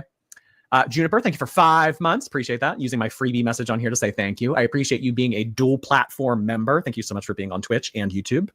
Haley Quinn, thank you for becoming a member. We also have listen, guys, I've seen a couple people in chat make mention that because he keeps sniffling and clearing his nose and stuff. I don't know much about meth because meth is probably one of the only drugs I never dabbled in myself personally, but I don't think it's common to sniff meth. I think you smoke it, or I think you can inject it too, but I don't think it's common to sniff like with your nostrils meth. So I don't think that's not a good indicator of meth use. Just so you know. That doesn't fit. It doesn't compute, guys. Buggin, thank you so much for becoming a member.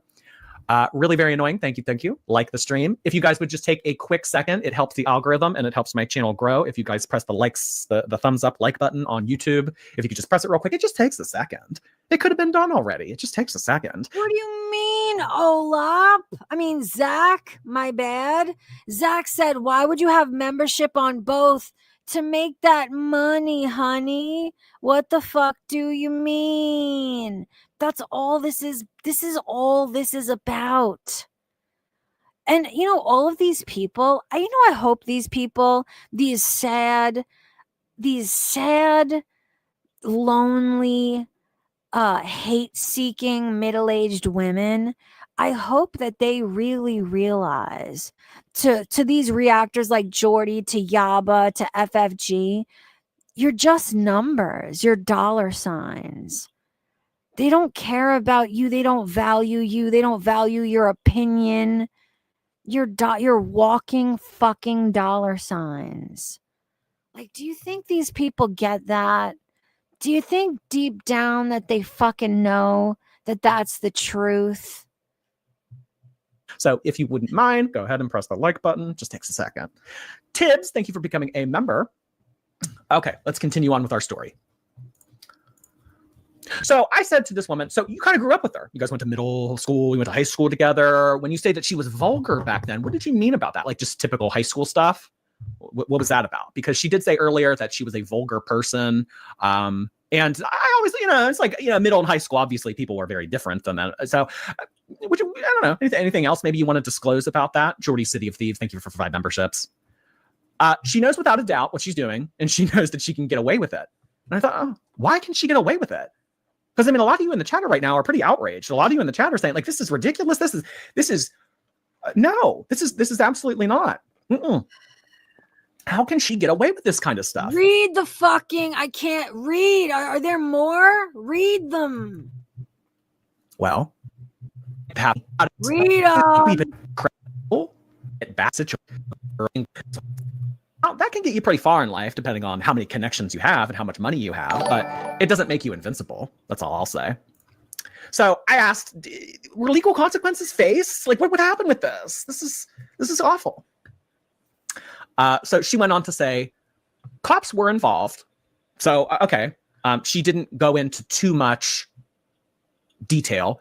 She didn't really talk about a police report. Wait. Cops were involved, but daddy, ta-da, are they trying to insinuate that her father, like, took care of it, got rid of it? Is that what this means? Is that what this is supposed to mean? Talk about them having to go to court. She didn't really give specifics, but she did say that cops were involved. To what extent, we don't know. But then she went on to say, shit. Oh shit, do you guys want to watch that right now? Was it 20 minutes ago? Hold on, let me look. Because the one I have queued up is the one she did like yesterday. Hold on. Let me look at if it's the one I already watched, or let's look.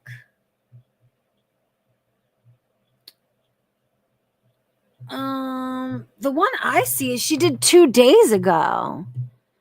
Oh no, I see it. All right, let's watch it. I've not seen it. All right, let's get rid of this boring motherfucker.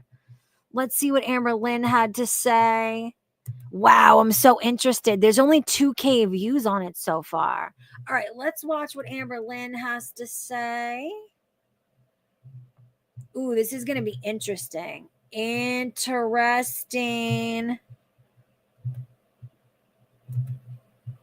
Here we go, guys. Hello. Welcome to a new video. So this is not clickbait. Yes, I will be talking about the things that are being said about Tommy. So I actually already have a couple videos, really exciting videos and happy videos filmed. I don't have them edited yet or anything like that, but I do have them up. That was what was going to be going up next. But since this has happened, I feel compelled. Like, there are a lot of times where rumors are happening and things are being said where I just keep my mouth shut. Maybe I'll like mention it like on the low, maybe like on Instagram or just in passing. But like this video is like strictly dedicated. I even wrote something because I wanted to be like in a clear mind. And as you guys know, I love to write. I love to journal. I'm able to collect my thoughts so much better in writing versus like speaking out loud. You guys know me. Like your girl can't speak half the time. And I'm not going to lie. I have a lot of... I made it louder just for you, Nicole Y. By the way, guys, we are still $25 away from goal. Donate if you can. Appreciate you always. I can't wait to hear what she's about to say. Is she going to read this motherfucker for filth? She going to fucking threaten fucking legal lawsuits. Man, I can't wait, and I sure hope so. Anxiety right now filming this video, and when I am anxious, my brain does not work correctly. Like, words do not come out correctly. I just feel very like a lot. It just feels like a lot right now. So I decided to write like. Wait, Amberlynn, do you mean to tell me that you're not fucking chained up in the basement and that Tommy is not abusing you and hiding your fucking diabetes medications and fucking Lord knows what else? Really? You sure? In journal form, the way that I would write in my journal, and I am going to read it to you guys because it's going to help me, because I do feel very anxious and I do want to like have collective thoughts. I don't want to forget anything, and this is very important to me that I get this out in this moment. So before I read it, I just want to explain like in short form, this is about a reaction channel who was contacted by Tommy's ex-girlfriend's ex-wife, and this woman was immediately put on a pedestal. And no. Didn't he contact her, Amberlynn? He contacted her. Everything that she said was believed. People have taken everything that she said as gospel and as truth, because a lot of you want someone to hate, and it's easy for you guys to hate Tommy for whatever reason. You guys don't know her in person like I do. And in what scenario or situation is a disgruntled ex ever going to be believed? Every word, every allegation that they make. In what other situation other than when it's fucking Amberlynn Reed? A disgruntled ex is a disgruntled ex. And hey guys, guess what? She's not dead, right? She didn't feed her to death, right? Like, yikes. I'm telling you, she is lovable and likable, and I am happy and in love with her. And I know a lot of people want to like twist this like really dark narrative, but I'm telling you it's not real. So I'm sorry I couldn't be like a little more put together, and I'm sorry that I'm bad with my words. The fact that I have to literally look like this and read to you guys, but it's what is going to work best for me, which I have done this before, and it's usually only during like super like anxiety inducing situations for me. And I do it in my real life as well. There are a multitude of times in my life where instead of like speaking to someone, I will write something and then I'll read it off to them. It's helpful, it's therapeutic. I learned it years and years ago, actually in therapy, probably like when Baby girl, get to it. Come on, you said these things I've been watching you for like 45 years. Get to the goods, home slizzy. I was like 17 or something. And ever since then, it has greatly helped me. But I am sorry that I will be facing this way the whole time. But yeah, please hear me. Like, please hear me. I know there's a difference between like listening to someone and that's that, goes in one ear and out the other. And you build your assumptions and you don't really care. But like, I need you guys to hear what I am saying, please. I truly hate that I have to do this.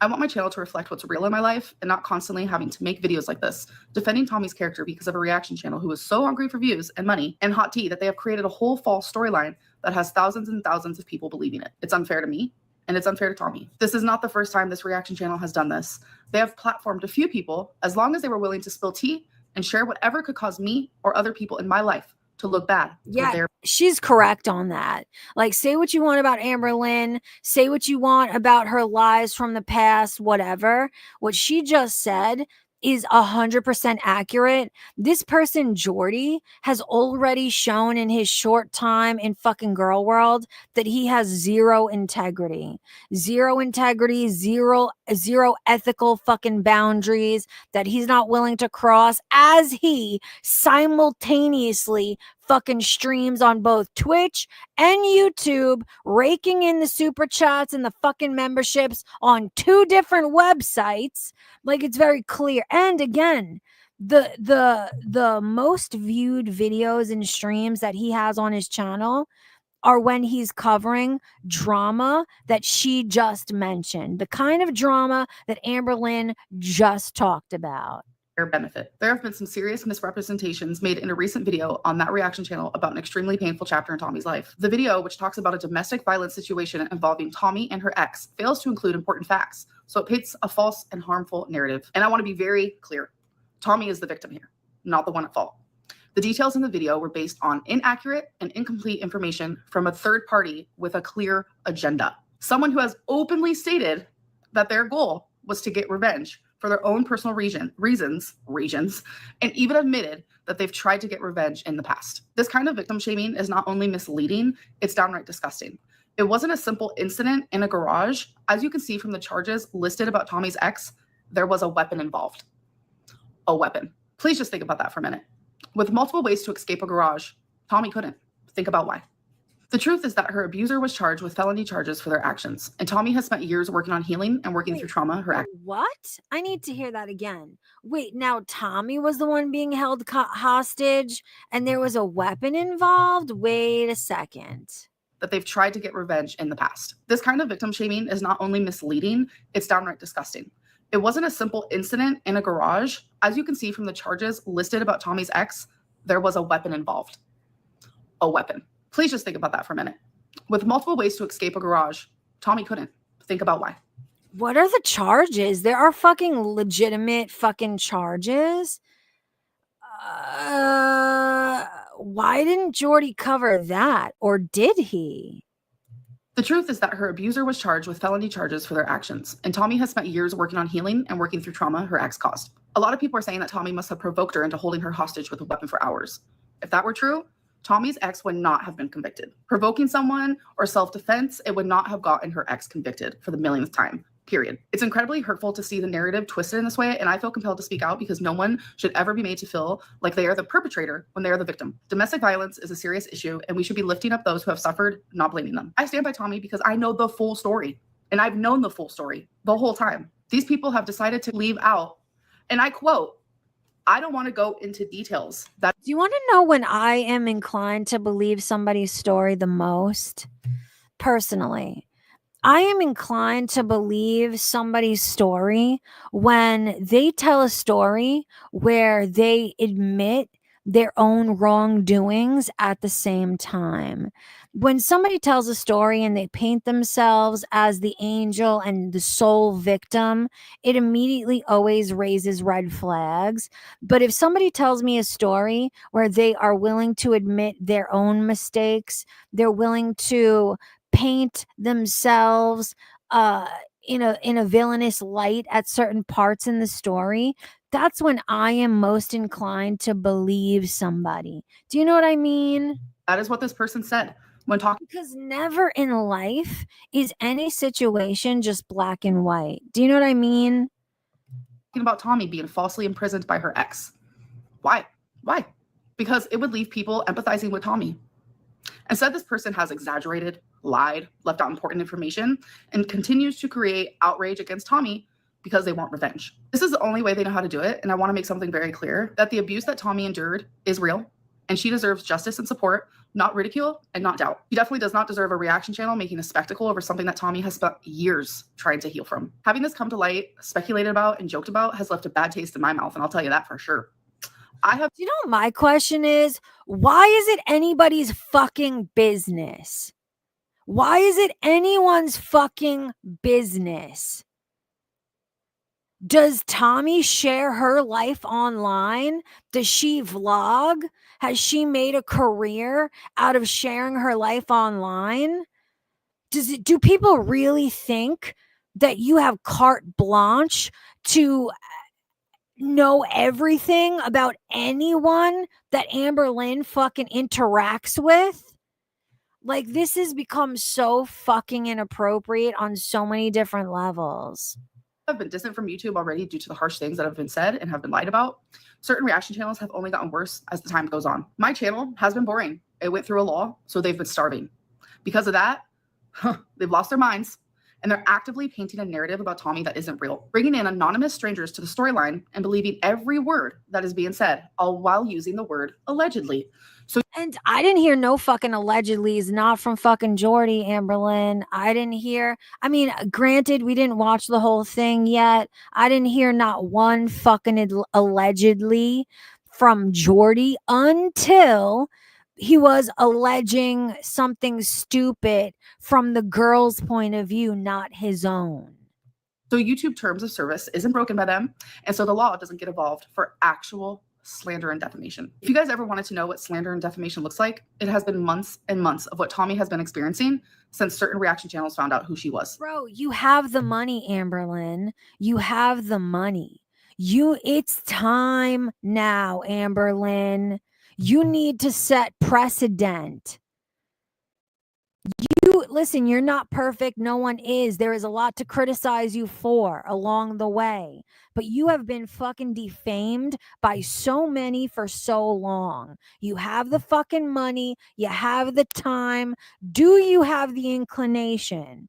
Because you could set precedent and it would make people fearful to fucking lie about you so willy-nilly. It's time to think hard and make some real fucking decisions here, man. This has altered Tommy's life, and I have witnessed it. It has also altered mine. Without revealing how, I'm pretty sure it's apparent. Imagine something like this happening to you. Thank you to those who have been supportive and continue to believe in the truth and don't follow the crowd. I see you, and I'm sorry that the hate and the rumors are louder right now, but I still see you, and I love you dearly. To those spreading misinformation, I hope you take a moment to consider the impact your words have and the harm caused when the real victims are silenced or blamed. It's easy for reaction channels to say whatever they want because they know their words have impact and their audience believes whatever is said to them. This situation just proves it. Tommy was majorly abused, held hostage for hours in a garage with a weapon. And I don't feel comfortable saying what the weapon was, but use your brain for this one, please. It was a gun. Obviously, it was a fucking gun, right? If it was a machete or it was a gun, right? It has to be a gun, right? I'm not monetized, so I don't give a fuck. I can say gun and you can't. And she was finally able to escape, and her ex went to prison for it. It's a missile. And now has a felony. But somehow this reaction channel was able to manipulate their audience into believing that Tommy is the abuser. This is why victims do not share their story. And the sad thing is, Tommy didn't share. It's a fucking rocket grenade launcher. Can you imagine?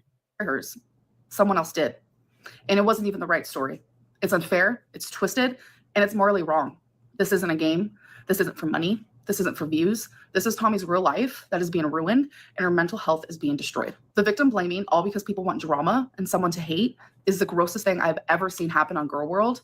And thank you, Jordy, for reminding me why I hate this community and why I do not belong here anymore. This should have never happened. I should not have had to do this. Tommy should not have had her personal domestic violence abuse story used for views and money on a reaction channel. That's not a Bro, take it to court. Set precedents already. You have the money. You have the time. Do something about it. If what you're saying is actual factual, fucking do something about it.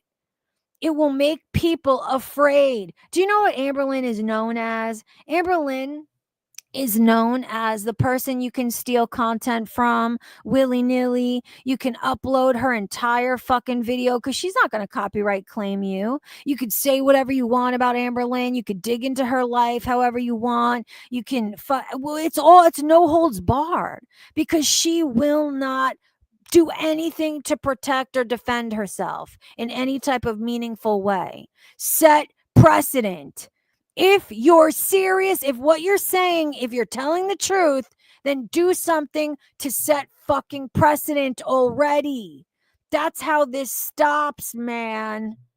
A reaction. That is downright hatred. And people wonder why I don't want to upload. People wonder where I am. Why do I seem so sad every time I come on camera? This is why. Because before it was, Amberlynn's so fat. She needs to lose weight. Step on the scale. Step on the scale. But now things are serious. Reaction channels have morphed into something that is despicable. While I'm trying to improve my life and Nah, you know what's despicable to me? You know what really fucks me up? All of these people acting, feigning fucking concern for Amberlynn and her well-being in her life. Saying, oh, Tommy's a feeder. It's going to be Amberlynn's downfall. When every day they fucking loathe her. They make fun of her. They talk about her fucking demise gleefully. But now all of a sudden, they care because she's with an alleged feeder. Blow it out your fucking ass. It makes me so sick because they're liars. They're fucking fraudulent. Ugh. and myself as a person and work on my BPD, reaction channels have gotten worse. They're morphing into monsters. I'm not saying all of them because that's not the case, but there are a few. I should not be kicked off of a platform that I have been on for 11 years because I'm this harassed. There's a difference between online hate versus straight up harassment that is destroying mine and my girlfriend's mental health and life. It's not okay. And I don't know what else to say about it. Every time I express myself, I am met with Amberlynn, you need to do something about it. I might just do a very short live stream where I title it Dear Amberlynn, where I'm talking directly to her, because I doubt she would watch this into this far in at 4 hours fucking half. No, I may do a live stream, a short one directed. She needs to, if she's serious and if she's telling the truth, then she needs to set fucking legal precedent. That's what the fuck she needs to do. with invalidation, and I'm gaslighted into feeling this small. I'm gaslighted into believing that I deserve this or that Tommy deserves this when we don't. So many of you scream, Tommy isn't good for you, Tommy's gonna hurt you, but it's being screamed by the people who are actively every single day hurting me. You don't care. You don't care about me. You don't care about my well-being. You get high off of the drama that my life brings to your channel, so you get views. And for the people watching, they don't care about you. They thrive off of hating you.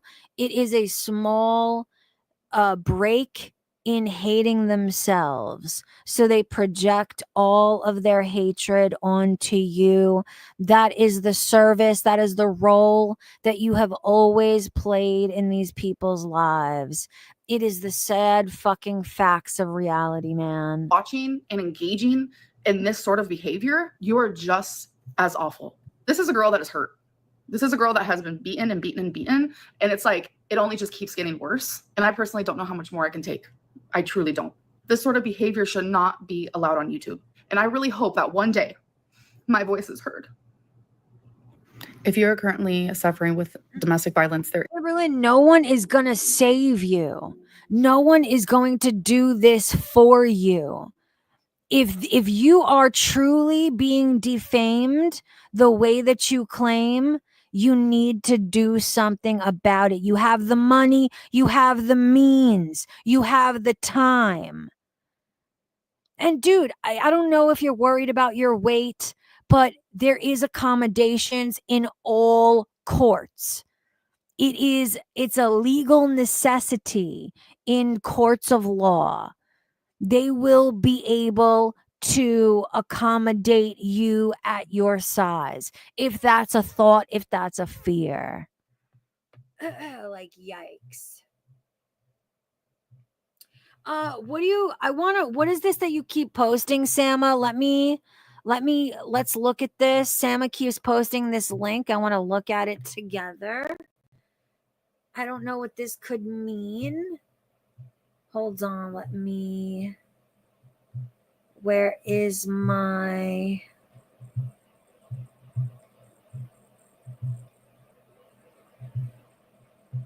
Hold on, guys, my bad. Okay,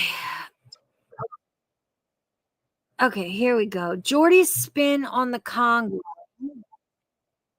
at about 39 minutes. All right, let me share this. Let's take a look at this together. Present. Wait, what was it called? Amberlynn needs to wake up. Okay, hold on. Amberlynn needs to wake up. Amberlynn needs to wake up. Okay, you said it's at about the 39-minute mark. Let's take a look together. What the other person said to me was that she had diabetes. She was having to sleep in the basement because either she took up too much room on the bed or her snoring was too annoying. So I can imagine that having diabetes that isn't being taken care of or maintained properly that could maybe mess you up, or maybe lead you to do things that you wouldn't normally do otherwise. So all of this happened on the screen due to a result of, a pretty toxic environment she was in. So I just basically said to her, why would you feed the diabetic protein shakes? She went on to say, this is also crazy to me. I'll never be able to wrap my head around how any of this is attractive to her. I also feel bad for the kid. So this is what the original person that I was talking to, their bestie, had to say regarding the situation. This person, the bestie, basically said that they know this person. They know this. They knew this person well. They're not in contact anymore. I mean, I knew pretty well. I mean, I knew Emily, I'm assuming, pretty well. I truly, in my heart, don't think she could have done what she did, or whoever, without being seriously provoked. That's what I mean. Okay, they're talking about the person he was talking to. Okay, I mean, I knew X pretty well, and truly in my heart don't think she could have done what she did. So there's admission that she did something pretty fucking egregious to Emily without being seriously provoked, putting the onus on the abused instead of the abuser. That's what I mean by I think Emily knew exactly what to do to get her to that point. By holding her hostage with a weapon? This is insane. Why would you feed a diabetic protein shakes? Oh my God. What? That's the fucking response to something like this? It's all crazy to me. I'll never be able to wrap my head around how any of this is attractive to her. I also feel bad for her kid. But it got to the point where she was being seriously provoked. She was in a very vulnerable state, and it got bad. So I think that one night Dib had just had it. I think that she just had it. Obviously, these two argued a lot. Obviously, they got into a lot of altercations, but there was just a camel that broke the straw's back, so to speak. Do you see? He is. I'm so glad that you made me watch Amberlynn's response before we continued this, because now I understand what we're talking about better. He is absolutely making excuses for whoever and why ever Tommy was held fucking hostage with a weapon. And oh, she manipulated, she deserved it. Oh my God. That's like when a man hits his wife and then somebody asks, well, what did you do to him to deserve it? What did you say to him to deserve to be punched in the face by your husband? What? And she just had enough, and it got to a breaking point. A lot going on, but it just sounds like a very vulnerable person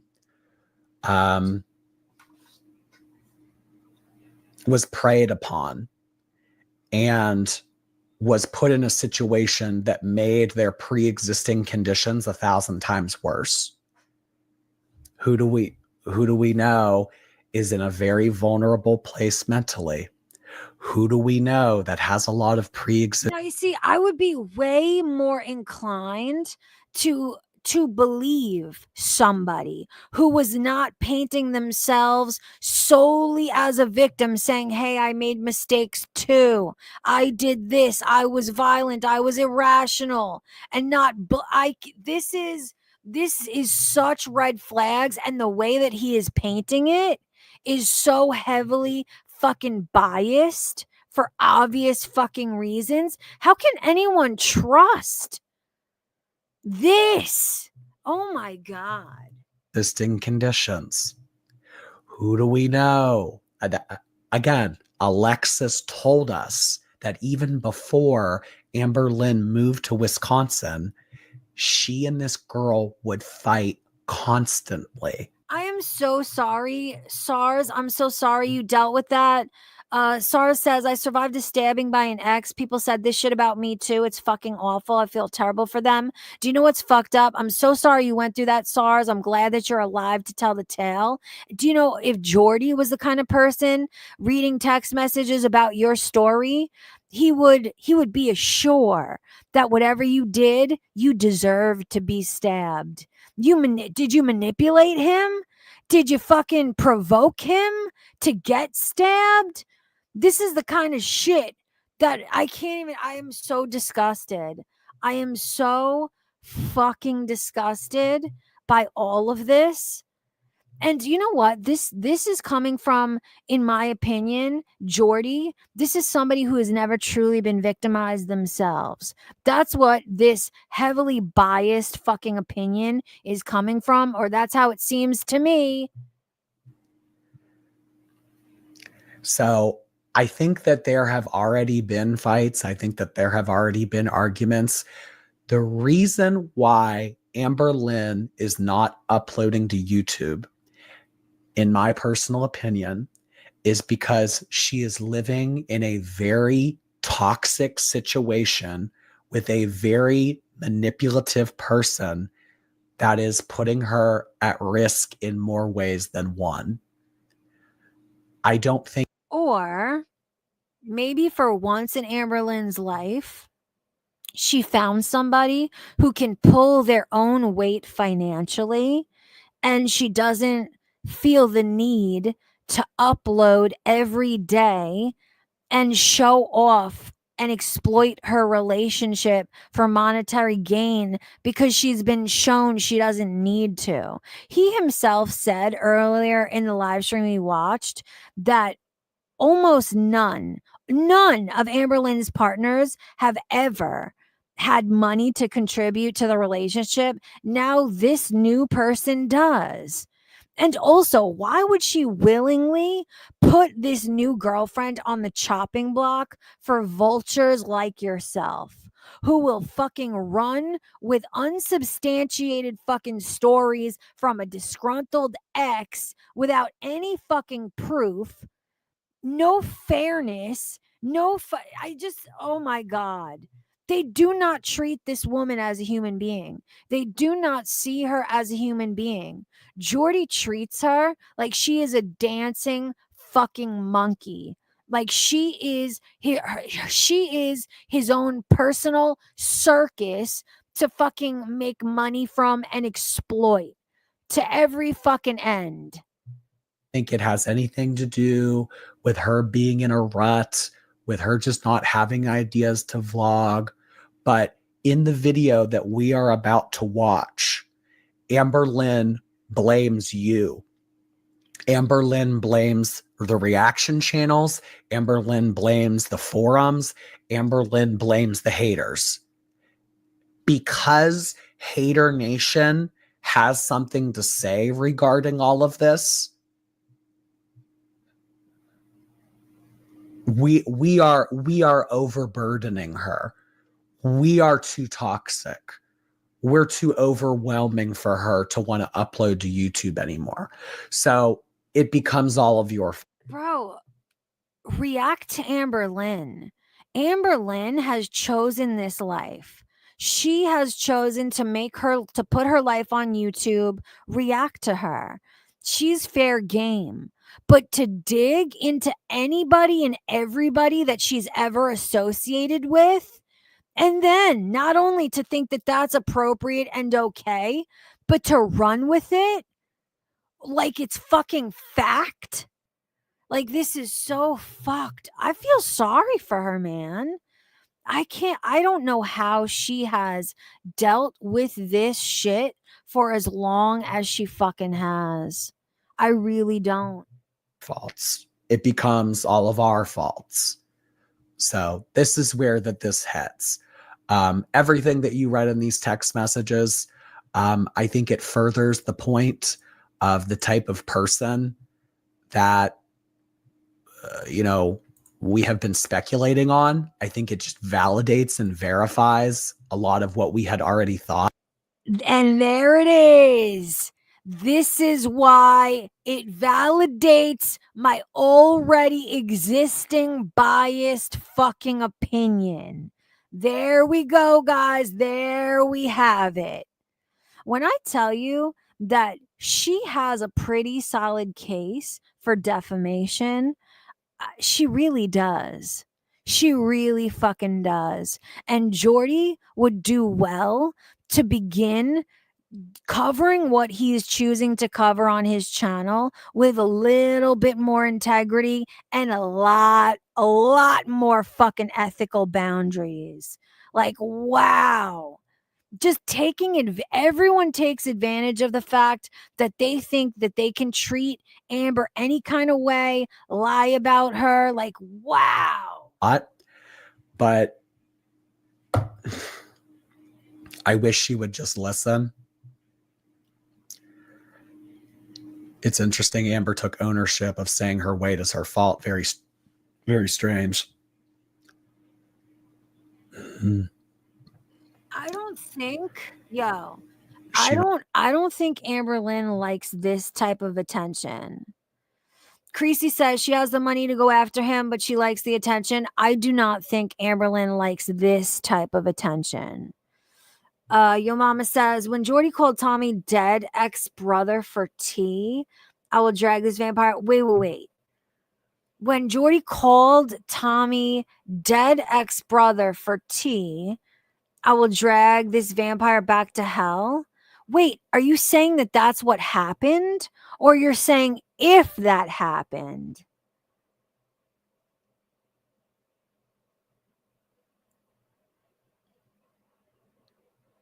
Can someone please explain to me what that means?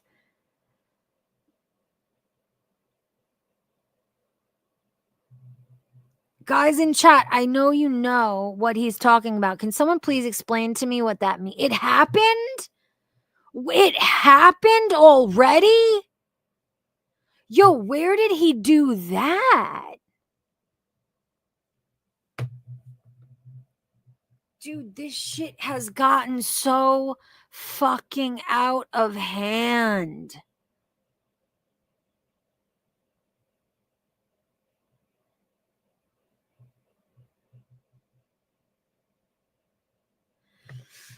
I'm telling you, Amber, yo, Mama, I don't know if you talk to Amberlyn directly, but if you do, you need to tell her that she needs to do something about this to set precedent. She needs to do something about this simply to set a legal precedent so that people are not so willy-nilly with fucking defaming her and everybody that she associates with like this. All she needs to do is to do it once and then it'll stop. It will fucking stop. She called. Yikes. Okay, idiot bitch says Emily helped feed her ex to death. Jordy got in touch with the dead woman's brother. Where the fuck is that on his channel?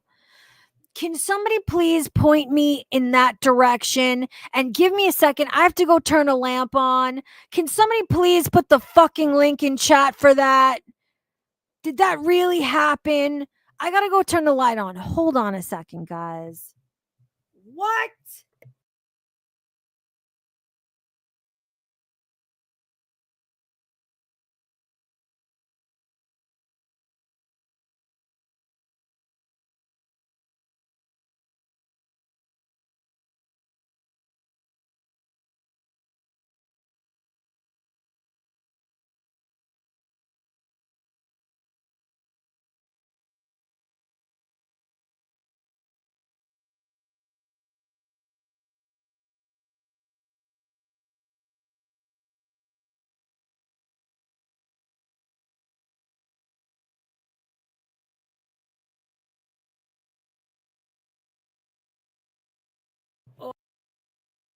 I'm back.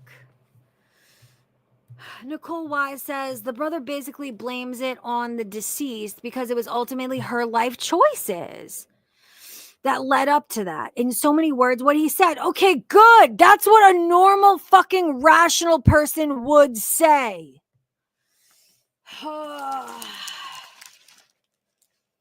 That is what, like, it's so crazy. These people, all they do is talk about personal accountability when it comes to Amberlynn and Chantel. But then when it's everybody else, they're a victim of someone else's fucking manipulation and it's ridiculous. Let's look together. Let's look together. Hold on.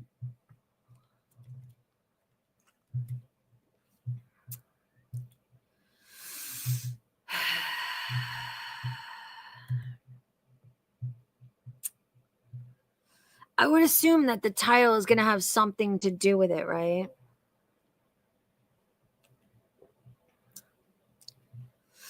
And I want you, take a look. Take a look at the view count when it is somebody, when he's talking about something inflammatory or some fucked up allegations. Look at the difference in views. Like, take a look, see, man.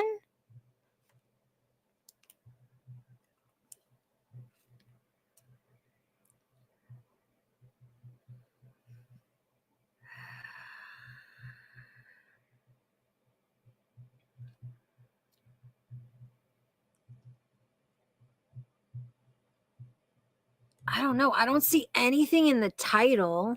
Yeah, I can't tell by the fucking title. He didn't title it appropriately, if so.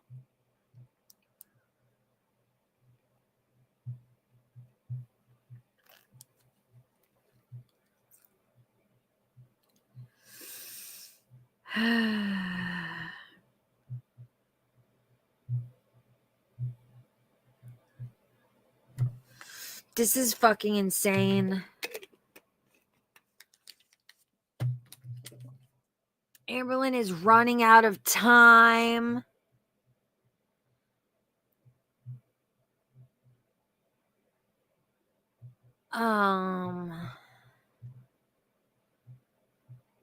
Stretches out content for blah, blah, blah.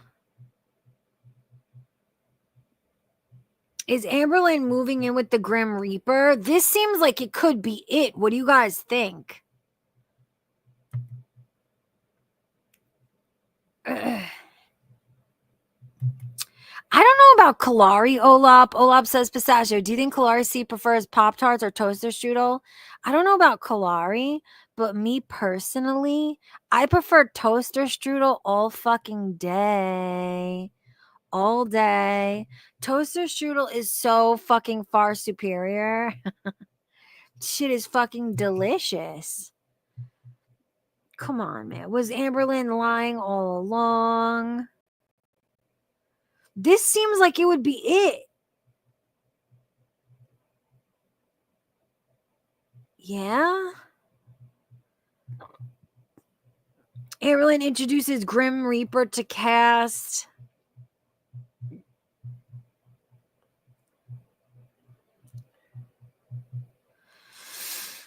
The impact of Amberlynn Reed on Destiny?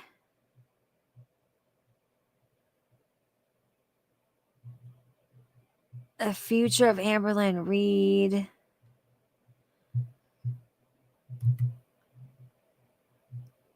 The cinnamon one is good? Oh. Nay. No way.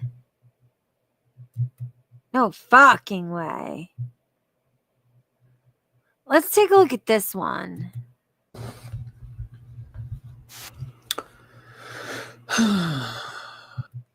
I think that it is just a slap in the face to women everywhere. Do we agree with this? No.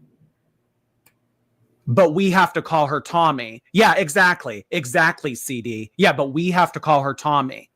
How about you pronounce her name correctly and then you tell us what... Oh my God, guys. I think that we're going to have to add Jordy to the fucking lineup of people that we react to on a regular basis.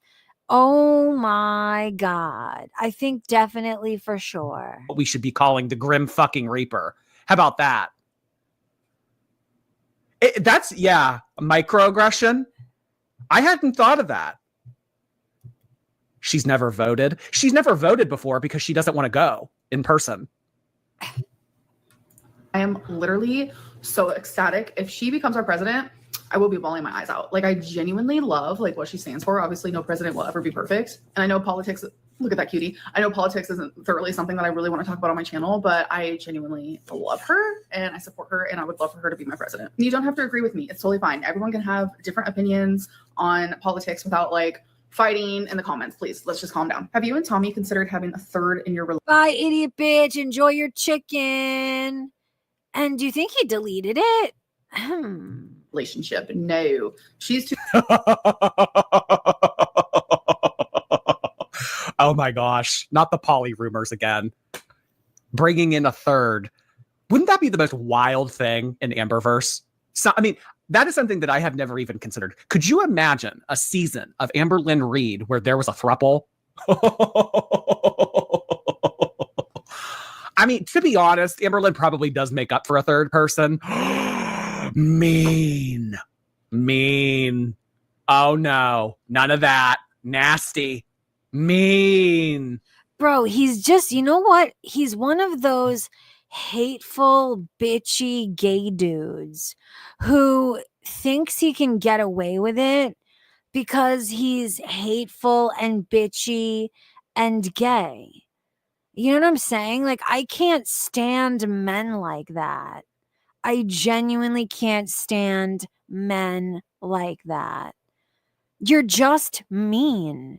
It's just like there's a difference. You're just a mean fucking asshole. Like, yikes. No, we're not doing that. No thruples. too jealous. I'm too jealous. We're definitely monogamous people. Neither of us want to share each other. Always. There is such a difference. Like Snowy Tit says, gay dudes like that are super misogynistic. There is a difference between like the bitchy, funny gay dude who's fucking awesome and anybody would want to have a conversation with him. And then there are some who try to pawn it off as that to hide their vitriol and their actual fucking hatred. And oh my God, does he hate women? I don't know. At all. People say they don't like you because you're a bad person, but they make fun of your weight and body. Why do you think that is? Those people, they don't dislike me because I'm a bad person. They dislike me because I'm a big person and I'm an easy target. When are you going to publish a book? So oh my God. Oh my God, Olap, that is so fucking spot on. Olap said he's everything the bodega wishes Gigi was. Fucking amazing. Accurate. Definitely. They hate me because I'm fat. People say stuff about me because of my weight. This is so Chantal coded. So Chantal coded. I mean, my response to that is, well, then what about my Eugenia commentary? If I only have a YouTube channel to exist on the internet to bash and roast fat women, what do you have to say about all my commentary on Eugenia? Eugenia is the exact opposite of the same coin. So maybe you don't just hate her because she's fat. Maybe you hate her because she's a woman who struggles. That seems to be your particular cup of tea. Two sides of the same exact coin. One woman who struggles with eating too much and one woman who struggles with not eating enough. Both really severely mentally ill in their own ways. There seems to be a fucking theme here, homie. Eugenia. I mean, it's just a part of the show, in my opinion, that Amber Lynn is 500 pounds, but it's not solely the reason why all my criticism exists. We don't hate you because you're fat because we hate you.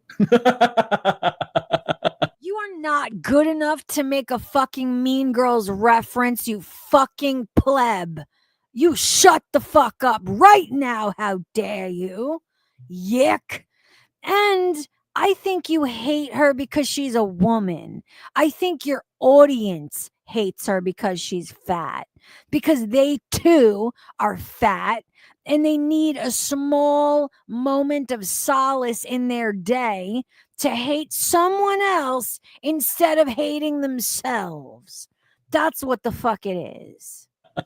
Oh my God, that's one of my favorite lines from that movie. She submitted her own questions. So far, no one has asked a genuine question. Nicole, thank you again. Dania B, hey, Amberlynn weighs a quarter ton and has almost a quarter ton subscribers. Look at our girly pop go. Bro, can I tell you something? Your channel is next. Do you know Jordy is so much fucking worse than I even thought he was to begin with? He is so much fucking worse. I've been watching him for about an hour or so now. He is so much worse than I thought, man. He just got officially added to the fucking reaction call out hippo fucking hellacious lineup. Mark my words, man. I get what you mean, but a quarter ton would be 2,000. So she has 240,000. I'm sorry. I overcomplicated that. Thank you so much, Dania.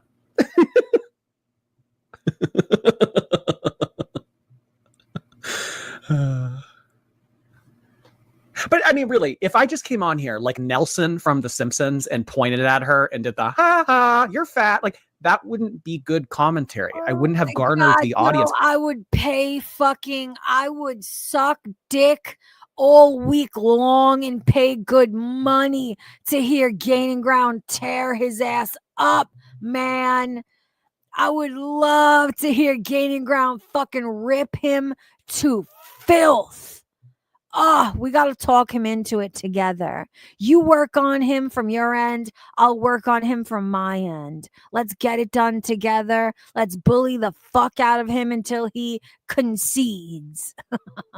No reaction channel would have kicked off or done well or been accepted by the community enough to garner a following. So that's really not what the criticism is about, Amber. But I'd imagine her whole life and Sean Paul's whole life, they've just been telling themselves, well, this is only happening to me because I'm fat, not because I make poor decisions. You ruined the joke, Jordy. Listen. Quarter ton is not 2,000. I know it's 500. And guys, we're only $25 away from our goal. Please donate to the chat if you want to support the channel. If you want to donate, today is the day to do it. We're only $25 away. Please, appreciate you. And thank you to everyone who already has donated. You guys are the fucking best. And I take so much pleasure in the fact that we are not giving ad revenue to this motherfucker since we've been reacting to him together. It was a good decision, guys. You were right and I was wrong. But they were saying Amber weighs a quarter ton and has almost a quarter ton subscribers. She does weigh a quarter ton, but I didn't understand the part about having a quarter ton subscriber. Please do it. Do you know how bad you need to start a fucking channel? You are so knowledgeable. You need to start a fucking channel and you can read like a motherfucker. Can you please just make a fucking channel already? Can we all campaign to make him start a fucking channel? Yo, I bet you would do numbers so fucking quickly too. 'Cause you read like a motherfucker. Because I think that they meant like 250,000. Never mind, whatever. Bingo's mom, hey Bingo. Bingo says boing boing, y'all. Oh my gosh, can we get some rabbit emojis in the chat for Bingo, our favorite YouTube rabbit? Thank you so much, Bingo. Jordy, let it go. Well, let's talk about it. How do you think he's going to handle criticism? I think it's three options, Potato. He will either entirely ignore, as he should, coming from such a small channel such as myself, even Yo Mama in comparison to his numbers, small channel in comparison, he would do best to ignore it. So he will either ignore it, which is the smartest decision, or he will reiterate the same talking points that everyone always does to try and criticize the people who are criticizing him. Or the third and least likely option is that he will listen to the criticism being, thrown in his direction, and he will think on it and internalize it and try to do better. Which do you think he'll fucking choose? Yikes. You're the one still bringing it up. I tried to move on. Let them have the joke. You're such a Virgo. So if you guys don't know, I've been wanting to publish a guided journal and a poetry book because I used to love writing poetry, but I'm telling you guys, I haven't really been writing poetry. It's kind of like left my body. I used to be super passionate about it, but I'm still journaling every single day. Poetry left her body. Kidney stone in, poetry out. Yeah, dude, I can't fucking stand it. Pistachio, he had the nerve to react to Chantel where she was going off on FFG and that Chantel is vile and deplorable for going after FFG's deceased mother, but yes, says nothing about FFG saying vile things. Yes, this is what made me call him out specifically the last time I mentioned him, because he's a fucking hypocrite and he's all about the money, very obviously. He's not going to call out FFG because, number one, he doesn't care. Moral consistency is obviously not something he's interested in. He's not going to alienate shared audience, and him and FFG have shared fucking hate audience. Do you see what he's doing now? Like, yo, we've been watching him together. We've learned together. It's all about the fucking money for him. It's the reason why he's covering these fucking text messages without any fucking validation or proof of the claims within them. It's the reason why he's simultaneously fucking streaming on both Twitch and YouTube at the same time to make his it's obvious what it's about for him and for most. So of course he wouldn't. These people don't care about what's right or what's fair or what's true. It's all about don't alienate the fucking hate audience. Fucking disgusting, man. Dude, they're all the same. They're all the fucking same. They're always all the same. This is why I jumped on Yo Mama the way that I did, because he was one in a fucking million who did not function the way everybody else was. Yo Mama is one of the rare few who actually cares about moral consistency and being fair and being honest. No one else seems to, man. It's crazy. Like, this is the rule now. Everyone sucks. People who are good and honest, they're the exception to the fucking rule. I love journaling. I love guided journals. So I still would love to be able to create a guided journal for you guys. I think that would be so freaking fun. A guided journal to what? Amber Lynn's declassified school survival guide for bariatrics? I don't get it. A guided journal. What are you guiding us on? And I don't know if I would want to be guided on anything by Amber. Oh my gosh. It's just like the steps to doing so. I am a little confused by it. I'm not going to lie, but I really do want to make it happen because I know how many of you would love a guided journal by Amberlyn Reed, because I am journalin over here. When you go back to therapy, will you share that journey with us? I think a lot of us would love that. I am sure that when I start therapy, I would definitely tell you guys about it. I remember last time I did like intensive therapy, I came on here and I would share that with you guys, and I got really open, and a lot of people hated that, which I thought was weird because it was also very highly requested. It's just a really good example that like no matter what I do, it's always like the wrong thing and the wrong option. So I'm just going to do me, and however. Intensive therapy. Okay. I don't think all right, guys, I'm going to go. We've been doing this for a very long time. But listen, I promise you guys, he's going to be added to the lineup of fucking people we react to together. Thank you to everyone who donated. This was the first time we did not meet the goal. We're about $25 short, but still thank you to everyone who did donate. And I will see you maybe tomorrow evening. All right, everyone have a good night. We shall reconvene, guys. Have a good night, guys. Bye.